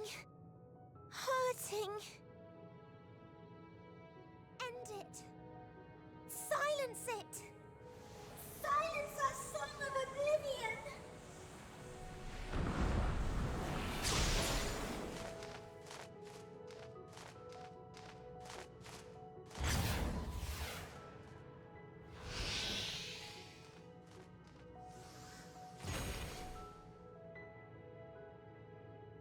The way is open. They can proceed. So it seems.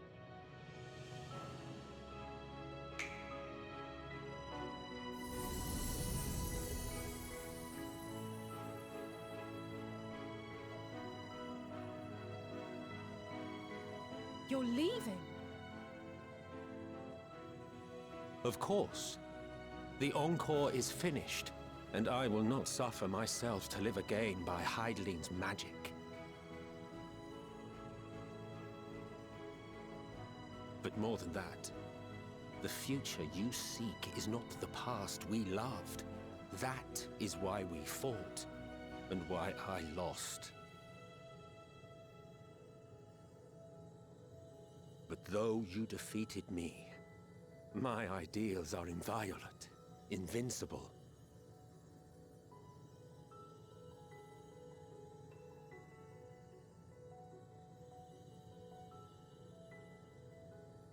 Spare me your pity.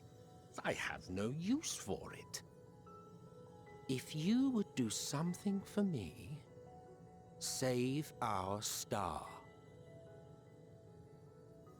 See this tale to a triumphant conclusion, and with elation in your hearts, bid the final curtain fall. Only then may it rise again, and a new tale begin, with new parts for all to play.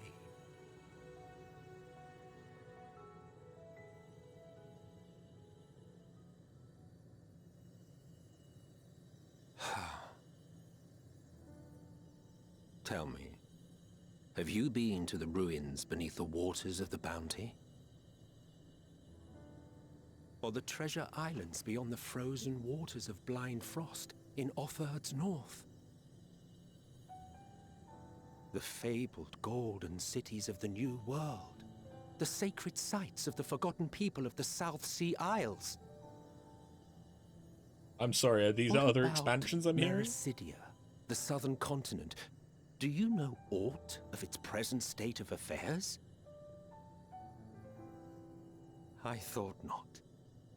Even of your little Eorzea, you know precious little. The true identities of the 12, for instance. True identities? All of which is to say, expand your horizons, go forth and seek discovery. Some of the civilizations in the reflections will surprise you.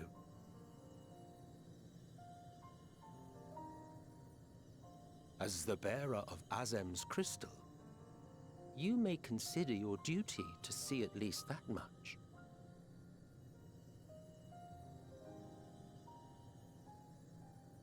I certainly did.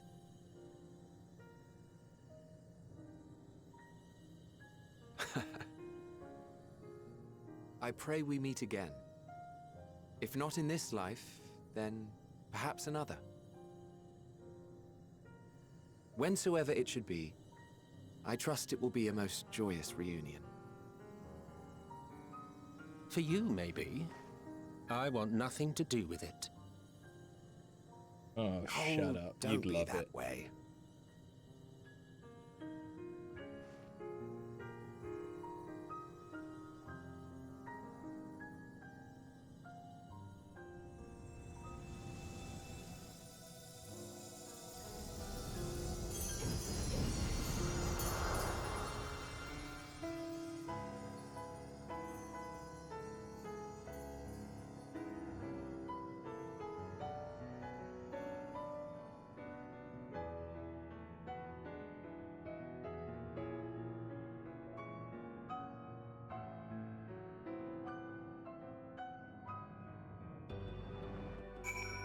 Hey, Quizzled, how you doing?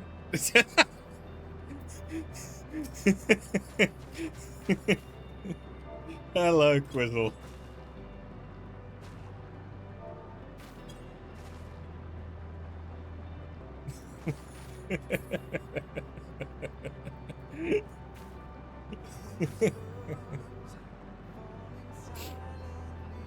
How did I find doing this area?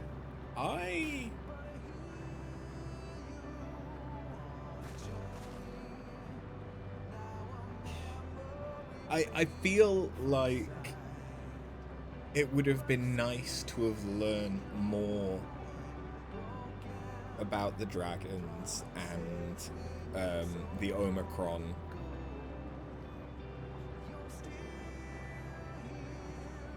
But I've really liked, especially these last bits, I've really liked how you can feel that this is building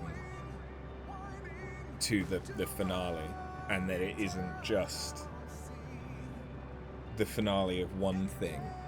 Like this isn't just Endwalker, it's beyond that. You can really feel the gravity of it, and I like that. Everyone should have someone to greet them at the end here. Oh, thank you. I won't lie, I have seen, I think when Endwalker was still relatively new, I saw clips of like people, streamers when they reached the end, and there was like people there to greet them, so thank you, I appreciate it.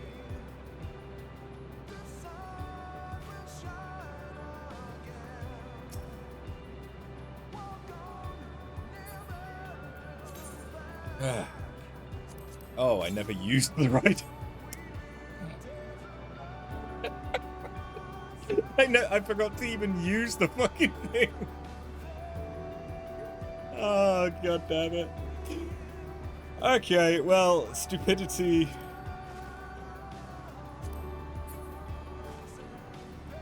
Stupidity instilled. No matter what happens, I'm still me. I don't think I ever knew what to say to the man. In retrospect, it always felt like the wrong thing. But the past notwithstanding, he came to your aid in your moment of need. We are here, and we will not squander this chance he has given us.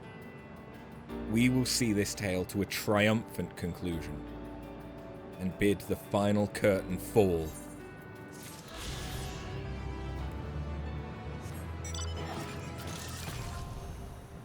Yay.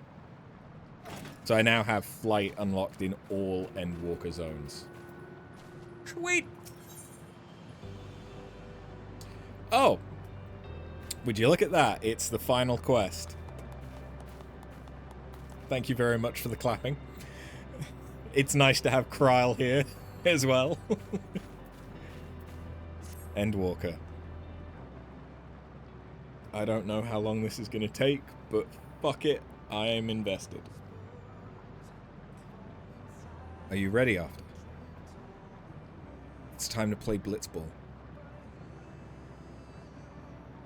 Then let us set forth for the reckoning.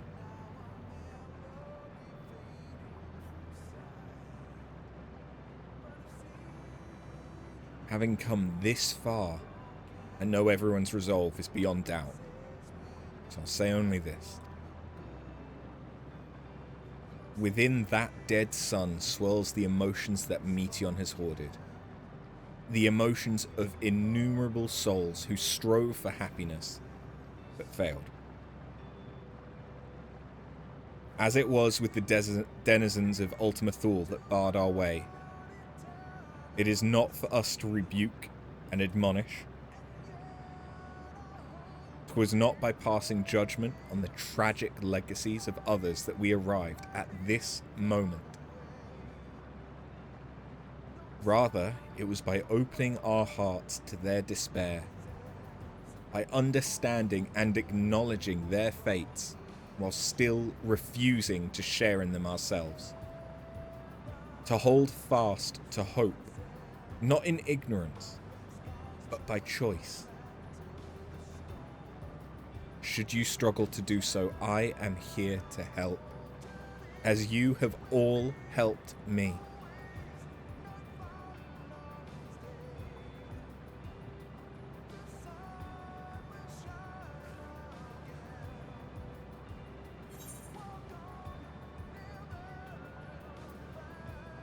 Everyone's going home today. Understood?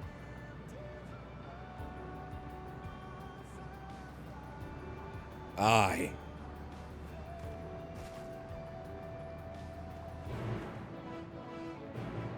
I better be goalie as you're too small. That's probably fair.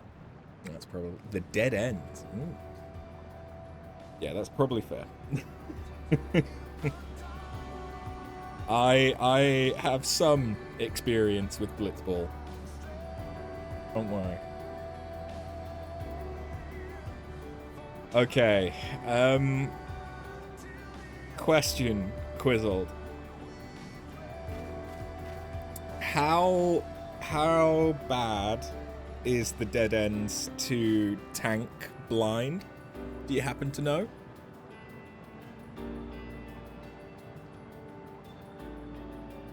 Because I'm just thinking, it's a way to bring the queue time down.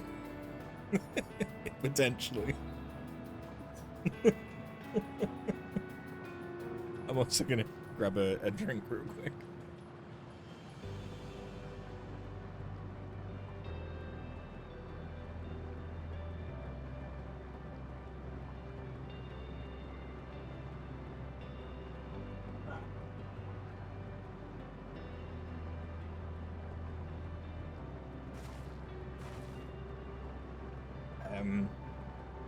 I had a dentist appointment on Tuesday to get the tooth that was bothering me pulled. I didn't get it pulled because that tooth has died. But because it's died, I no longer have the pain. And I can wait until I can speak to this specialist that I need to speak to see if I need or can get a root canal. All of this is to say, I can finally drink after not drinking for a while.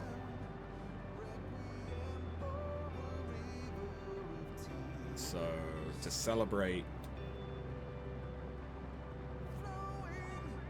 the end of Endwalker,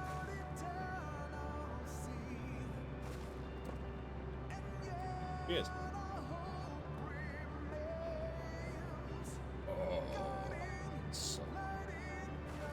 Well, I've got you as a healer. I don't know if that's a good... No. Okay, well, we'll see what the queue time is like. We're fine.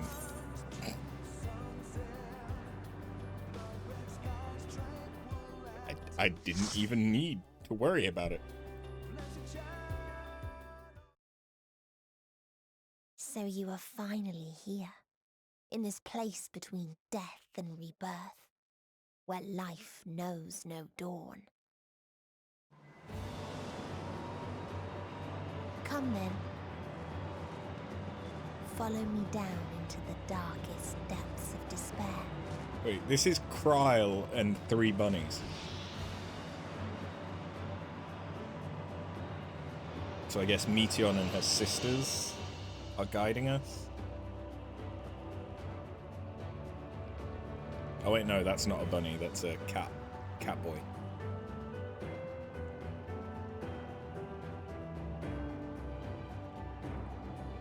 There are dead creatures here that look like anglers?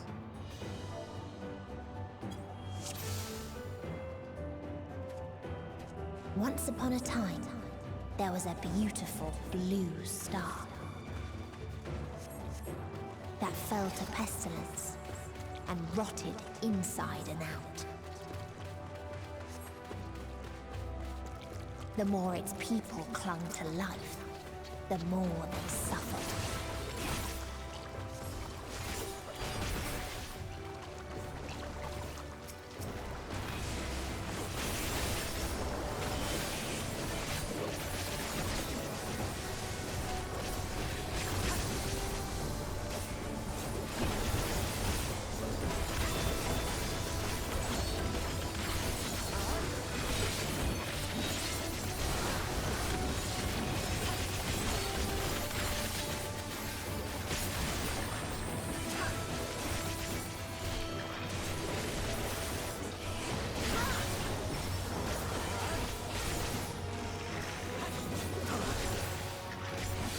Okay, so we're seeing the end of a world that is inhabited by these, like, angler fish guys. Until they curse not the illness, but their fellow corrupted.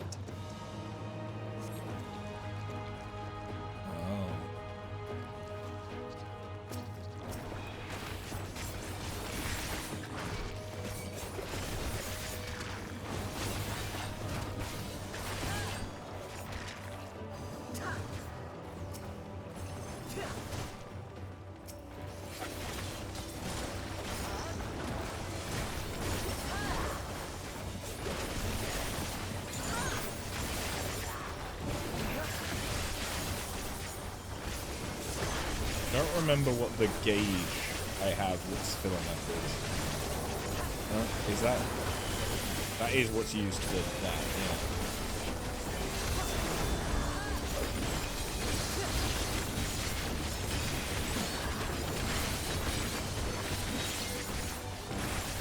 Yeah, okay. No, it is. It just seemed like it didn't get used earlier, which threw me off.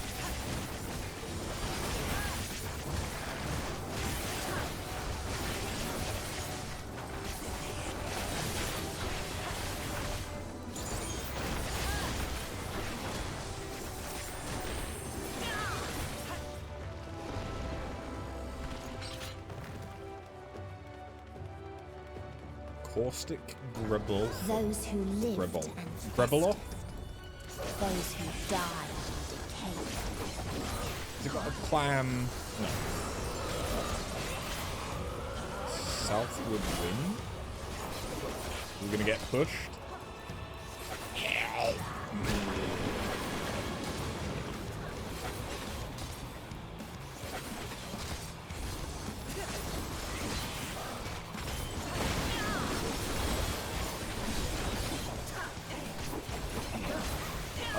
Okay, now I understand what the southward wind.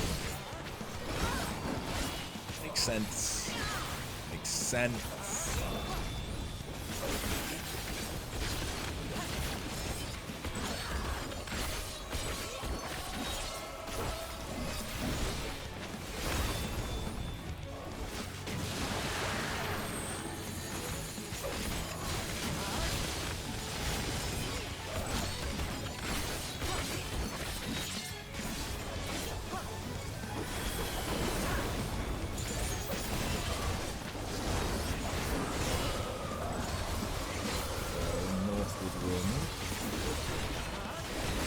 Don't want to die alone.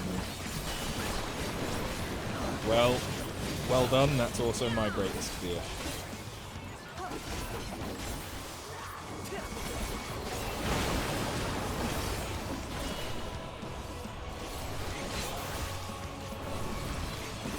Legitimately, that's actually one of my greatest fears.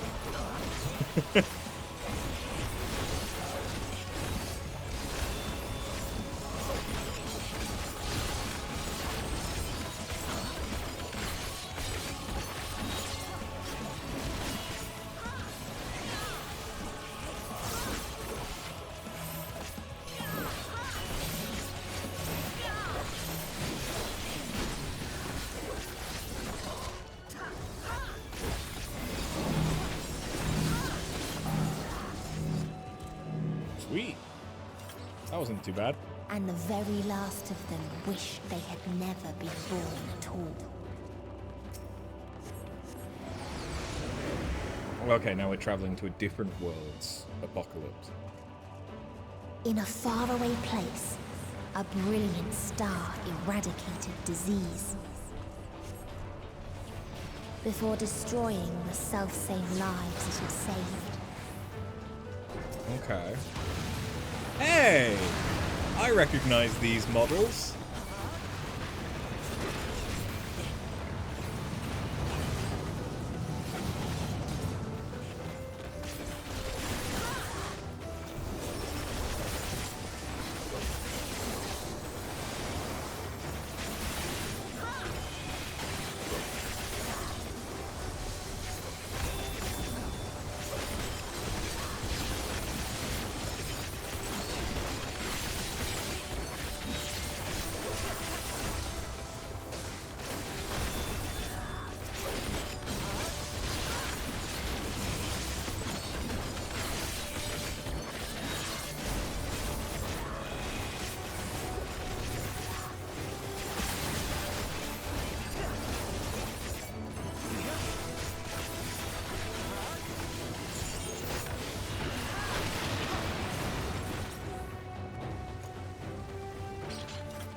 Its people sought ever greater freedoms no matter the cost. I'm guessing that's probably the next boss. That man. They tried to buy peace with fire and steel.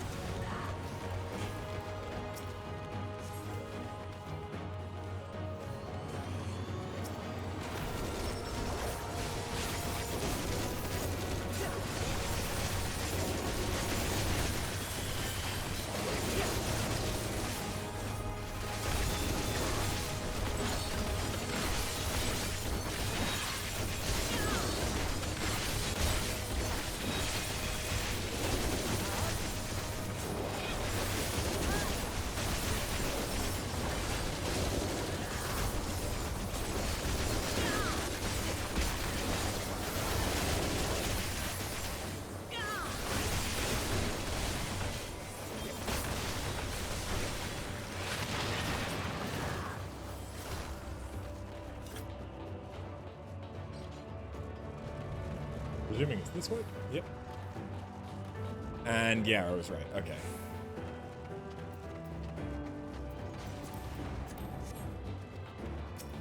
Peacekeeper.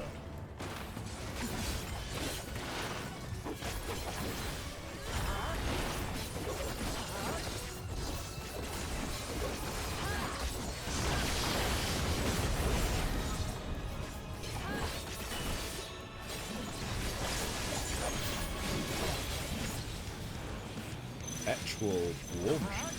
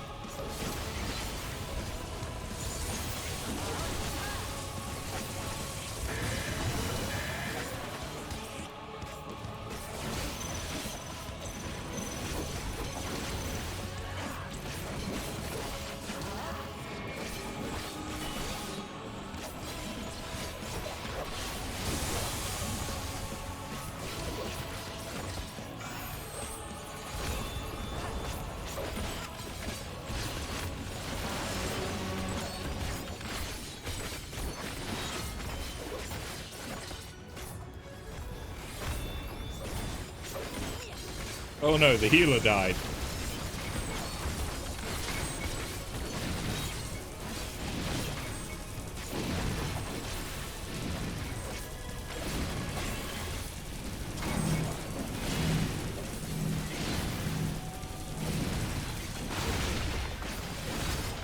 We have no secondary reses.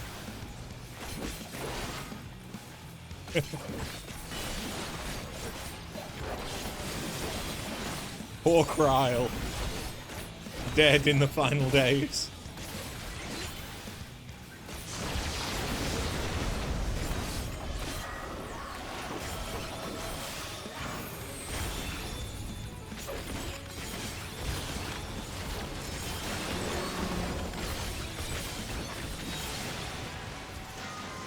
He got a little too close. Maybe just a touch. And Is when it one just asked, accessories from what this? is the point? There were none left to answer.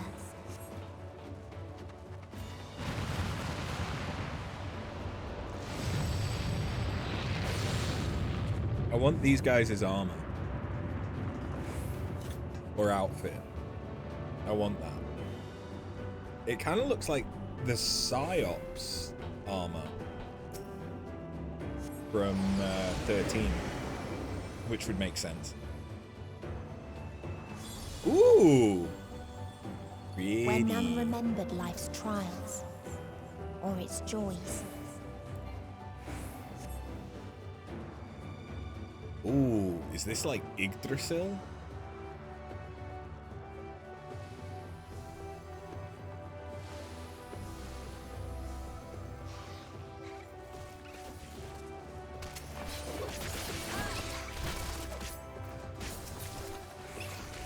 Yeah, I think it is just accessories. Okay, I don't need those.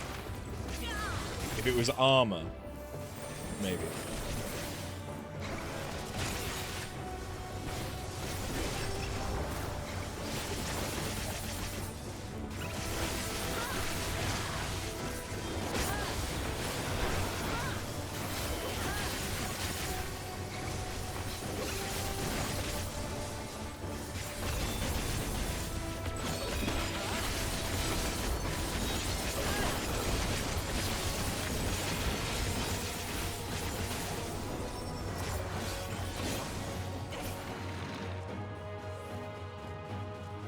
What its people had gained from ease, Oh, the boss they from lost to apathy. thingy.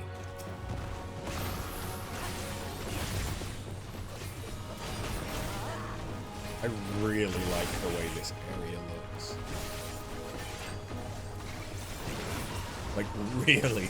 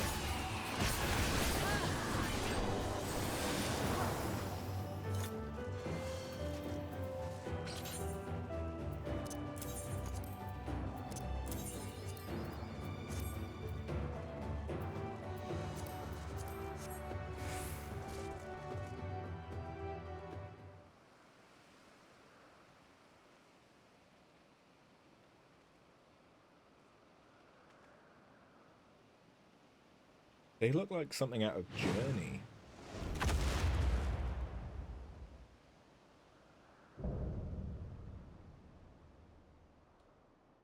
So is this their god?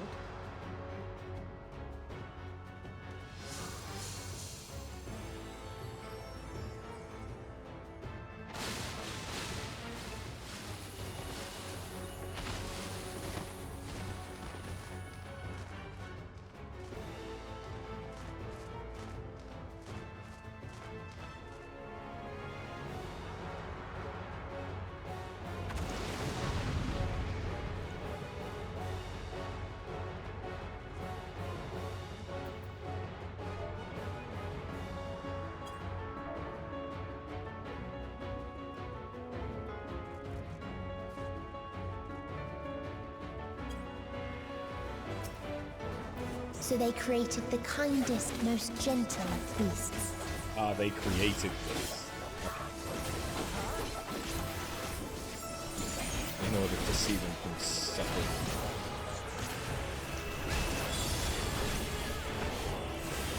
I pressed the wrong button. Love that.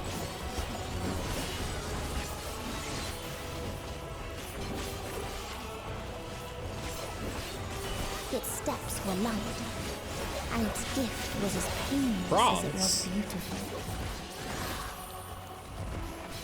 Oh. Oh.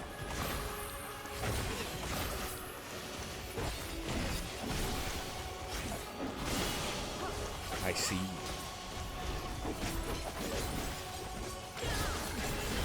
Tiptoe through the meadow. That is where I'll be. Tiptoe through the tulips with me. Bathed in its golden glow, they all slept happily ever after.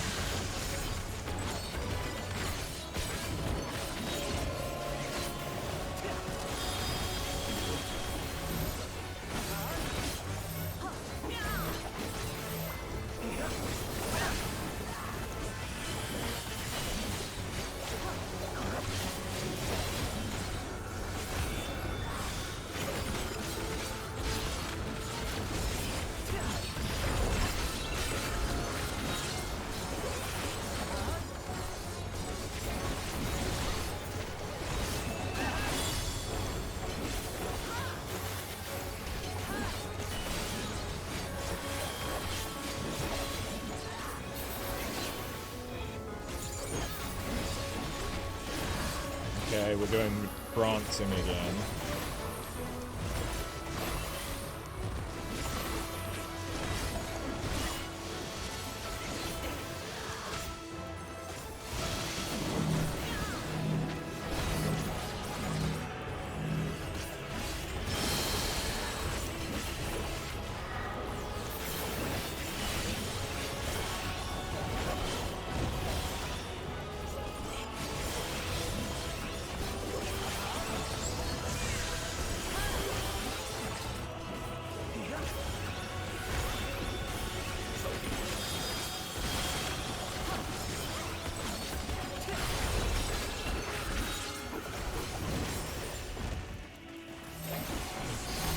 Me again?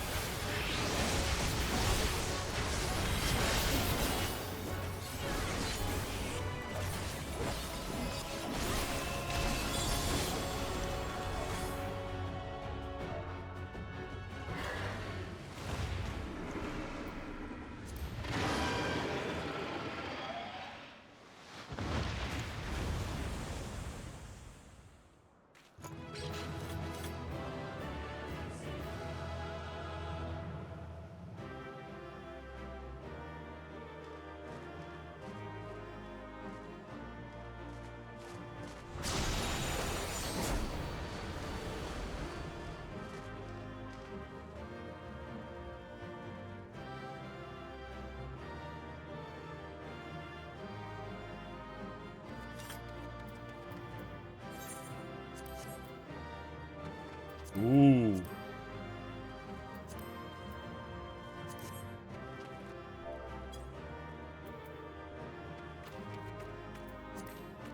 I know that Starbird, isn't that rare?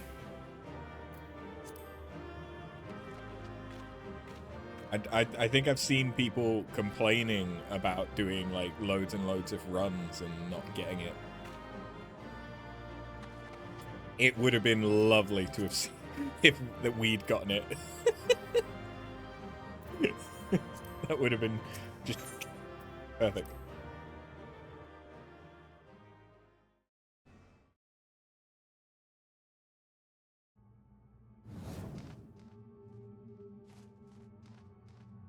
That you still stand. Your determination defies all reason. The souls within me writhe and recoil in your presence. What must I do? What pain must I visit upon you to make you surrender to despair? No one is unbreakable. What pains one may weather may bring another to tears. But therein lies our strength. For when we fall, our brothers and sisters are there to raise us up, again and again, without end. I see. But no matter how much hope exists, ever will there be more despair. How many sisters did you have? Ever will the living cast the present and announce the future. So shall sing until life ceases to be.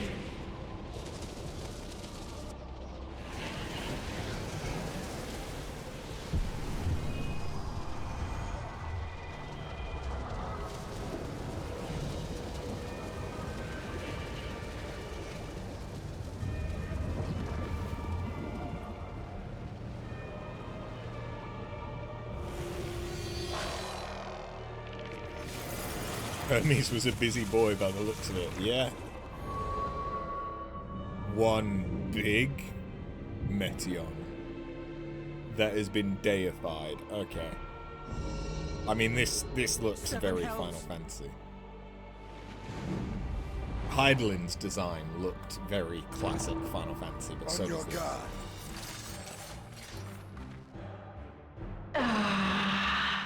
The rage. It rises. Rises. Looking quite Final Fantasy XII as well. In the fact that it's just like wings with the little dangly bit. Justinian. She's literally throwing worlds at us. Stop! Calm yourself, please.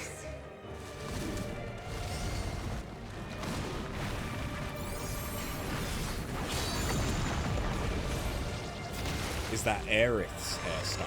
It's similar. We die in pain. We die in suffering. It's very similar. Who are you to live? Who are you to hope? Hold on, my friends. Oriange, watch out!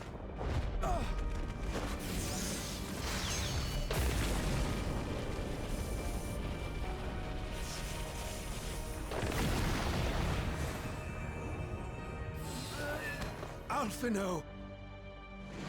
We cannot comprehend. We cannot know. We cannot know. Stop killing my friends! Don't, please! Don't do this to them! To yourself! Just one good strike.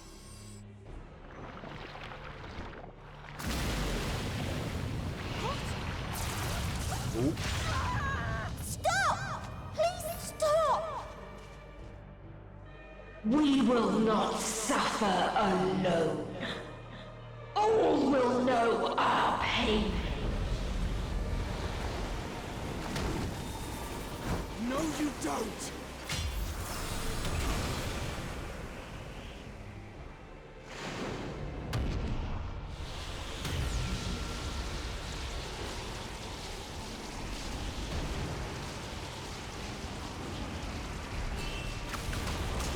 Oh, damn. No, everyone! All awash in ice, a frozen waste, forever silent.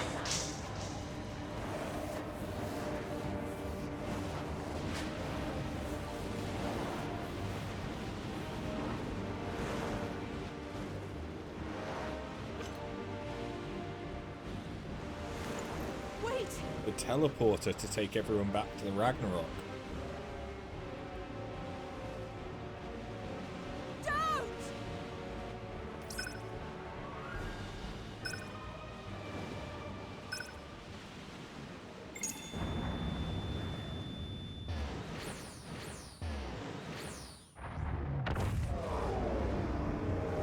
Does that include us, though?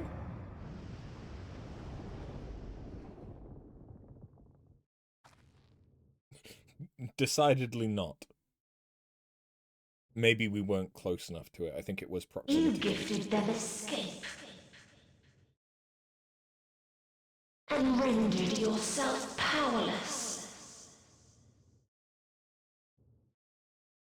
Bereft of the synergy you claim is your strength. Unless you need to call upon the dead once more. I don't think I could, even if I wanted to.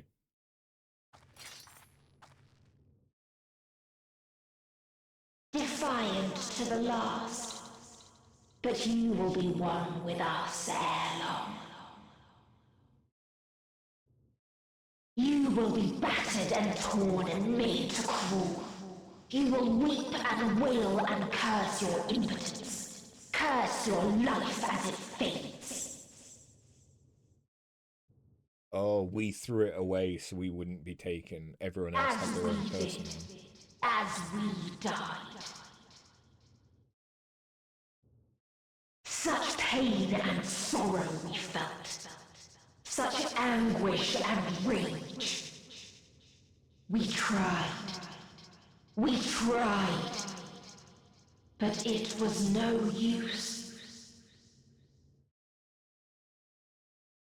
Only when we surrendered did we find release. Only when we embraced death.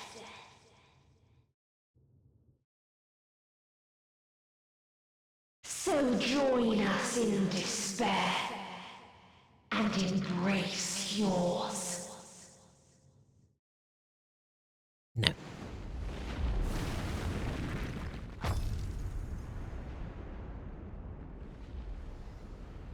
Did someone just knock on the My cosmos? ultimatum.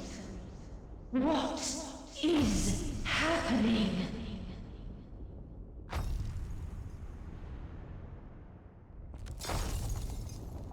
Midgossamer? Is that you again? Shinryu?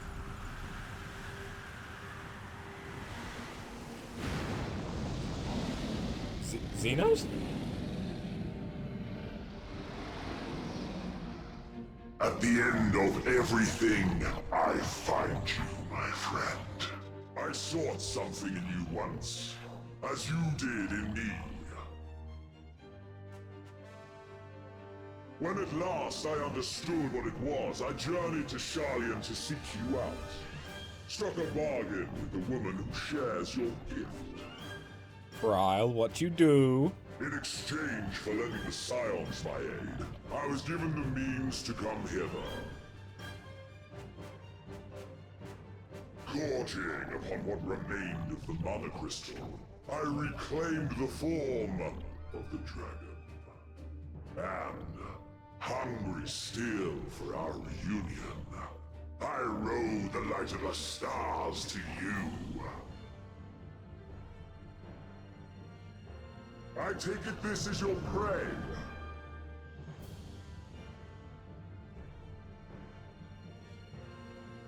But why does it still live? Surely it is no match for you. I assumed you would be above something so banal as despair. Am I mistaken?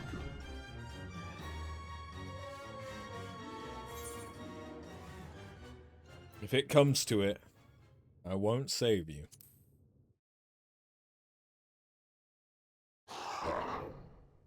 I care not. What I desire of you isn't succor. It is satisfaction. Help me kill it and I'll give you all the suck you want. Sucker. So come! Let us dispense with this distraction, you and I!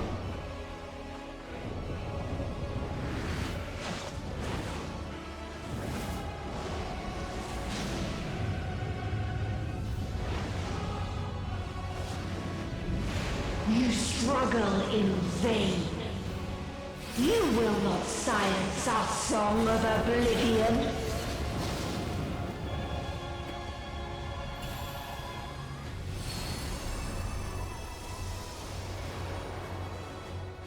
What are we doing now? Oh, okay.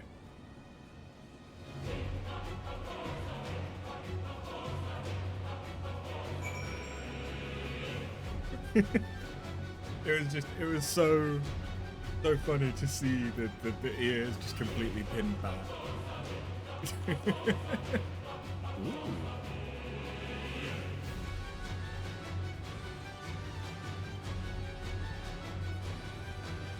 Okay, again, an awesome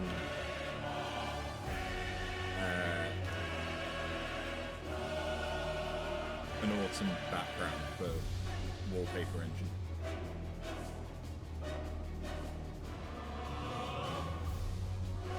Oh! Oh! Oh. Okay. Wait, so the final trial, I assume anyway, unless they break format and there's 3 duties. The final trial we complete on the back of Xenos as Shinryu. That's pretty cool. That's pretty cool. This is pretty epic. It does feel a little bit weird that Xenos is here, though. A little weird. Cool. But weird. Okay, let's have how's the queue time look? Less than 5 minutes. Could be less. Could be less.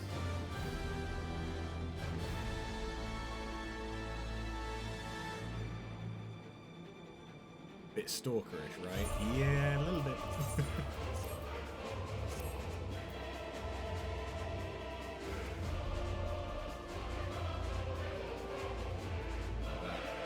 that really is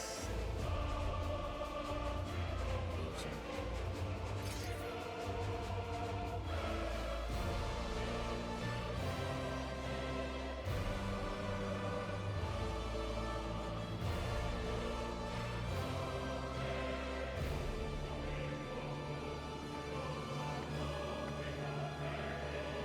That's pretty epic.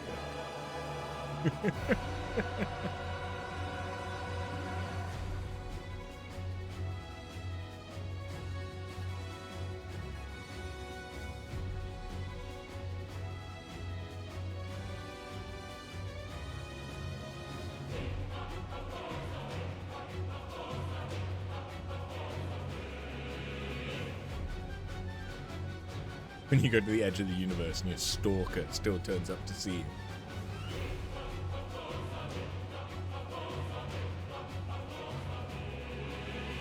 Although speaking of like dynamis being like emotions and the bonds between people, in his case there isn't a much stronger bond than the one he has with us.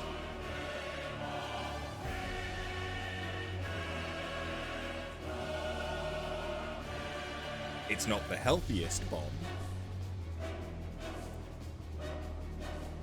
but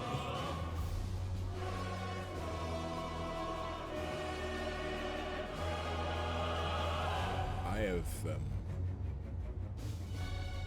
kind of demolished this drink.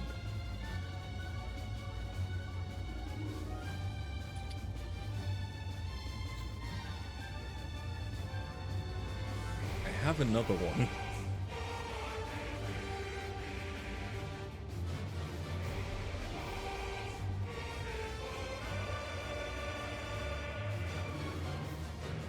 At this point, Super Blue has a weaker bond than him.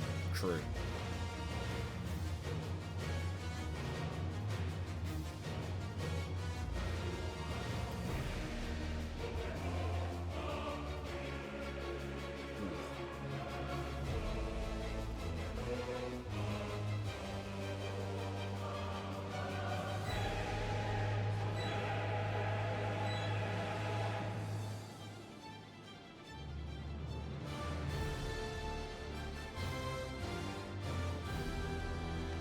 I mean, that's also pretty cool, but I think his tail is going to get in the way, isn't it?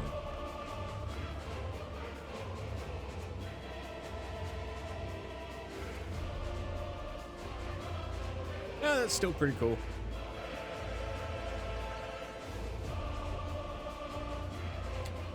I don't know how long all of the stuff after the trial is going to take in order to finish this quest, because this is the capstone quest. This is the end. But once we finish the Endwalker quest, that's going to have to be where I call it for today, because it is already 1 in the morning, and I have work tomorrow.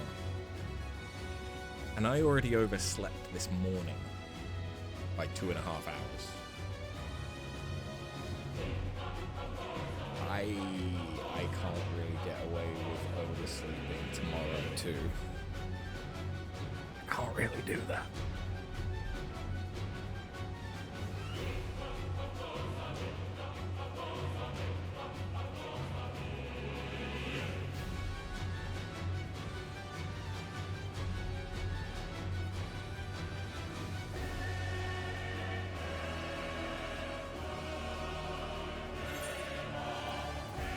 But it is also 1 in the morning.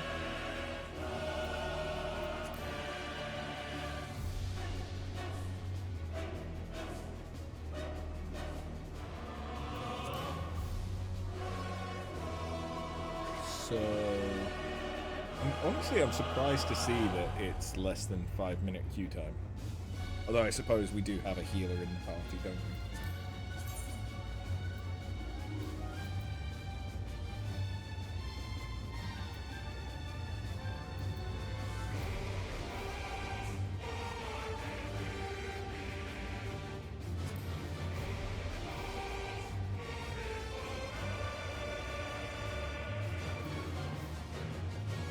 The weather here is called termination.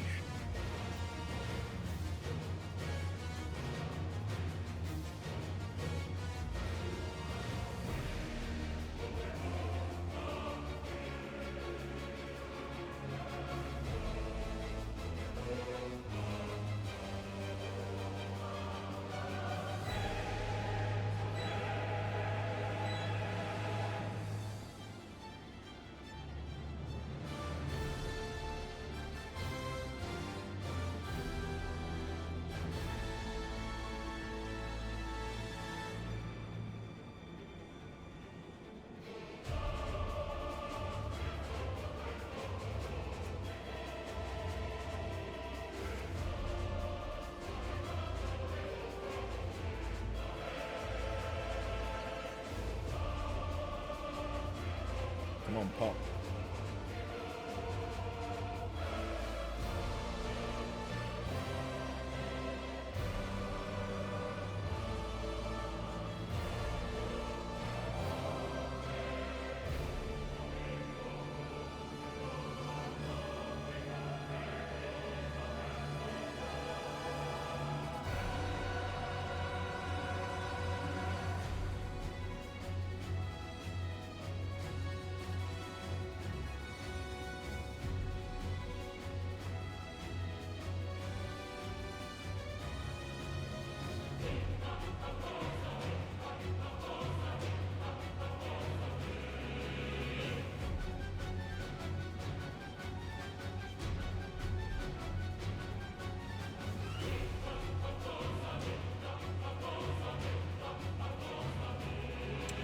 Oh god, it's the Big Fat Taco song. I just realized. Big fat tacos, so big tacos.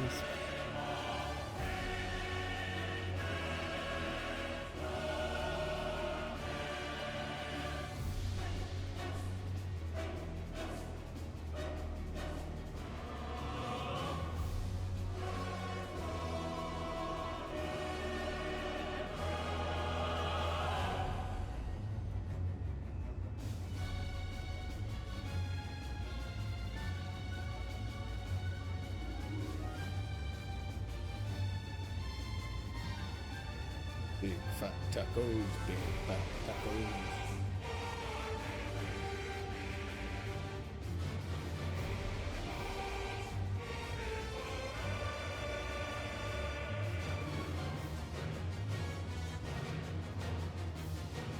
If I need to call it, we could pick this up next time due to the late hour. No, that doesn't feel right. That doesn't feel right.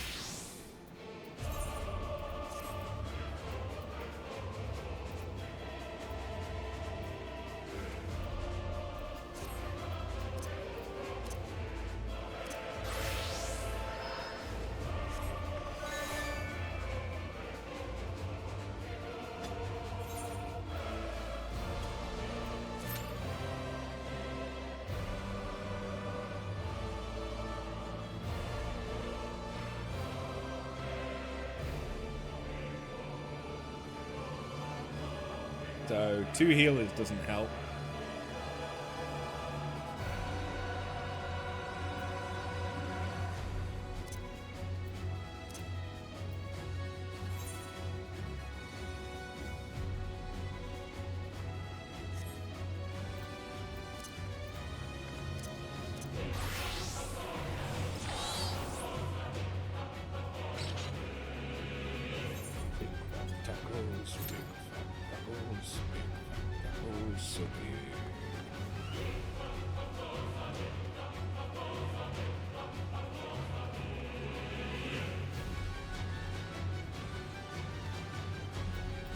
People aren't going for it.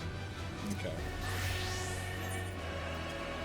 We resort to another strategy.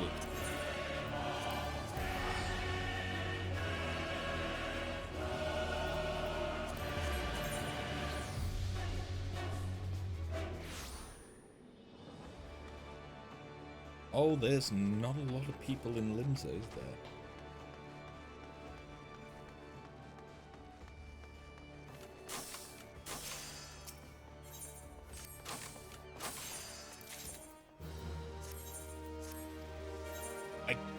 Could jump over to light.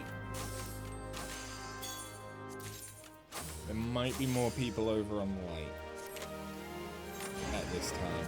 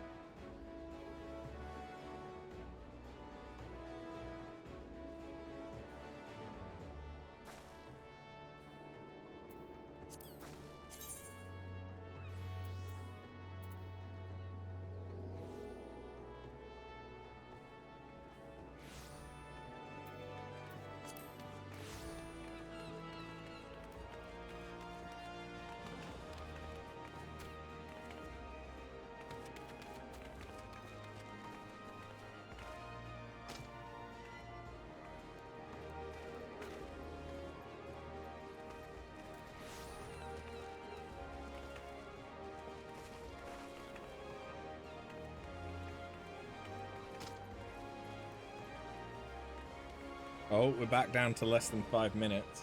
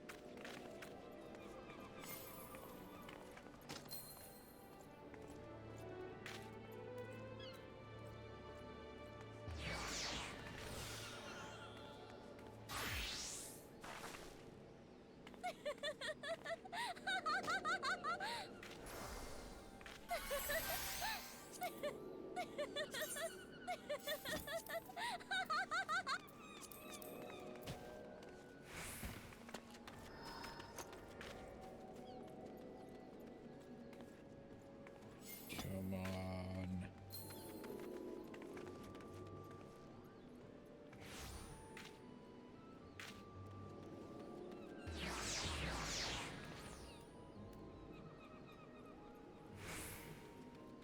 Pop.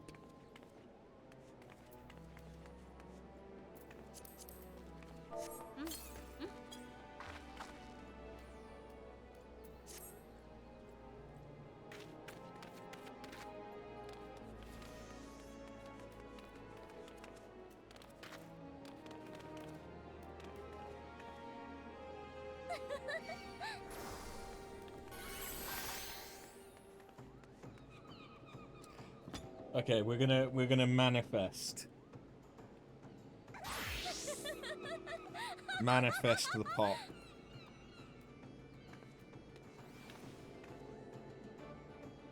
Go on.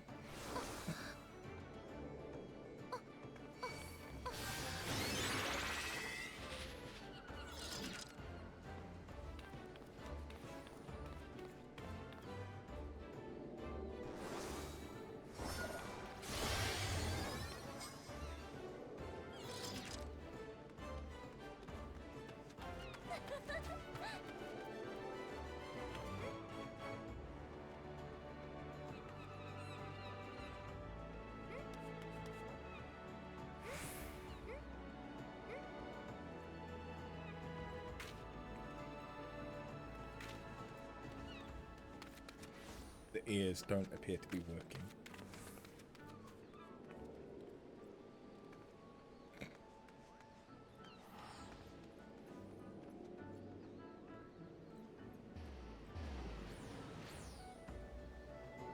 Please pop.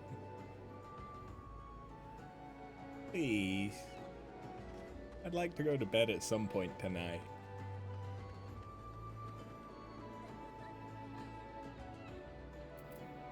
Oh, what's Kral buying?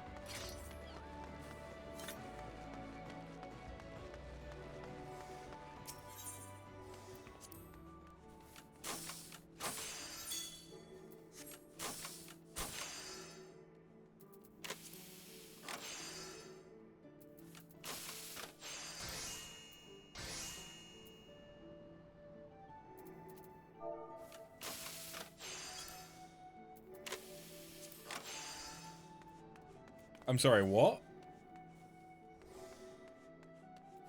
That's pretty cheap.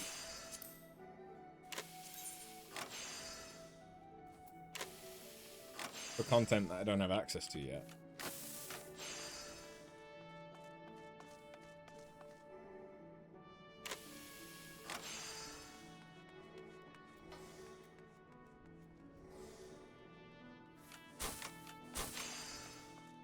That's pretty cheap.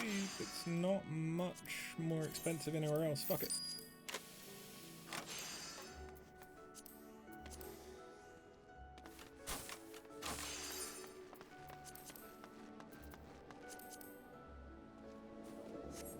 Okay, now you see what I'm doing is there's something else that I want to do immediately. So now it's gonna pop. Okay, look, I'm wearing the ears. I'm going to go and do something in my glamour dresser. This is the time. It's been years since I've worn ears like this on the stream.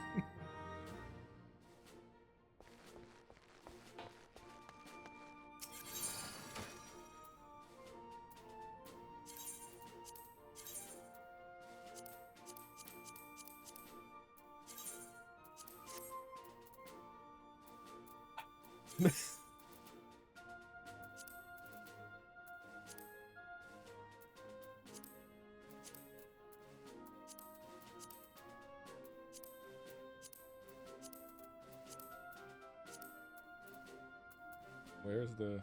Oh, it doesn't have them, that's right.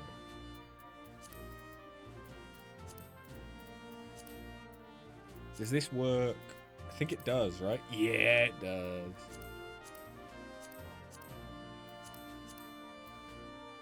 It's one of the few hats that actually works on a Viera.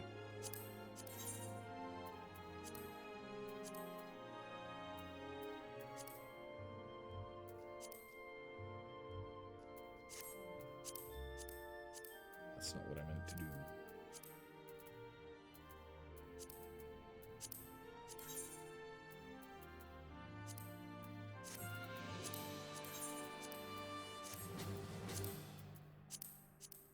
That's still not what I meant to do.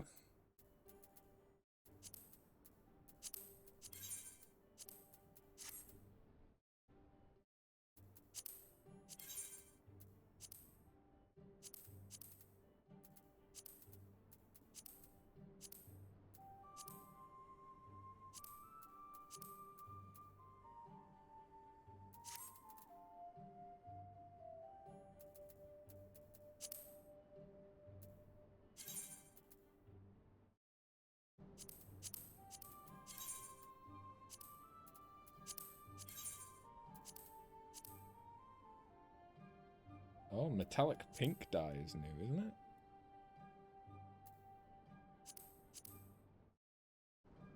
Oh, yeah. There's a new metallic dyes. Interesting.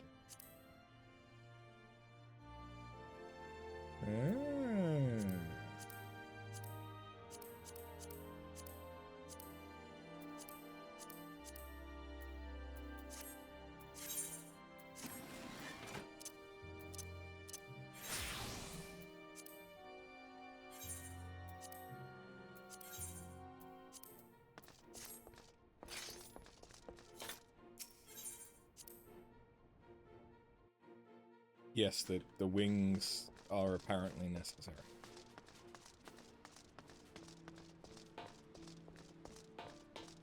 Shit ain't poppin'.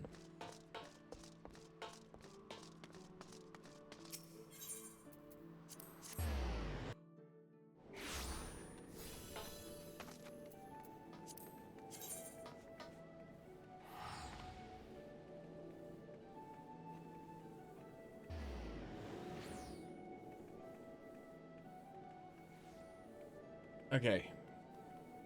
We can either party finder or try hopping over to light.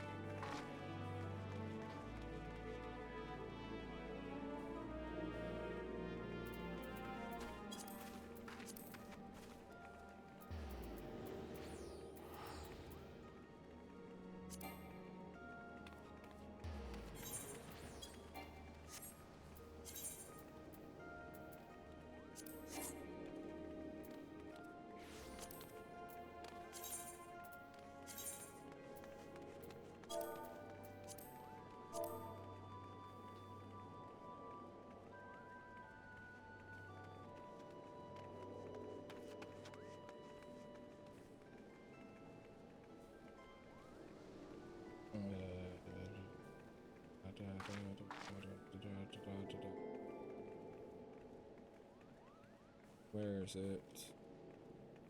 There it is.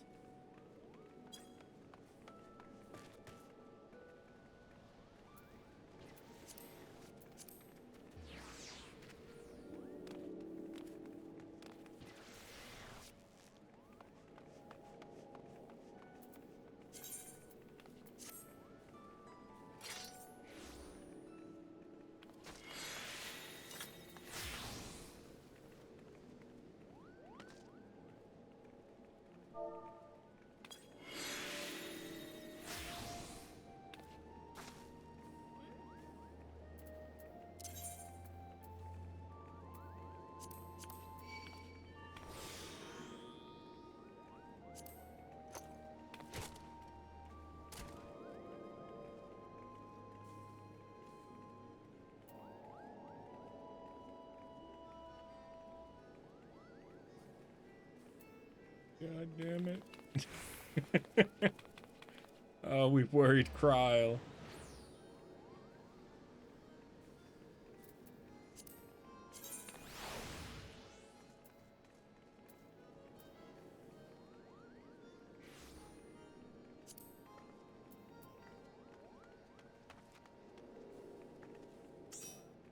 Ah.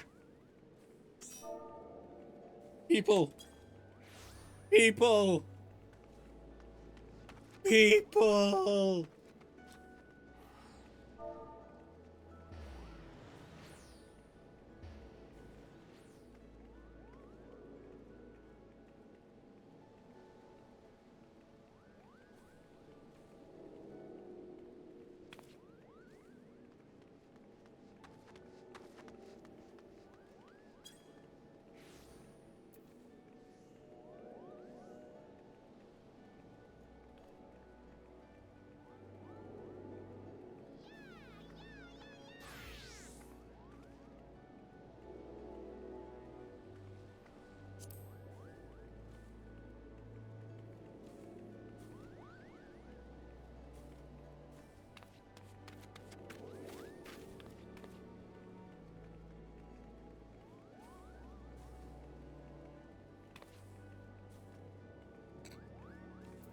Just drinking tea.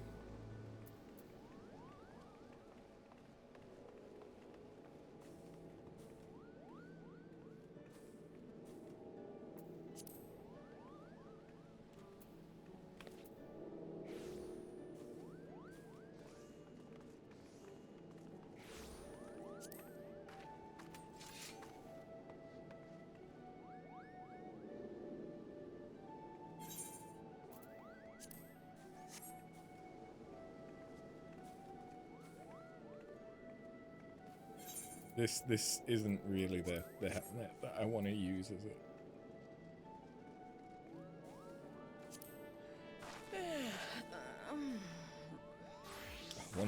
One of the rare times you can actually hear my character's voice.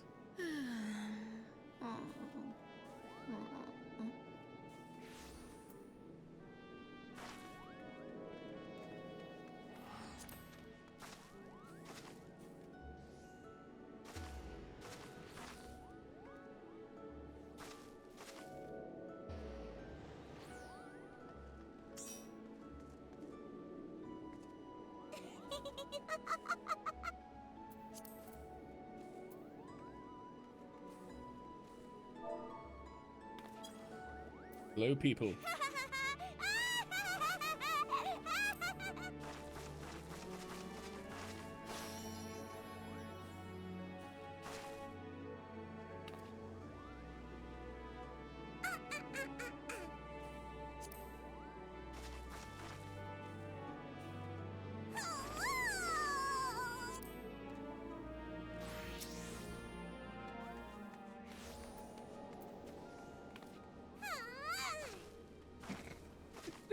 Did you just slap me?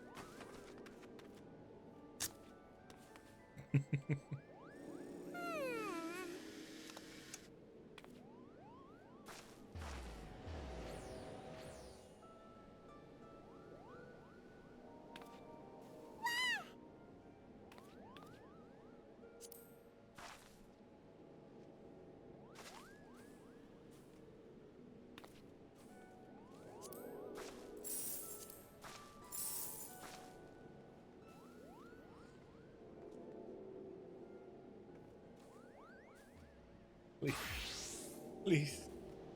If we got another tank, we could just queue in and it would probably instant pop, but...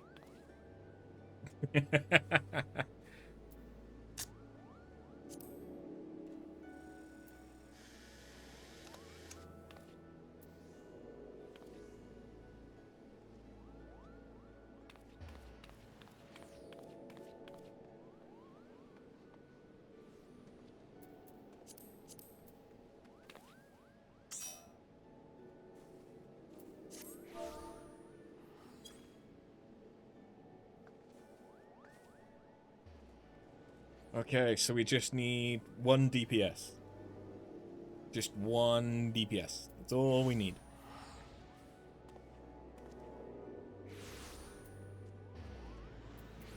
We'll give it another couple of minutes. If nobody joins,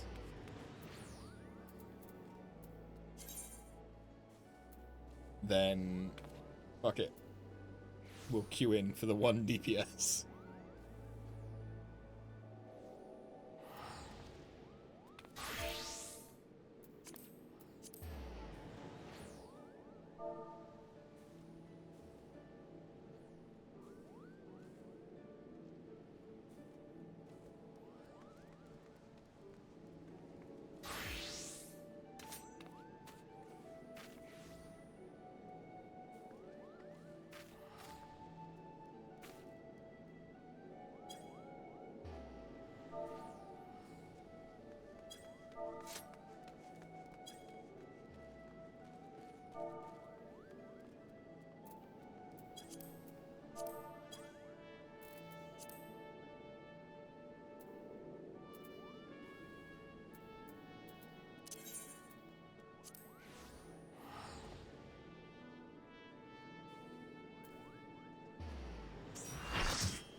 Hey.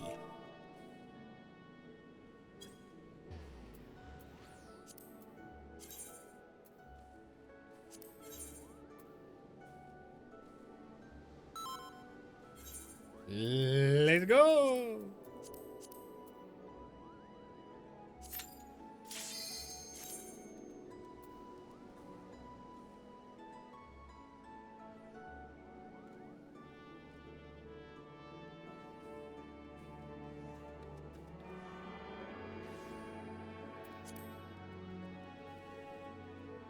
One person. Okay, there we go.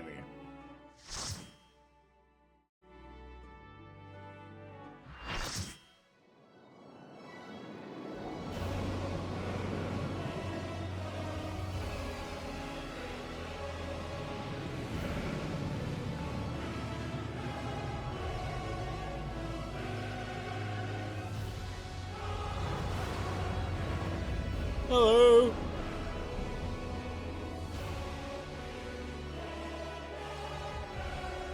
The weird, like, shrunken figure that's hanging and it looks like Dobby. Will never reach the deliverance you seek.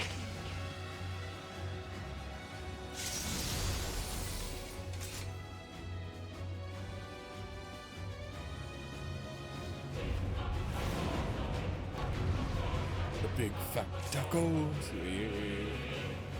Big fat tacos, the big fat tacos. Our hunt ends this day.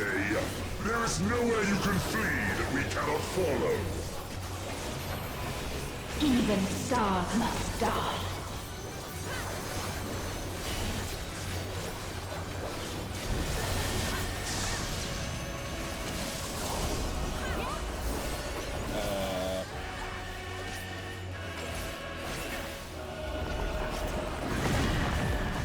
Ouch.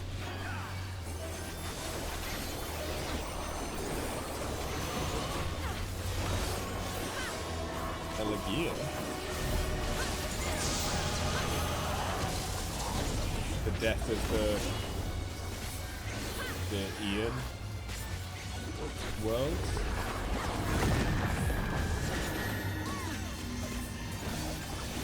Lax.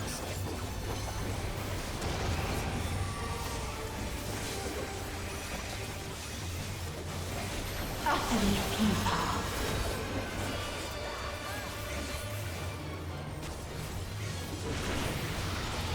Okay, well, I guess we know that Your she's a suffering sticker. is at an end. Okay. If she's opening her mouth, it's a middle, and if she's crying, it's... This is a kindness.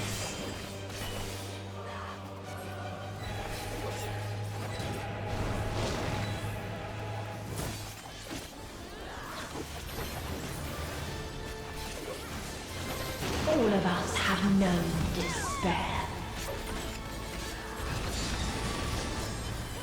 Head. There's one way to get head.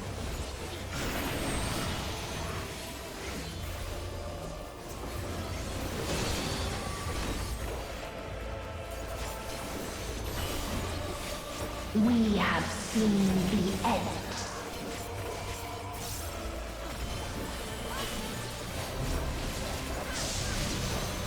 So it's going to be the...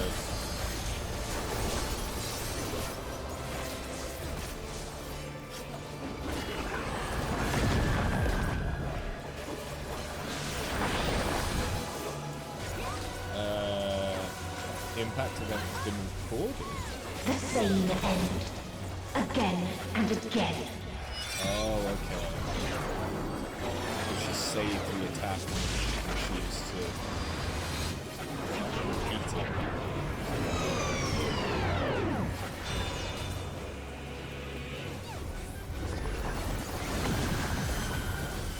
I see.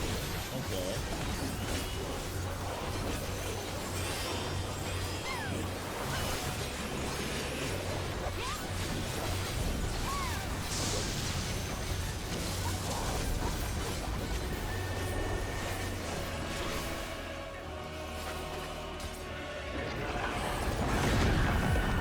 Oh, someone just died.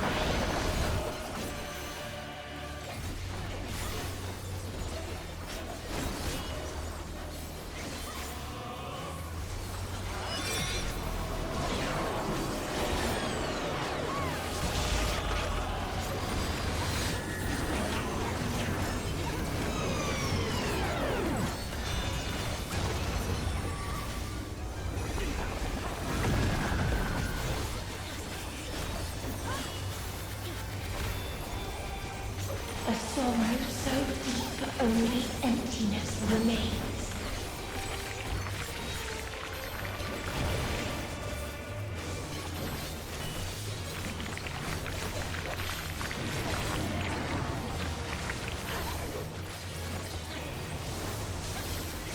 Oh, they're crying.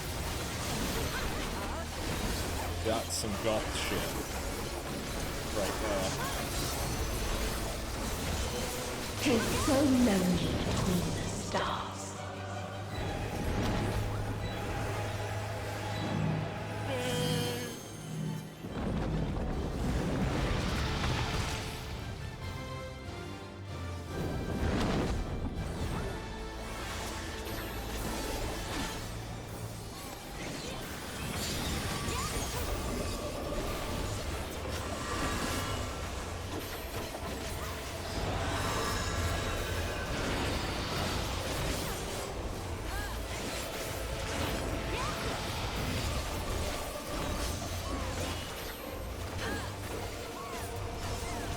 We have seen the end.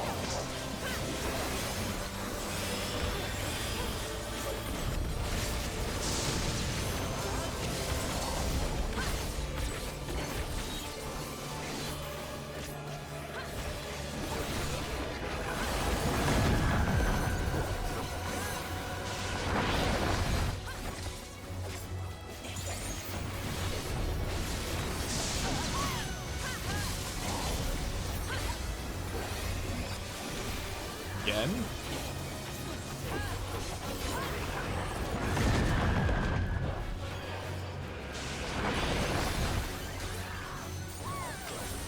Ah! Punching The microphones. same end. Again and again.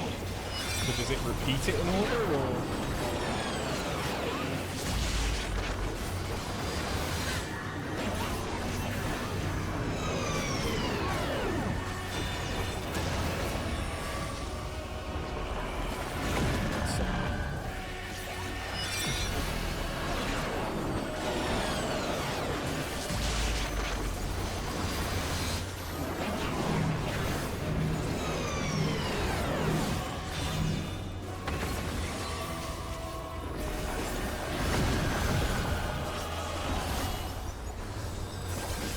There is no happiness in life.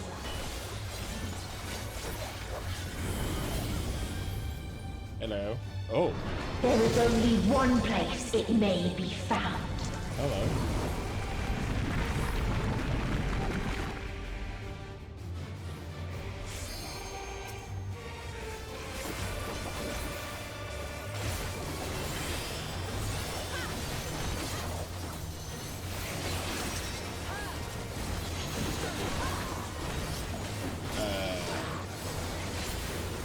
What's that? Is that where the planets? Okay, that's where the planets are gonna launch. I see.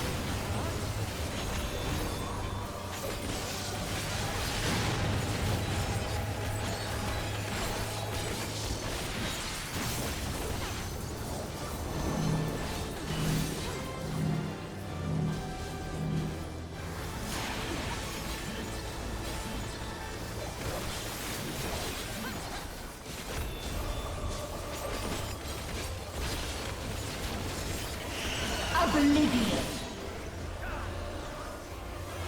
Yeah, I know, the game just came out. Oh, is this LB3? Yeah, it's an LB3. It said Transcendent Limits.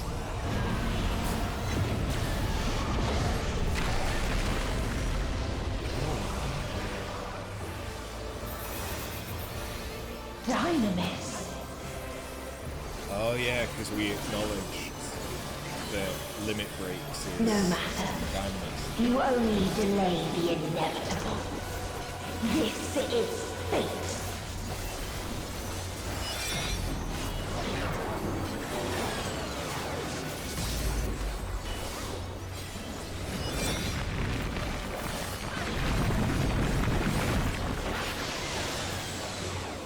Wait, she's doing the same attack again. Your time has come.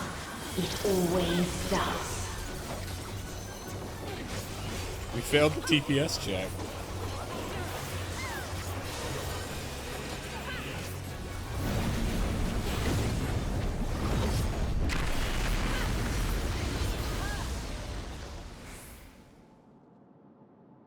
No, we didn't. We're not dead yet.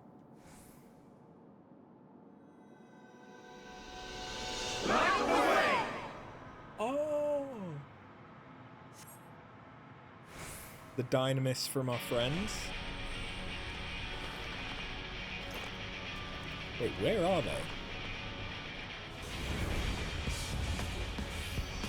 Oh, they're in the Ragnarok, of course.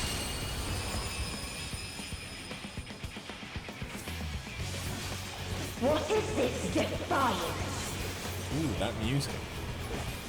No. The hatred, the pain, the loss. We cannot suffer it again.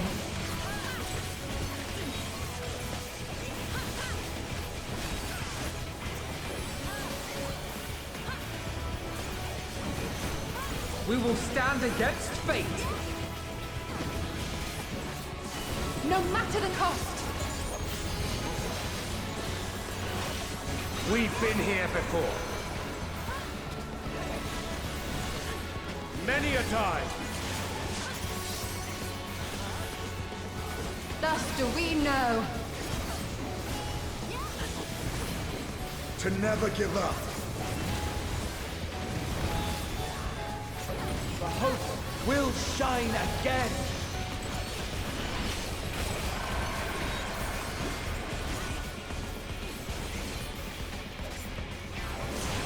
What we saw.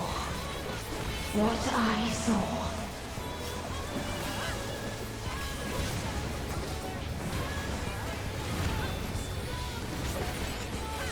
It can only end in misery and desolation.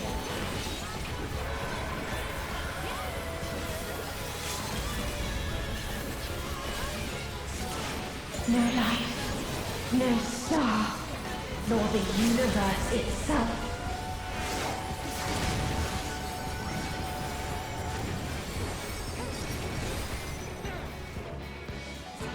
If this was not answer, then what is it?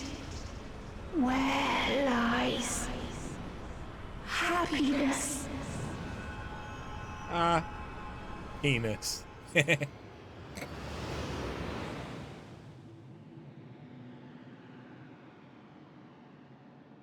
That was good. That was a fun fight.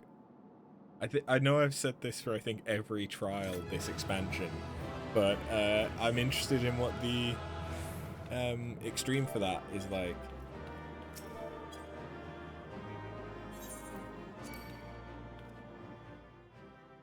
And I'll find out because I want the mount. I want all the mounts. Kingdom Hearts is darkness?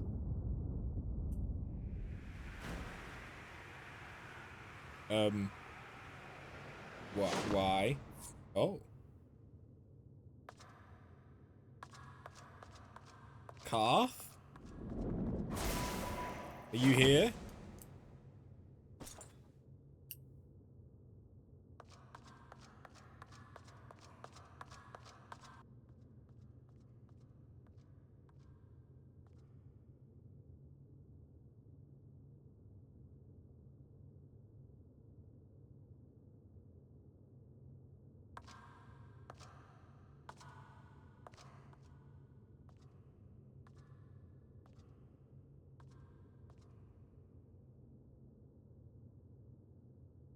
No matter where we flew, there was only darkness and loneliness and pain. We couldn't find the answers Hermes yearned for. The answers he deserved.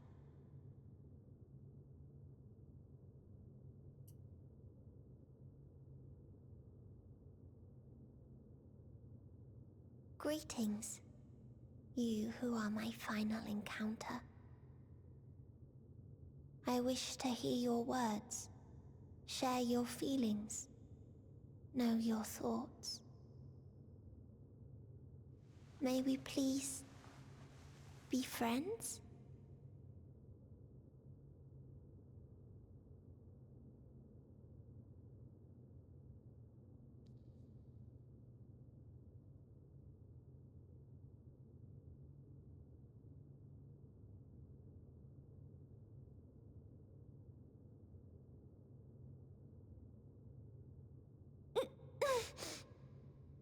Yes, I can see them. The memories of a long, long journey. So many people. The thoughts of them overflowing in your heart.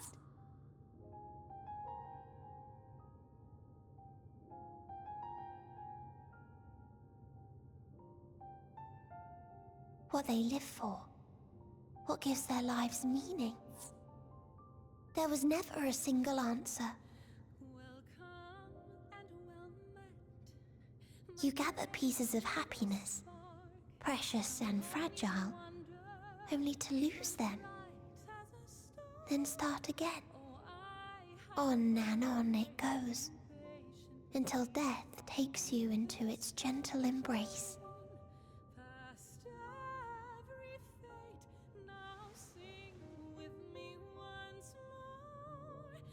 That which Hermes sent us to find was there all this time, on Aetheris.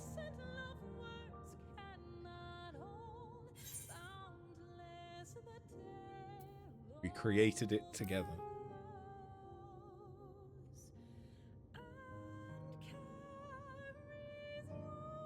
Like a field of flowers, perhaps. At first a single blossom. It spreads and takes on more colors. Thank you for guiding me here. To find these words at journey's end fills me with joy.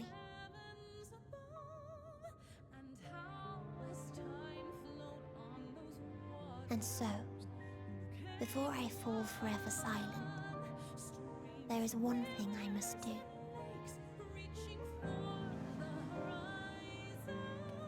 No expression of regret will undo what my sisters and I have done, or restore what we have stolen.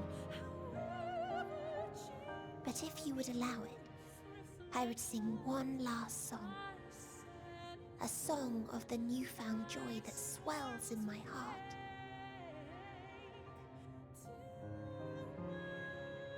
Of the beauty of light when it shines across a dark and starless sea.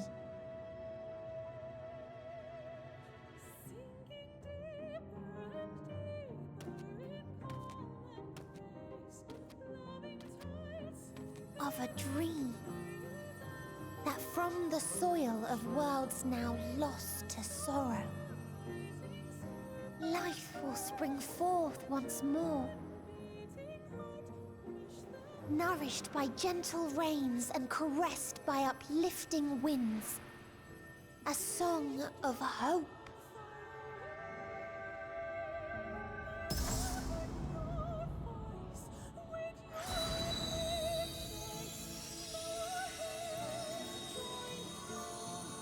Why do I feel like I'm about to have to fight Elven Beast?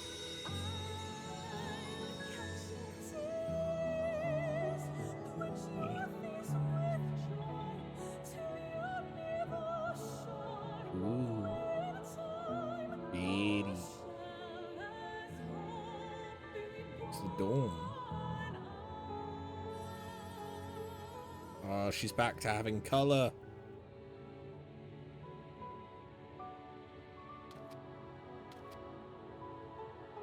One day, life will fill the universe again, and Hermes will see this and smile.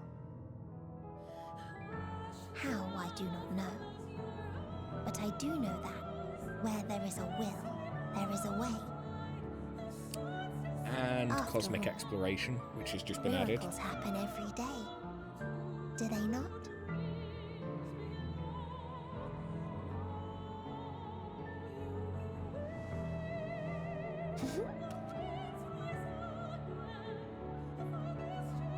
I will create a path back to your ship, where your dear friends await. Hold in your heart your desire to return to them, then follow my lead and walk forth. That hope will surely guide you true.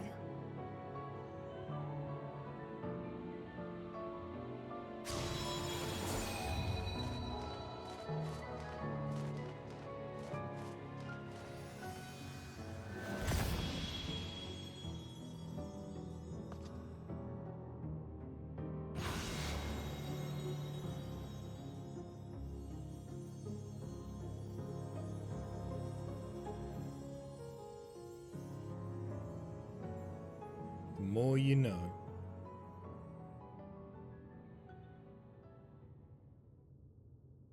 What about Xenos? Like, what's he doing whilst we're going through all of this? You mean to return to the world where you are hailed as a hero.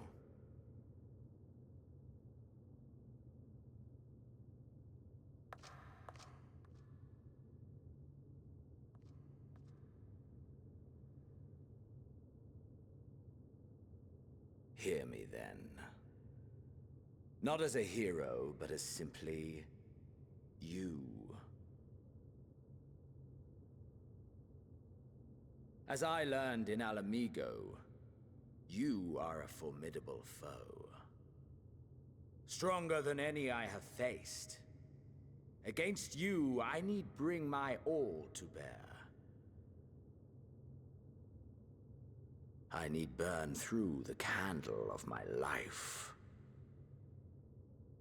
This is the sole pleasure I know, and it is the sole pleasure I have to share.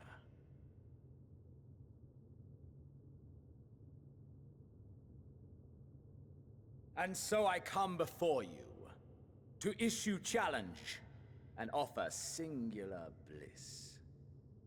If you wish to walk away, I will not stop you. You value life. You do not burn yours save for reasons you deem worthy. Reasons such as those which brought you here. The salvation of a world and its people. The motives of a hero true.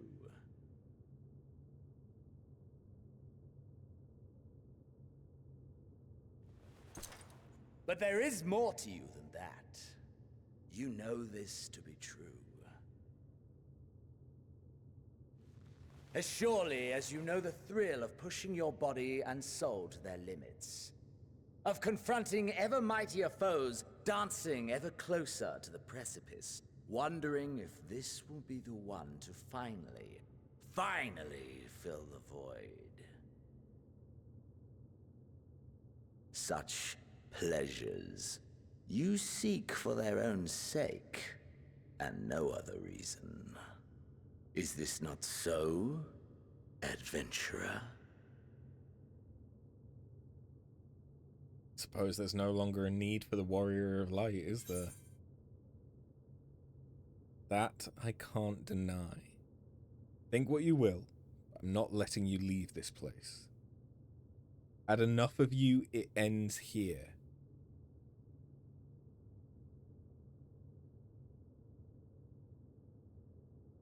It's how we started the journey. Let it be how we fucking finish it. I can't deny. I am an adventurer, first and foremost.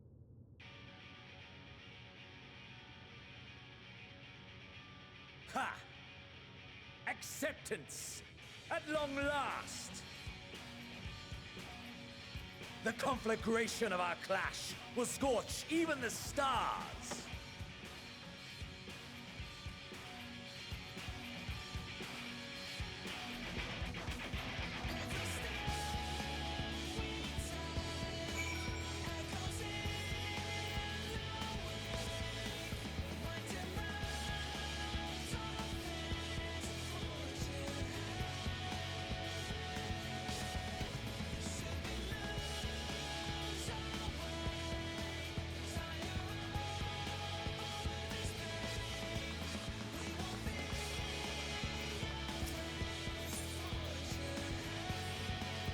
Oh, it's a level sync? Okay.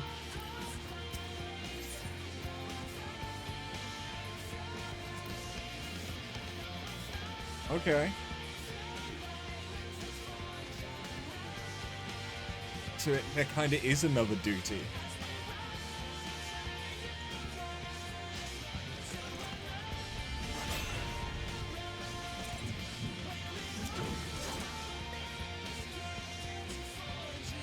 Come on, Lindsay.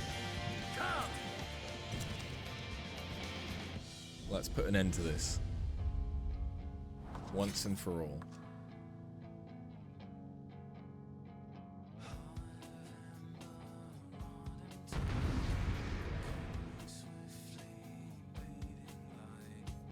It's nearly 2 a.m.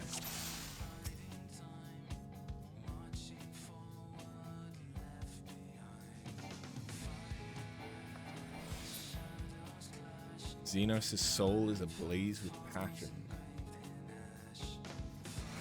Your soul burns brighter, your power swells. I've gone Super Saiyan. Back.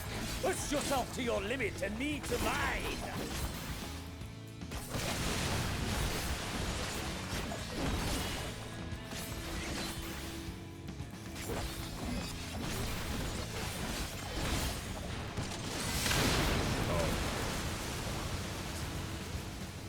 Is this truly the best Heideland's chosen can master?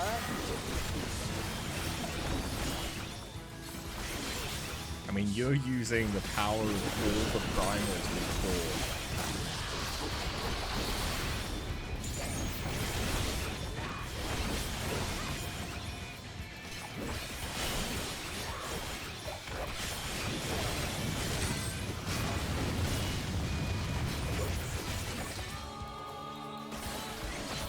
Show me your vaunted fortitude. More.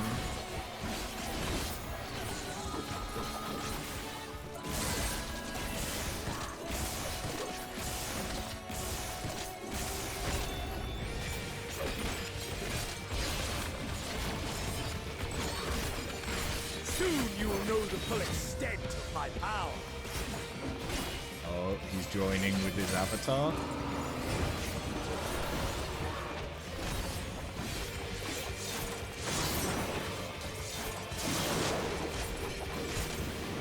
Mine for the taking.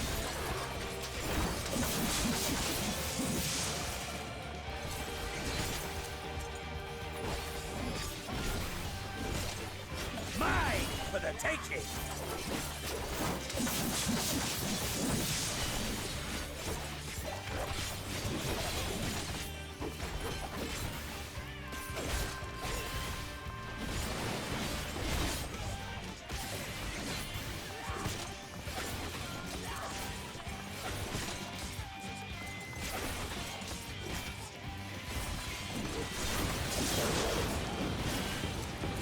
Who do you think you are, pretending to be sheep? Of your reflexes.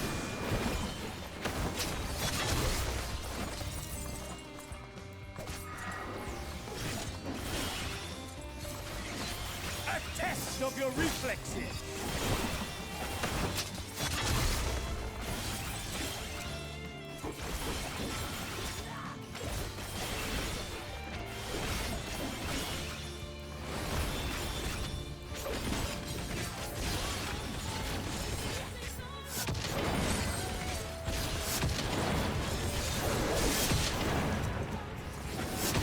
Mine for the taking.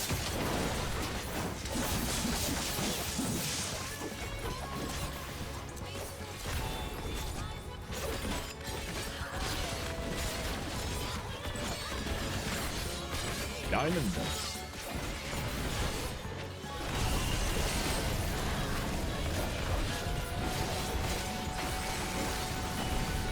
Uh-oh. Never mind, we're fine. Oh, wait. It wore off when I wasn't expecting it to.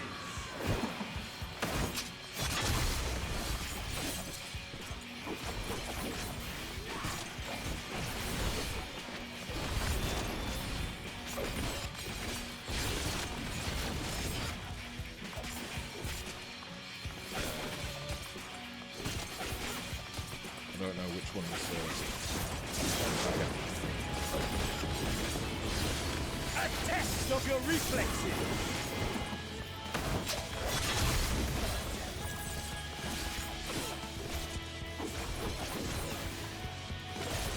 Ugh. Ah, my soul. How it burns. Oh.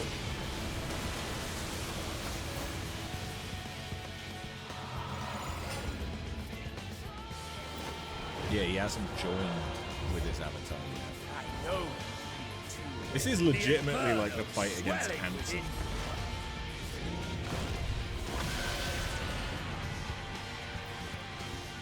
Come! Let all creation be consumed by our ravenous fervor! I have you! Ah! Oh god. Yeah, he got me. Do not tell me your life's fire is already spent.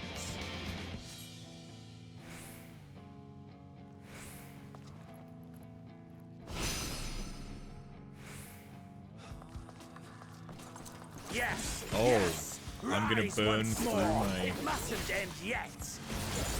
like sparks of.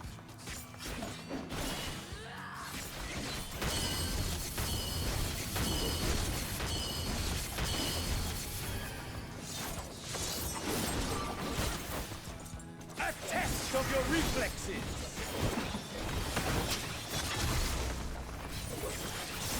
I have you. Do you?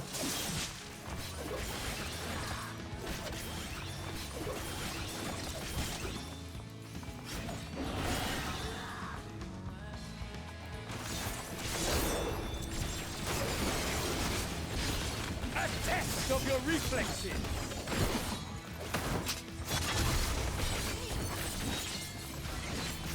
Not much of a test when you always teleport it like that.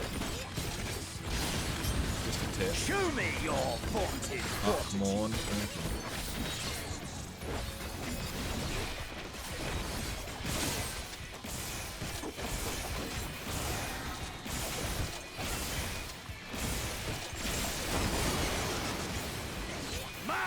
for the taking!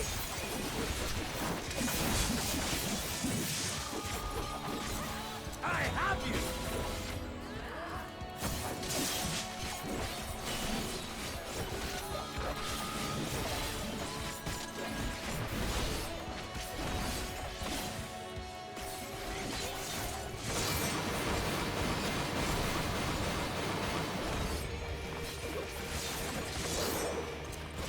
Mine for the taking!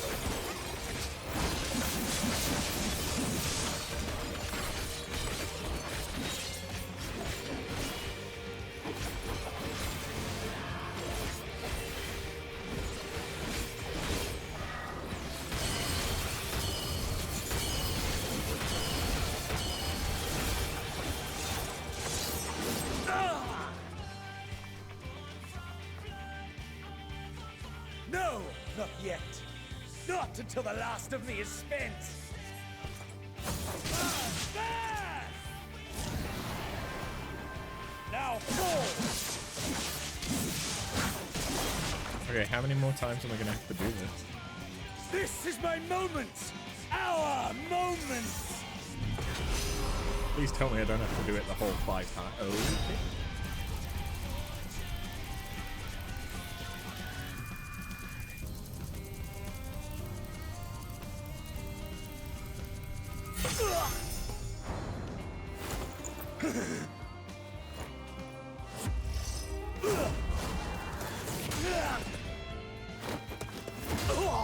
Oh, nice uppercut.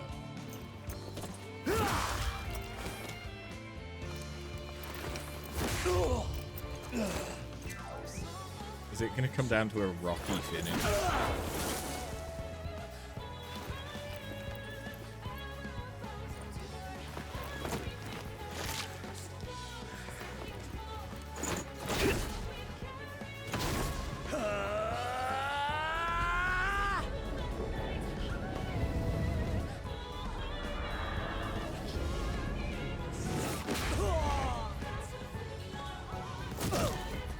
K.O.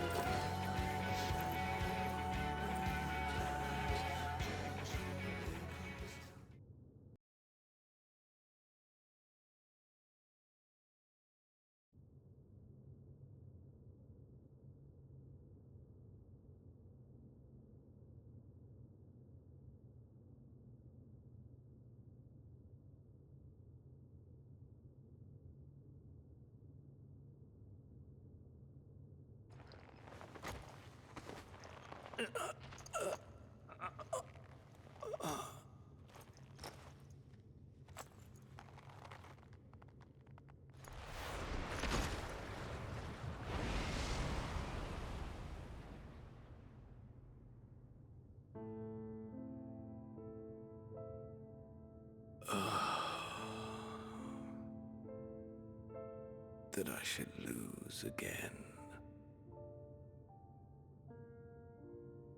You just gotta get good.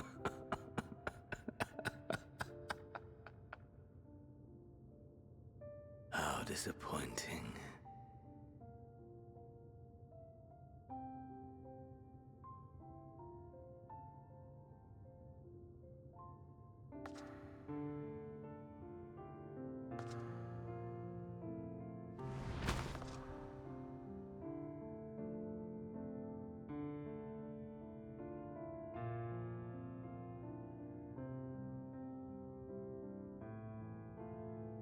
Never have I understood those around me. Understood their obsessions. Besieged by their banality, the world is a mire of tedium and trivialities. But in these fleeting moments, there is a spark. Blinding. Brilliant. Gone. Too soon.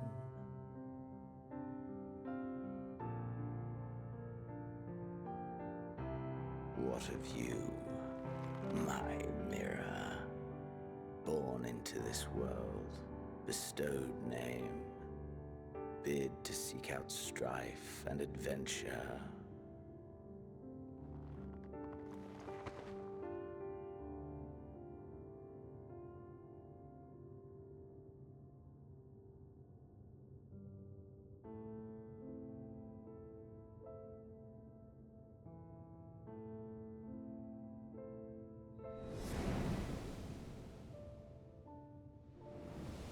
Wood? Limsa?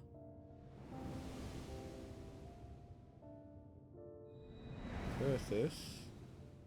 Was this life a gift or a burden? No, that's Curthis. Kugane. Alamigo. Did you find fulfillment? Crystarium. Old Charlian.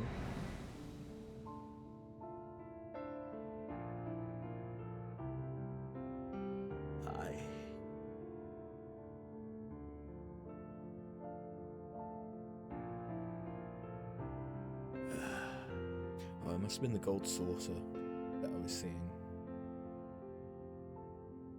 Just don't often look at it from the outside.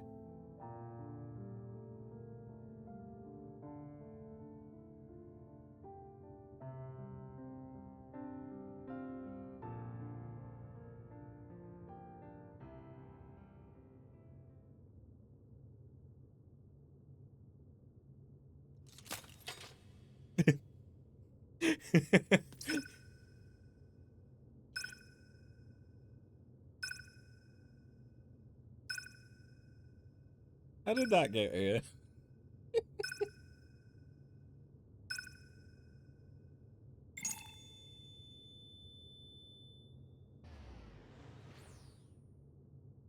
Oh, but we'll leave Xenos behind?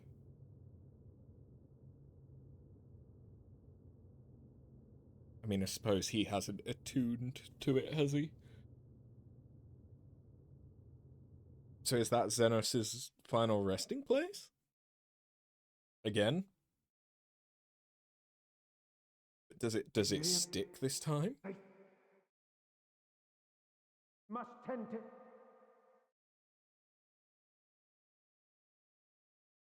When you're... Please. Someone, and... Please.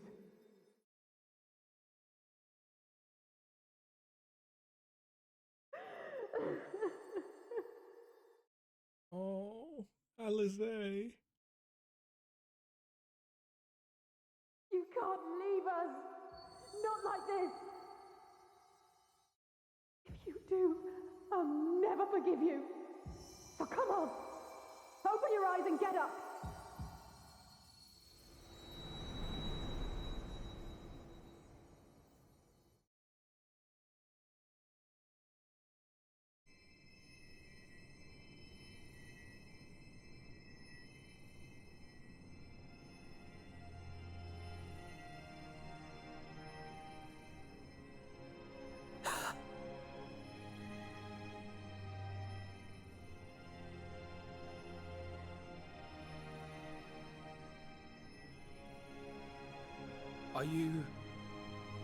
Are you with us?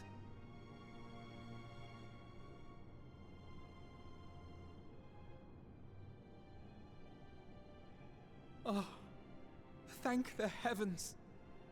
For a moment we thought...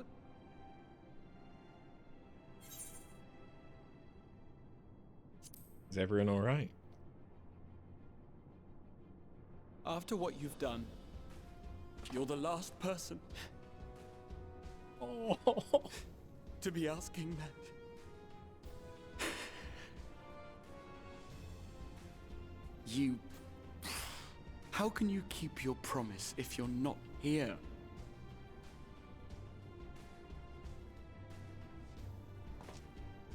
I like this way Another of doing fine show the you've put on, voice actor card. my friend. A fine show indeed. What were you thinking? Fighting alone? Never do that again. My poor heart couldn't bear it. Put yourself in our place. If you hadn't returned, how do you think we would feel? And if that sounds harsh, it's because we care. We tended to thy wounds as best we could. But how is the pain?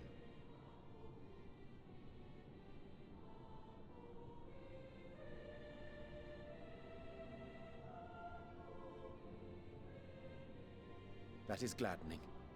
Grievous as thine injuries were, however, I would counsel repose for a time. Gladdening!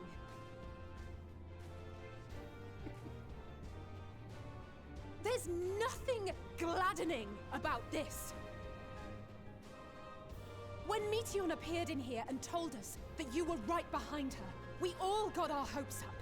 But you never came. And when you finally deign to appear, you're within an ilm of your life. Damn you! Damn you for making us worry! Oh. There are some moments where I really love Alizé. Oh, those were cries of celebration! Anyway, well, the important thing is that you're all alive and in reasonably good health, and we mean to get you back that way.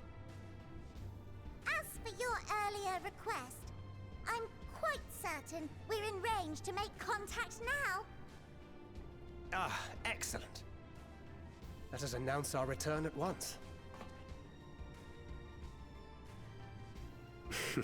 I hope you're ready.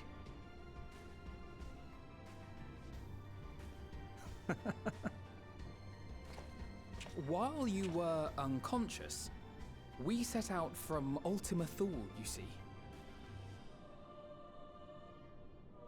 Can you stand? If so, you may wish to see what's outside. Aetheris? Or are we already on Aetheris?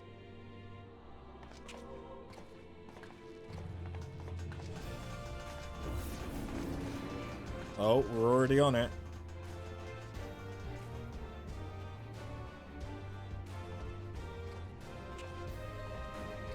We're home, my friend. We're home.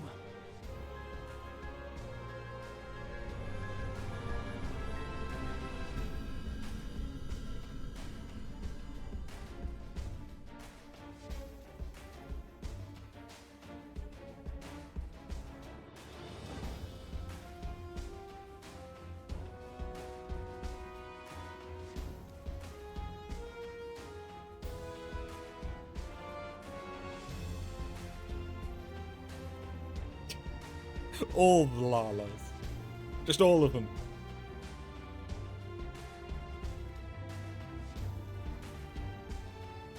Miyun looks a bit out of place there, doesn't she?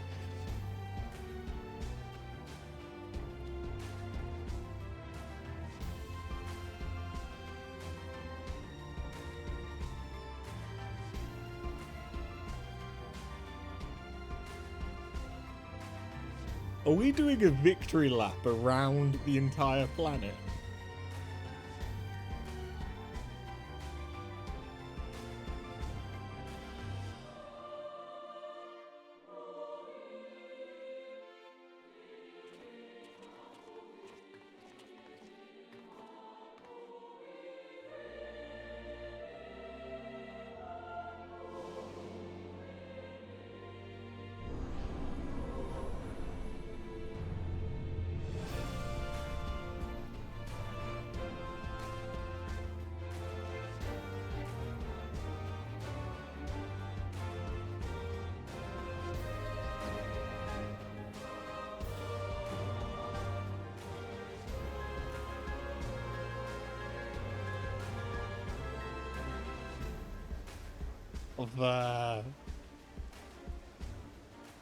Is that?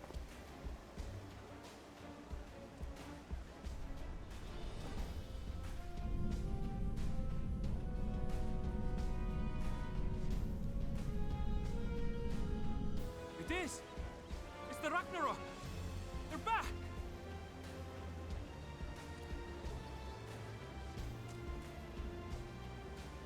Thank heavens. Truly. They've done it! Welcome home. Yes!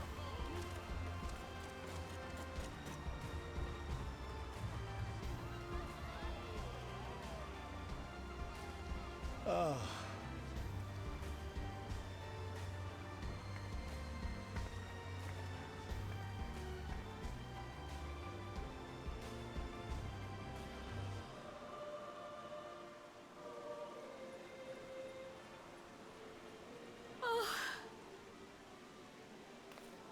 And thank you for being with us every step of the way, Cryan.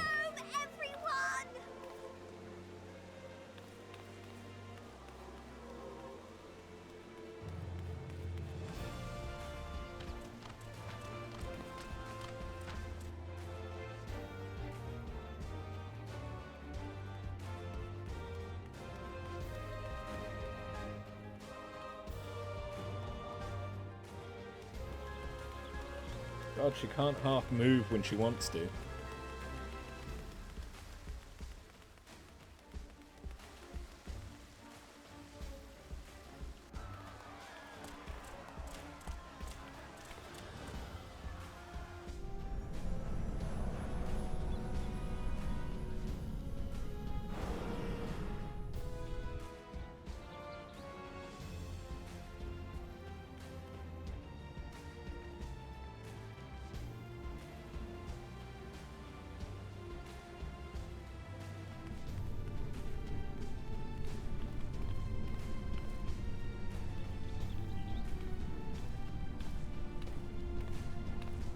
Welcome home!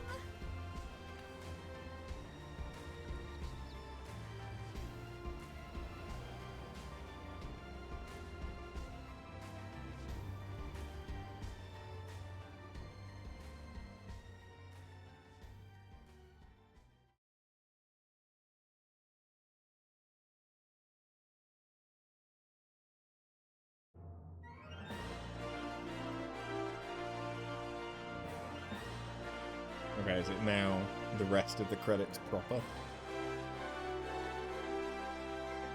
Yes, yes it is. Okay. that was a nice cutscene. I like that. I liked that it was highlighting the voice actors at the same time as well. Like I like games and or movies that bring the credits into the sort of epilogue like that. Is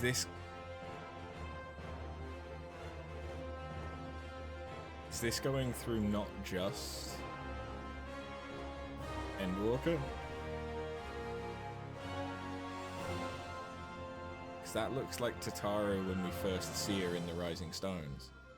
It is, it's going through the entire... Okay.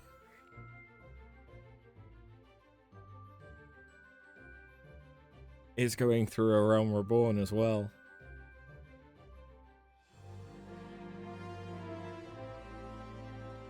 Well played. It's a small detail, but that hits different. Given we've just finished Endwalker. Oh, Paparino.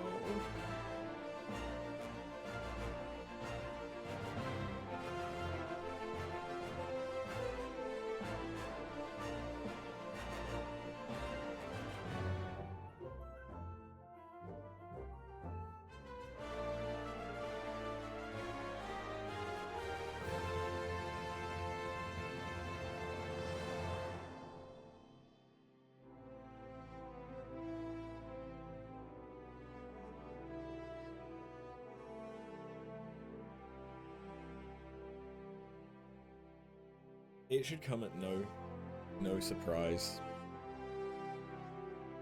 given the amount of this game that I have played off stream and on stream. I really enjoy this. I really enjoy this game.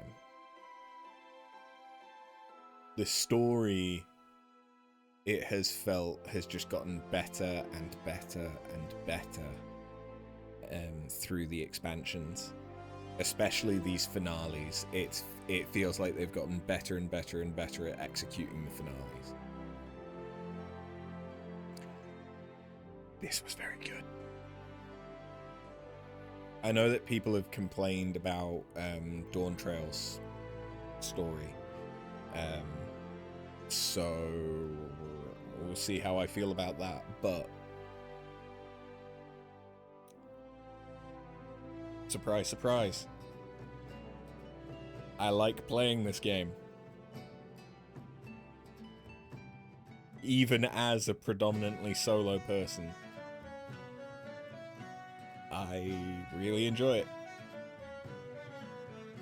I would recommend it, and as a Final Fantasy fan that maybe doesn't know but has some knowledge of the other Final Fantasy games, at least the main series ones, it's really, really nice to see where they've used certain assets or where they're referring to previous characters and stuff like that. Like, I am 90% sure that that is Cocoon we could see in Ultima Thule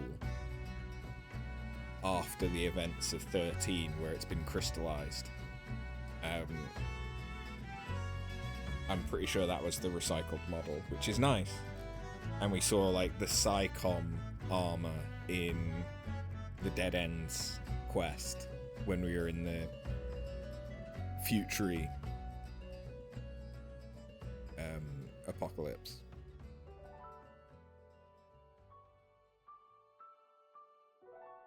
Moonbreeder.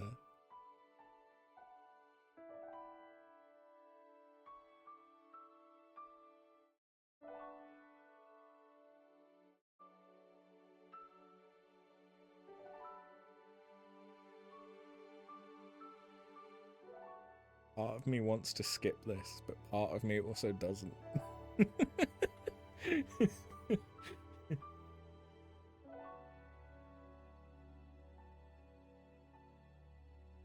I look forward to seeing what they set up. I don't know if they are setting up like another overarching storyline in Dawn Trail, or if Dawn Trail is sort of relatively self-contained.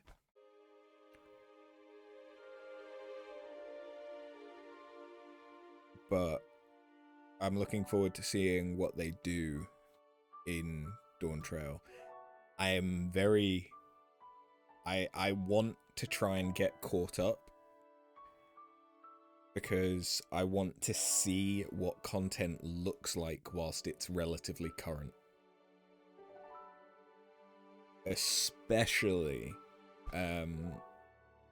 the...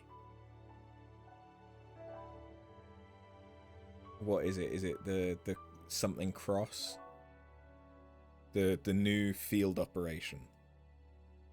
I want to see what doing a field operation whilst it is current is like. Because obviously, when I have played this game previously, I've never been on the current expansion.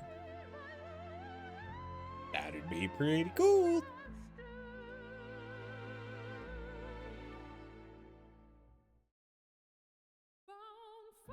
Although, once I am caught up, and there is not necessarily anything left for me to do, although that's going to take a while,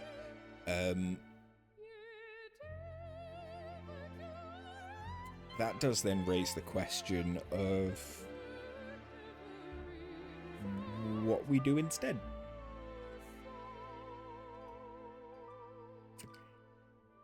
And there is Final Fantasy XI.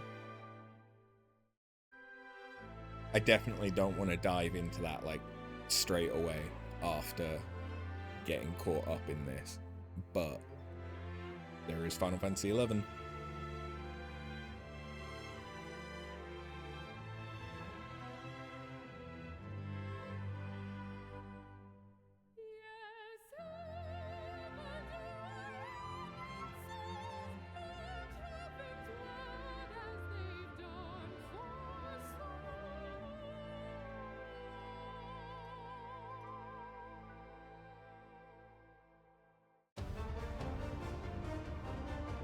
That's in there just to wake you up.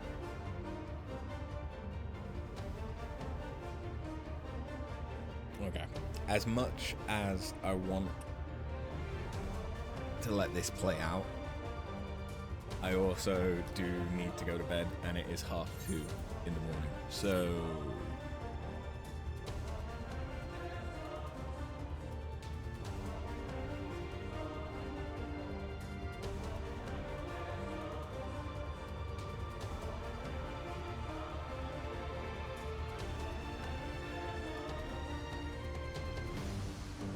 aha, guys.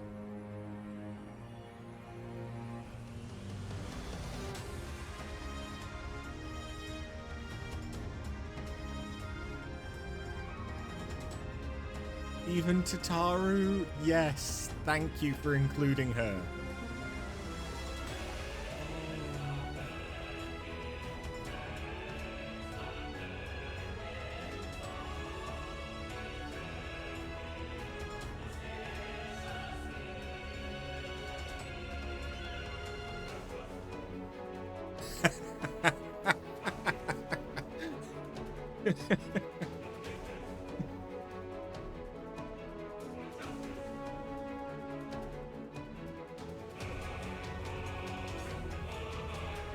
That's cute.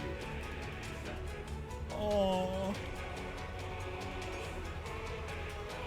Graha looks so tiny.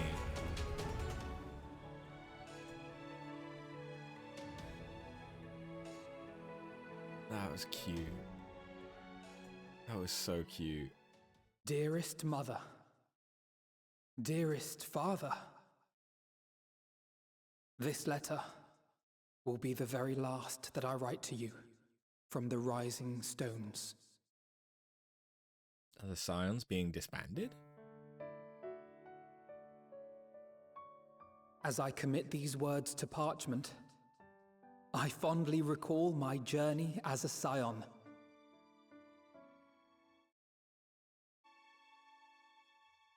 From the time I first walked into the Order's former halls, to the time I set forth to forestall the final days.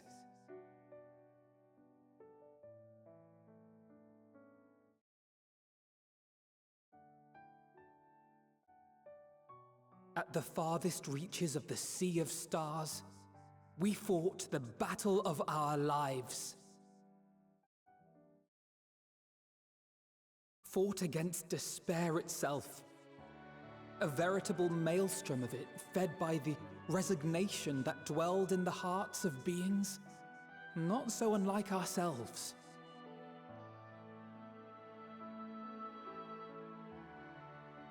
Full oft have I harbored the same malaise.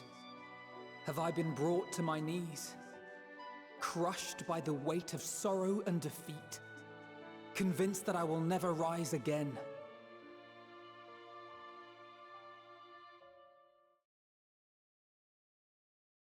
However, I have also known many moments of unbridled joy and happiness.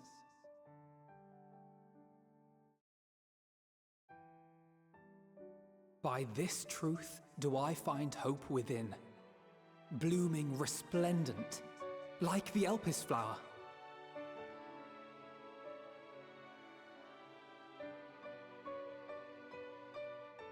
And thus do I endure. Do I look forward to creating more memories with my friends and loved ones.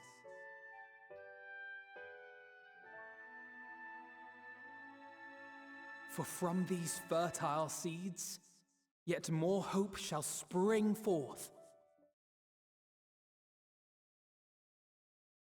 And they will grow to become shining lights that illuminate the dark.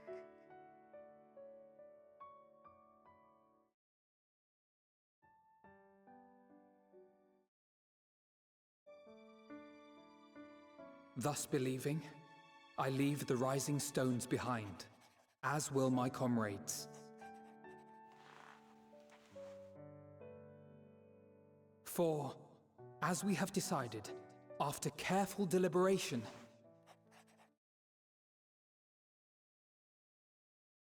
We are disbanding the Scions of the Seventh Dawn.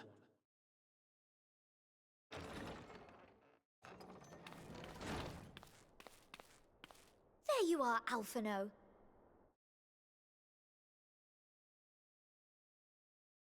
Everyone is already gathered in the foyer. My apologies. I'll be right there.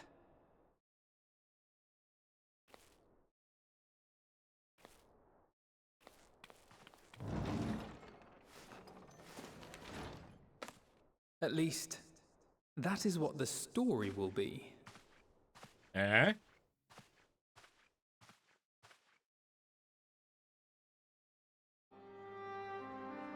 What you talking about, Alphino?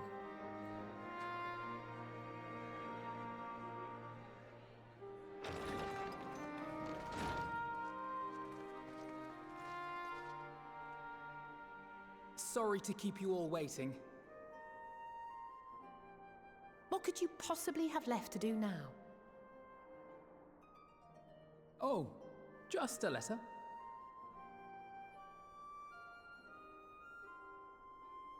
I imagine it will be a while before we can gather like this again.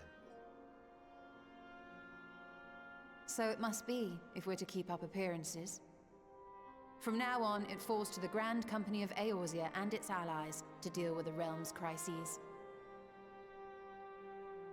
Meanwhile, we shall return to our erstwhile ways.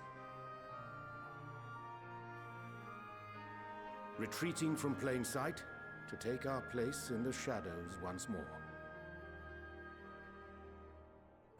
Indeed. For the foreseeable future, I expect that we must work independently, as we seek out problems that want for solving. But a day will come when we face another great challenge, and we will face it together, as we always have.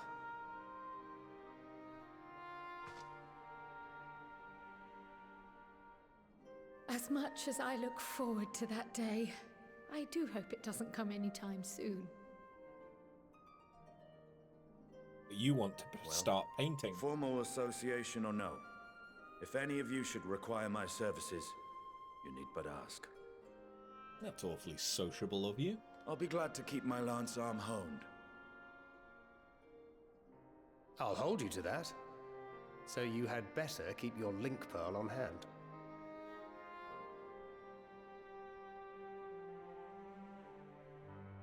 So you really mean to stay, Tataru? Oh, someone has to keep the Rising Stones in proper order. And even a super-secret organization requires a super-secret base of operations.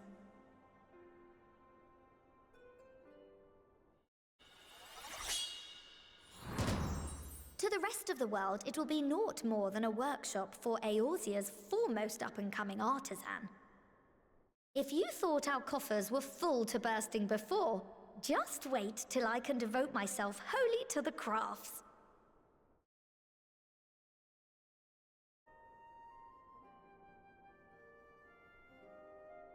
Plotting to build a mercantile empire to rival that of Lord Lodorito, are we?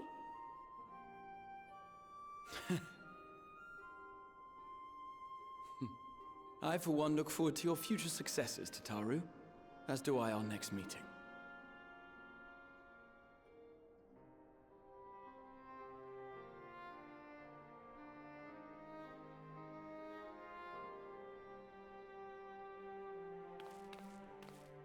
And with that, I believe it is past time you all made ready to depart. Leave no preparations undone or words unsaid, all right? Now, off with you. I want a quest line where we just help Tataru. That's the Weaver quest. Is just helping Tataru.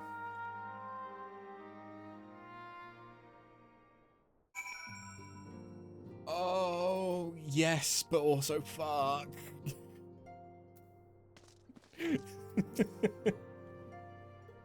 Please be voiced. It's not going to be voiced. Damn it. Thou hast spoken with our comrades. Though this parting be not forevermore, it is nonetheless occasion for sorrow. Akin to a pixie's path, the navigation of such farewells is a perilous endeavour indeed. For their part, however, the Leporites embark upon a new beginning. Though bereft of its purpose as a vessel, the moon yet remaineth hospitable for the creatures of Aetheris. Thus do our lunar visitors convene with the Forum, intent upon assigning some new and beneficial role to our solitary satellite. Yet, ere that may come to pass, there's much and more each party must learn of the other, a process which doth promise to be eventful indeed. To that end, a cadre of Leporites hath gleefully dispersed across our lands in the name of mutual understanding. Hydaelyn, 'tis said, did imbue them with her love for all things born of this star. And 'tis Venar's own nature, I believe, which doth manifest in this impressible, inexhaustible curiosity of theirs. Having witnessed that which they strove to achieve, I wish most keenly for their long labours to be rewarded, that their abiding affection for man result in a boon for all. Moreover, I hope to continue our acquaintance, and share in such knowledge as they see fit to impart. Acquaintance? I'd call it friendship.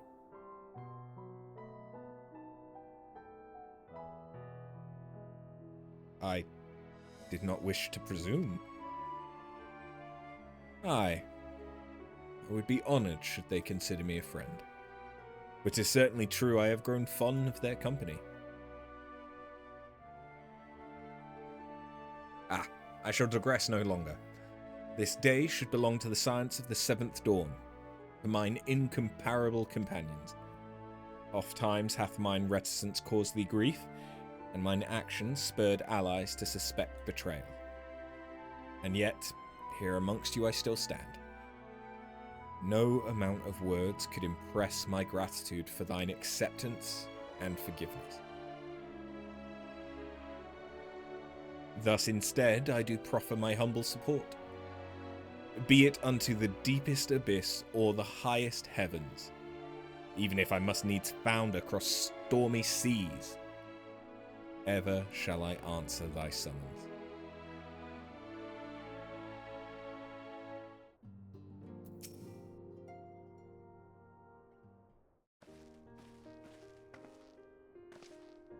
After, seen to your preparations, have you?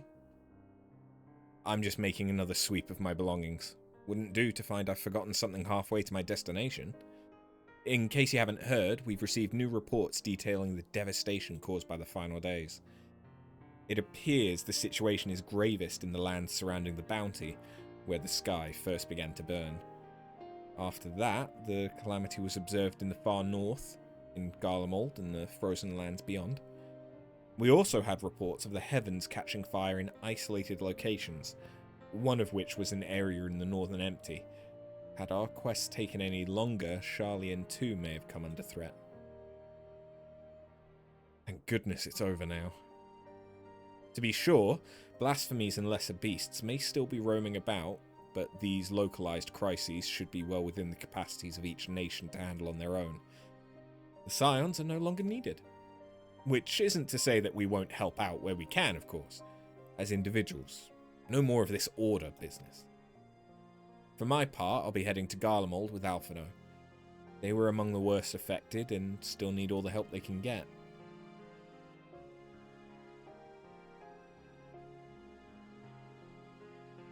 It won't be easy. An inevitable part of aiding those in need is coming face to face with tragedy. Knowing it doesn't make it any easier, though. That'll curse my weakness. My inability to fix every problem and save every soul. But no matter how much it hurts, I won't give up. I'll do what I can for as many people as I can, begrudging no effort. And should I find myself discouraged, I'll remember you. Think back fondly to one of your many moments of triumph and accompanying determined expression. Even those that still annoy me in retrospect. Like when you activated the teleporter without warning. And should you hear about me, I want you to remember too. Remember that I'm out there somewhere, trying my very best. I look forward to hearing all about the legendary Alizé Leveilleur.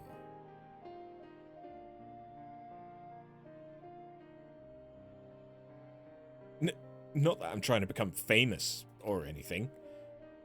That being said,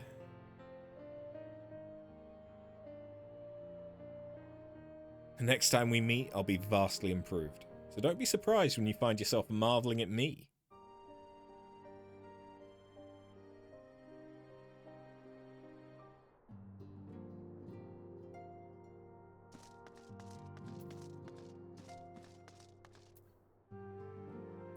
Who the fuck are you?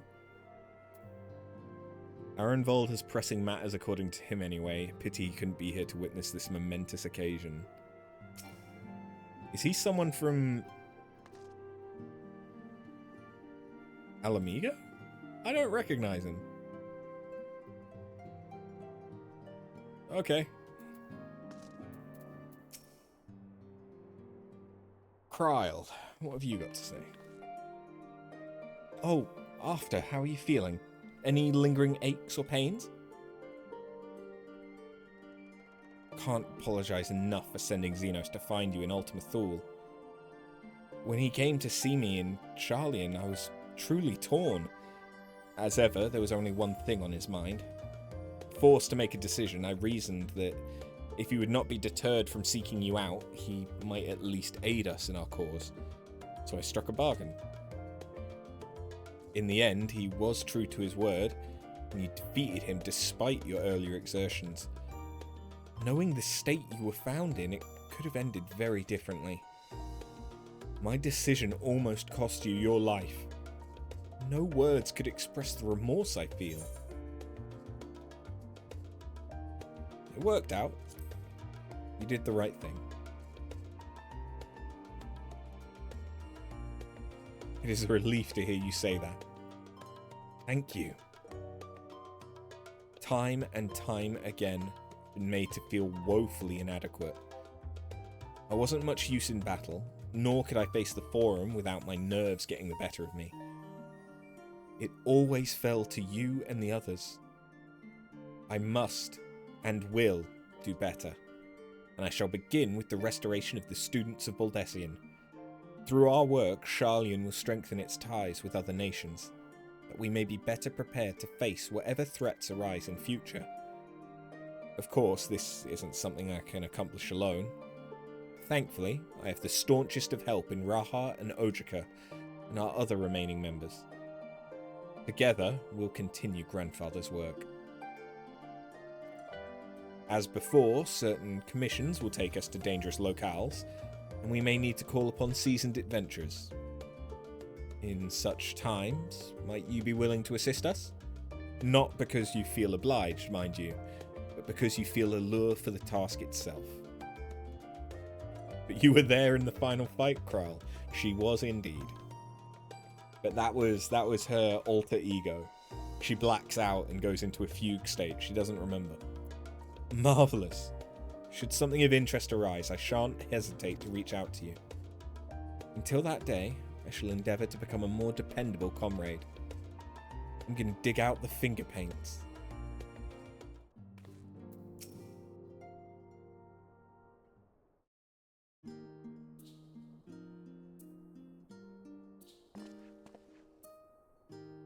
Oh, after. Pray, forgive me for delaying the gathering. I was writing a letter, you see. To my parents. As busy as Father's been, tending the aftermath of the Exodus, he's been good enough to show concern for the Scions. And besides, I've made them worry enough for a lifetime. Henceforth, I'll endeavour to write as often as I'm able. A little effort to set their minds at ease while we continue to be away from Sharlayan. Both Alizai and I are off to assist with Garlemald's recovery, you see. Though uncertainty remains over what will become of the nation, We cannot well leave the capital in its present state. We will rejoin those members of the Ilsabard contingent still stationed there. Lucia and Maxima helm the relief effort, with support from our allies, the people of Garlemald, among them. They will gradually be joined by those who have finished treating the tempered across the lands. Lest you misunderstand, we do not seek redemption for failing Licinia and her sister. That is a burden we must always bear. Nay, we go because of the truth in Lord Quintus's words. The truth that whatever ideals individuals may espouse, nations are not moved to action unless they stand to benefit. For the foreseeable future, the fallen empire will be at the mercy of both internal and external forces. And though I do not doubt the intentions of the contingent, with greater powers involved in the relief effort, our allies may well find themselves drawn into a political agenda. In going, we seek to ensure that the needs of the people come first. To understand their hearts, we might better help them to begin anew. You'd best write to me too. Write you letters? Of course, I'd be glad to do so. I'd be gladder still were you to come and visit. I believe I speak for Alizé as well. For fairly as long as I've been in Eorzea, you've been at my side, watching over me, in good times and in bad. How many times have we gathered to share tidings? None could possibly keep count. The world is changing, and will continue to do so. Yet no matter what the future brings, I hope that I can ever look to you, in good times and in bad, as a dependable comrade and dear friend both.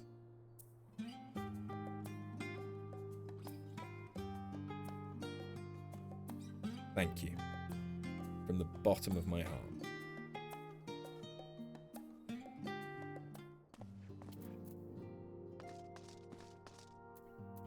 Let me...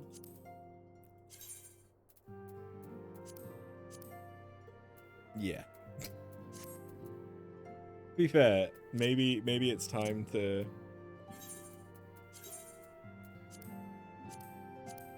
change back out of this. Although, what into? Not the GIMP outfit. Not the GIMP outfit.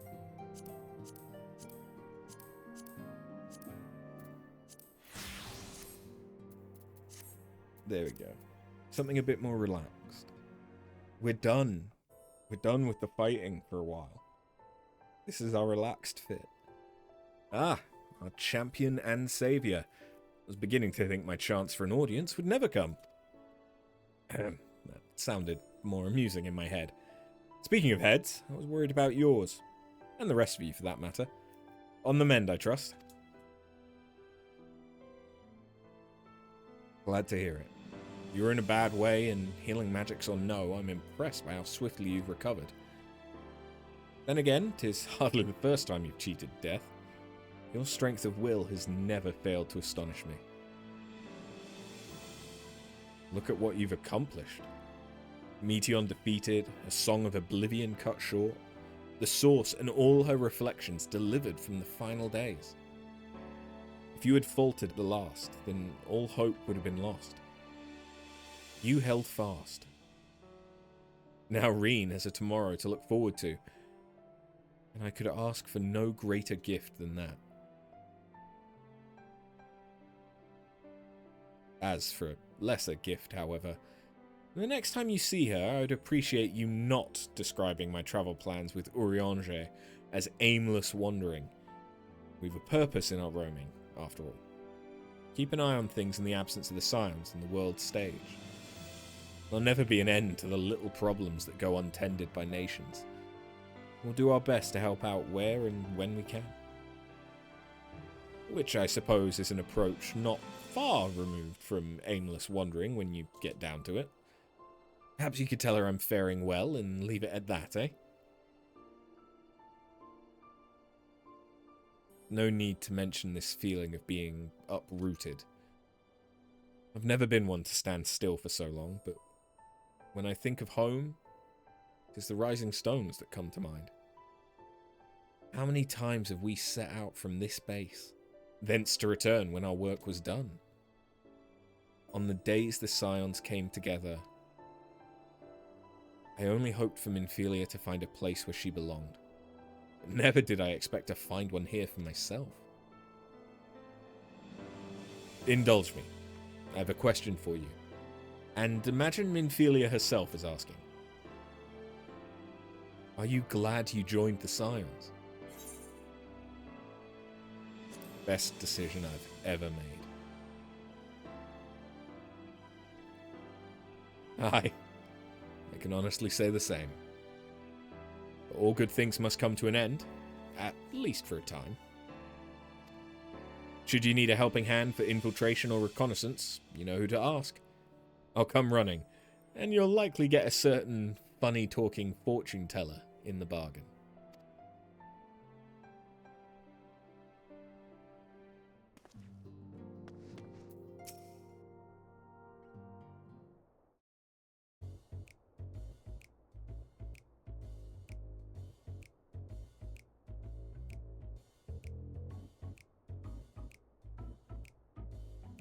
We just having a stare off.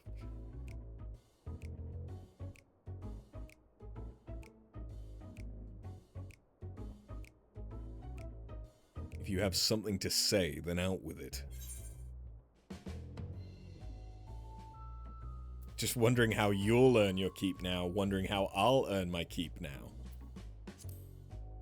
Wondering how I'll earn my keep now. What? I thought you adventurers had any number of ways to earn coin. And though the Scion's mode of operations changed, we should be compensated as before. In any case, I do not want for options, even if some are worse than others. No sooner did Aymeric hear about our dismantlement than he offered me a position as a guardsman in the Imperium district. As a former Azure Dragoon, I'm guaranteed to be popular, he said. Who does he take me for?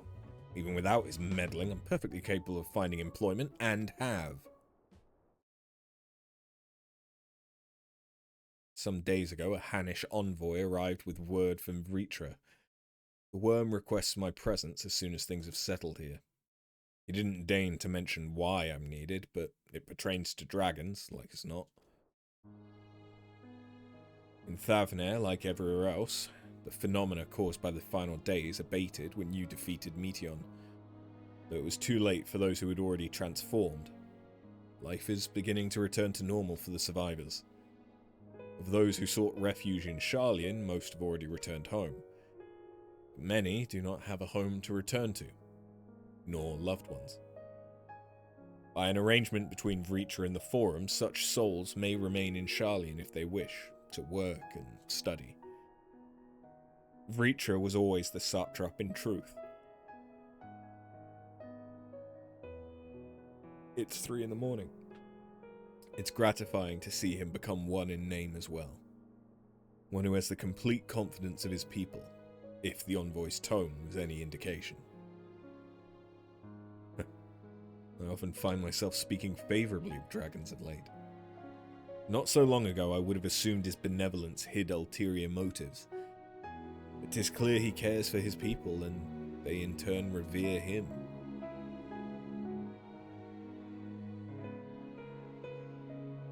To know such a nation may flourish is comforting. Vritra's kin sought release from conflict. So weary were they of the suffering it wrought, they surrendered to oblivion. But Midgar Summer didn't give up. In hope he made the journey to distant Aetheris with his clutch of eggs. And though his progeny went on to be embroiled in conflict with men, there were times when they transcended hatred to abide in harmony. That is their legacy and their triumph. In my lance, I feel the weight of their struggle, the strength of their resolve, and it lends me strength. These things I might never have learned had I not joined you. Should you ever have need of me, I will come. At the very least, it might be an opportunity to earn coin.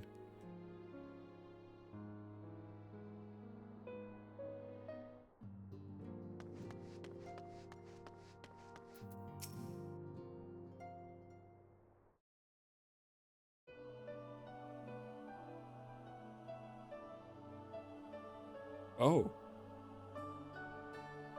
Yawn.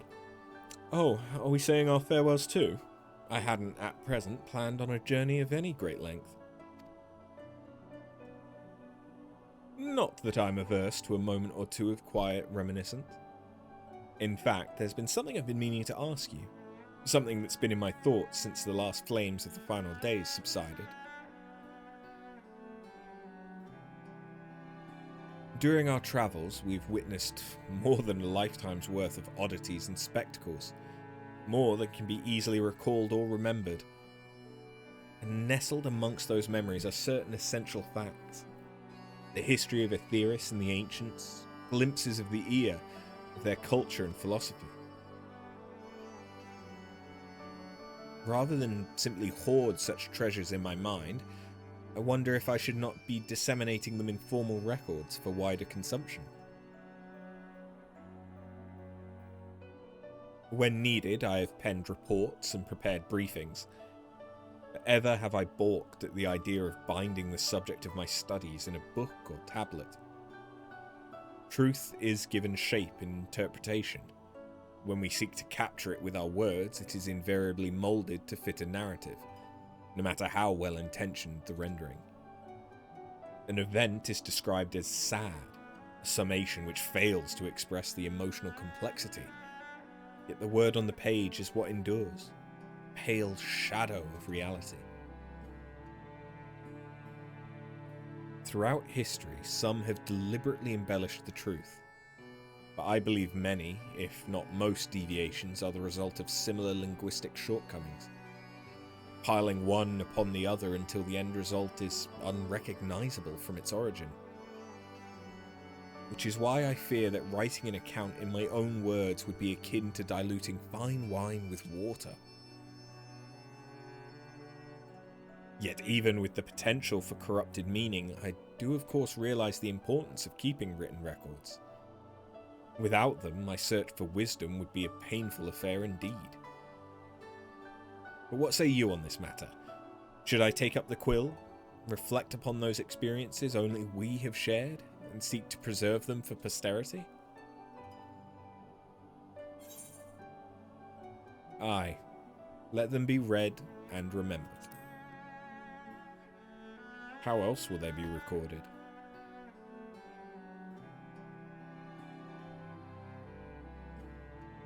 Very well then. I shall endeavour to pen what I can of the Ea and the ancients, and so many other wonders. But I am no scribe. It will be a less polished work, and more a reordering of scattered notes. In any case, I feel much better for having sought your opinion. Left to our own devices, we tend to overthink such things. I will otherwise return to following where my curiosity leads. After all, a safe method of travel to the first yet eludes me, and our venture into the great expanse has prompted an entirely new set of questions. Should you stumble into the unknown, or struggle with some impenetrable mystery, know that I am at your beck and call. Never hurts to see things from a different perspective, and mine is rather different than most.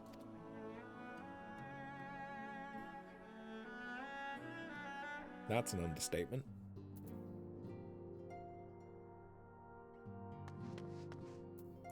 Last but not least, Braha.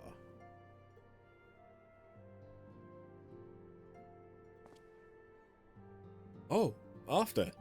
Might you have a moment to talk?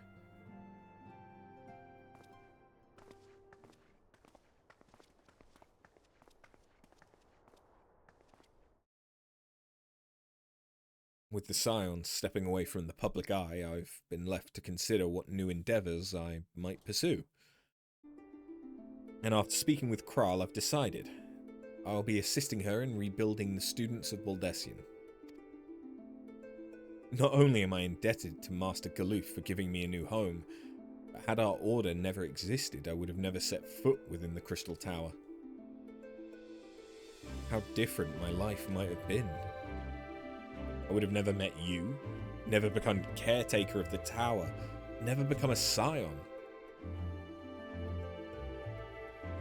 You gave me the chance to do so much good, and I hope to continue to do so with the students.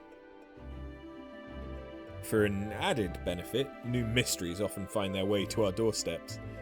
Mysteries that could prove ideal for fulfilling our promise, to embark on a new adventure together, unlike any we've experienced before.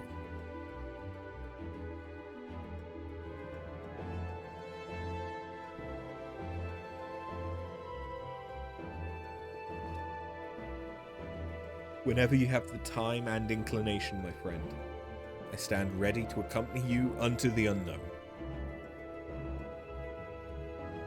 Do you recall in the realm of the Omicrons, when I asked if you thought I may someday be mentioned in your epic? While 'tis true that to earn a place at your side would be the stuff of dreams, in the end, nothing would give me greater joy than to stand with you in the here and now.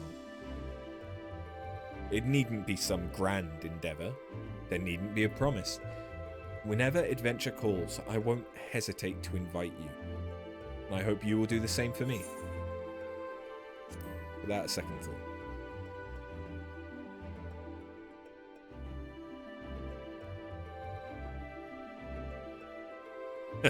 I'll hold you to that. As much as we've already seen, there's still so much we haven't. Who knows? Perhaps we'll even encounter survivors of the Omicrons somewhere out there. After all, given how they took to the stars, it isn't implausible that some found themselves far from home. And should we encounter a wayward traveller awaiting commands that will never come, I would bid them seek adventure with someone, and with that partner find new purpose, a new dream. For if crystals can hold fast to dreams, why not Omicrons? Wherever your plans may lead, do not hesitate to send word. And should a commission of interest come my way, you will be the first to know.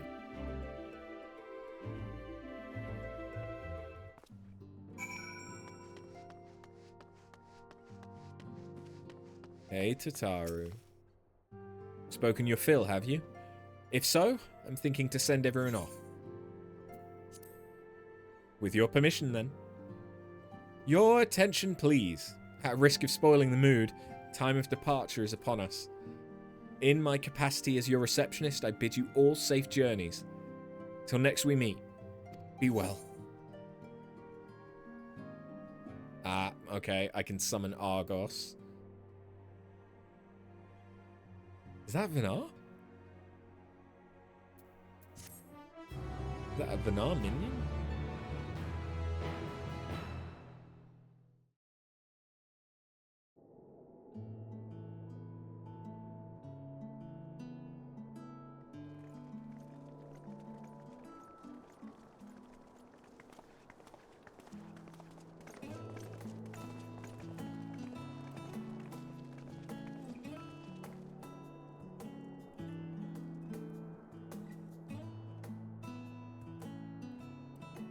I suppose we're off to Garlemald then. Though we ought to speak with Lord Emmerich first. If he's received word of any recent developments, we need to know. 'Twould be prudent to purchase some warmer clothes at least. Mayhap we can pick up a few souvenirs for Euless and the others while we're at it. Where will you all be heading next? Dravania. There is a book I've been meaning to borrow from the Great Google Library.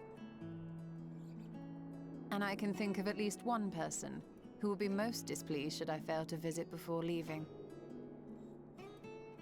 We've no particular destination in mind, but we do intend to stop in Sharlayan before we set off. We had thought to ask after the Loporrits.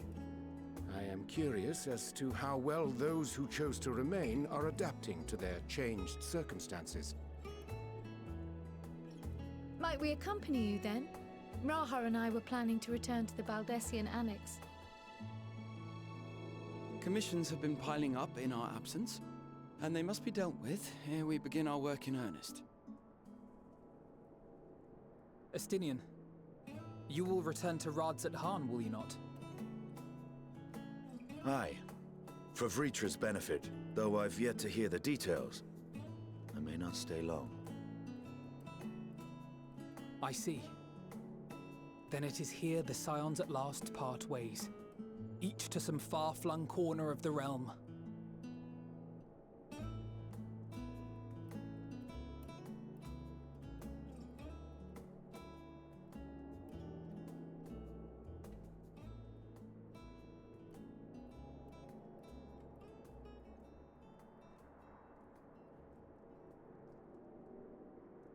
Perhaps. But I believe one of our number, a rather important one at that, has yet to divulge her plans.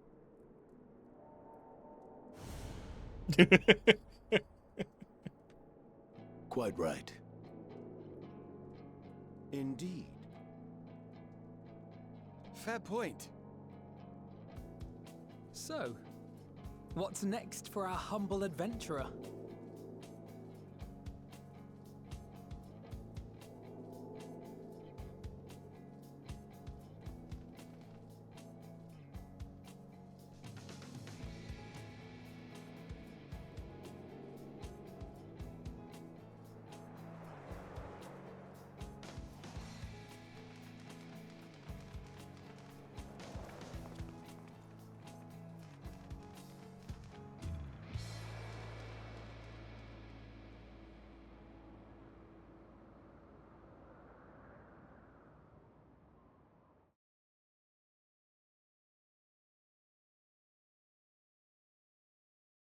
Yet stand tall, my friend. Our journey will never end.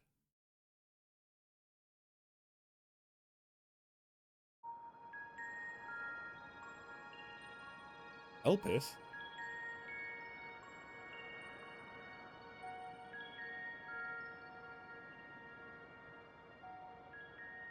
The constancy of this place never ceases to amaze me. An ocean of souls, shimmering and eternal.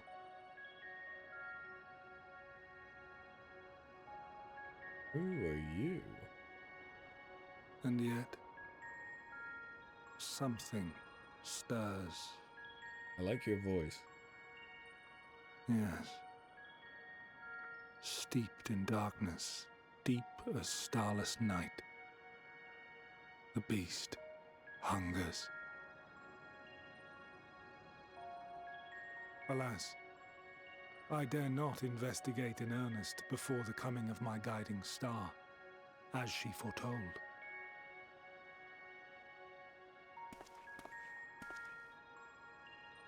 We shall descend to the depths, you and I, to confront the dread beast Pandemonium. Isn't that the sights we shall normal raid? The sights we shall see.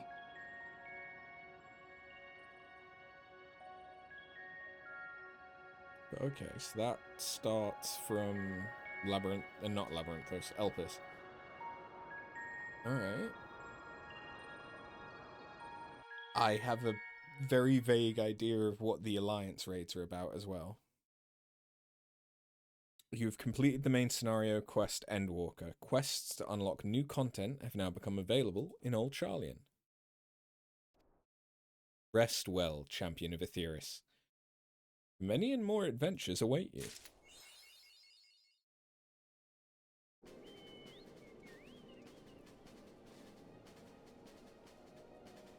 Oi.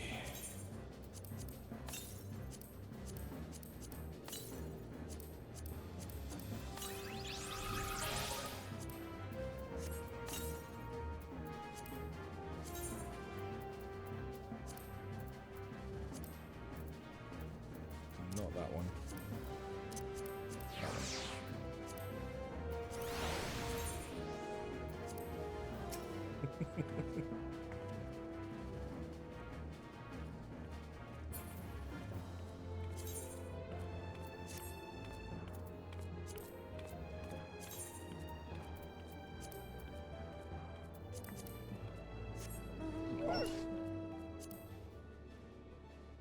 And we have the doggo.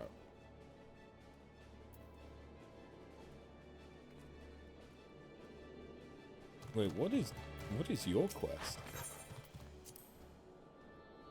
Oh.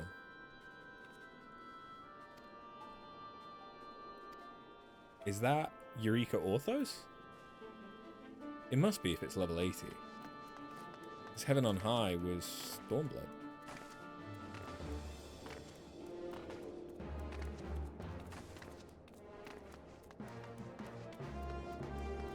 You thought it would be better if I wasn't there, as it means that you can go straight. You can go to bed straight away. Yes, that's Orthos. At some point, I need to actually do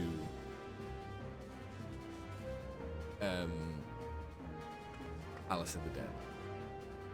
I've done a little bit, but like I actually need to get to level 50. So far, almost all of the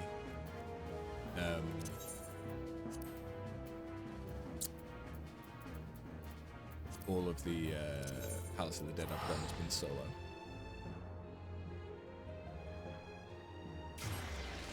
But yes, thank you very, very much, Grizzled, for being there.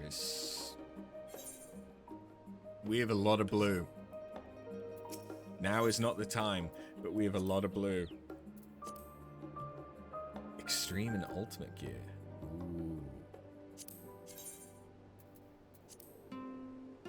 Ooh. Oh, hello. Oh, I like that. Oh, I really like that.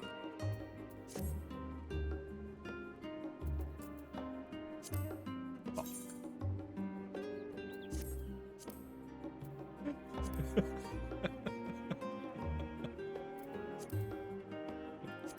I know that I like the Purgatory set. I really want the Purgatory set for obvious fucking reasons.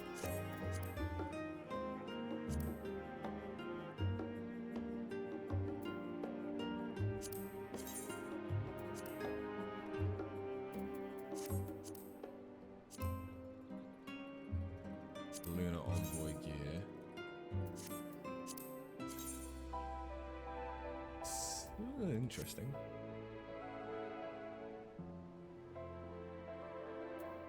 So what does this actually look like? Okay, of course, that doesn't do anything. I've seen bits of this. I should probably just buy that, honestly. For both this and... oh wait, the Credendum gear is better. Duh. I'm an idiot. I'm tired. Leave me alone.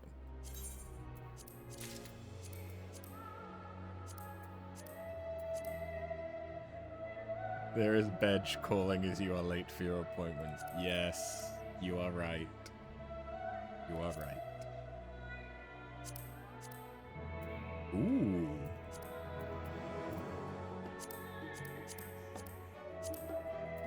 I do already have some of this.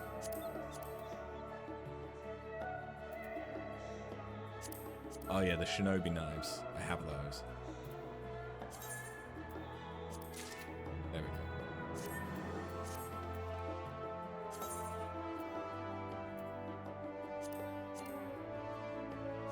go. The point is, I now have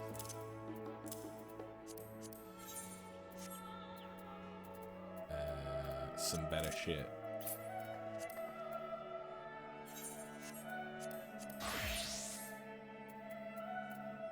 Where's the other one? There it is. That goes back in. No, that goes back in. I need to do Bosnia. Tomorrow might be a little bit of Bosnia. I'm naked.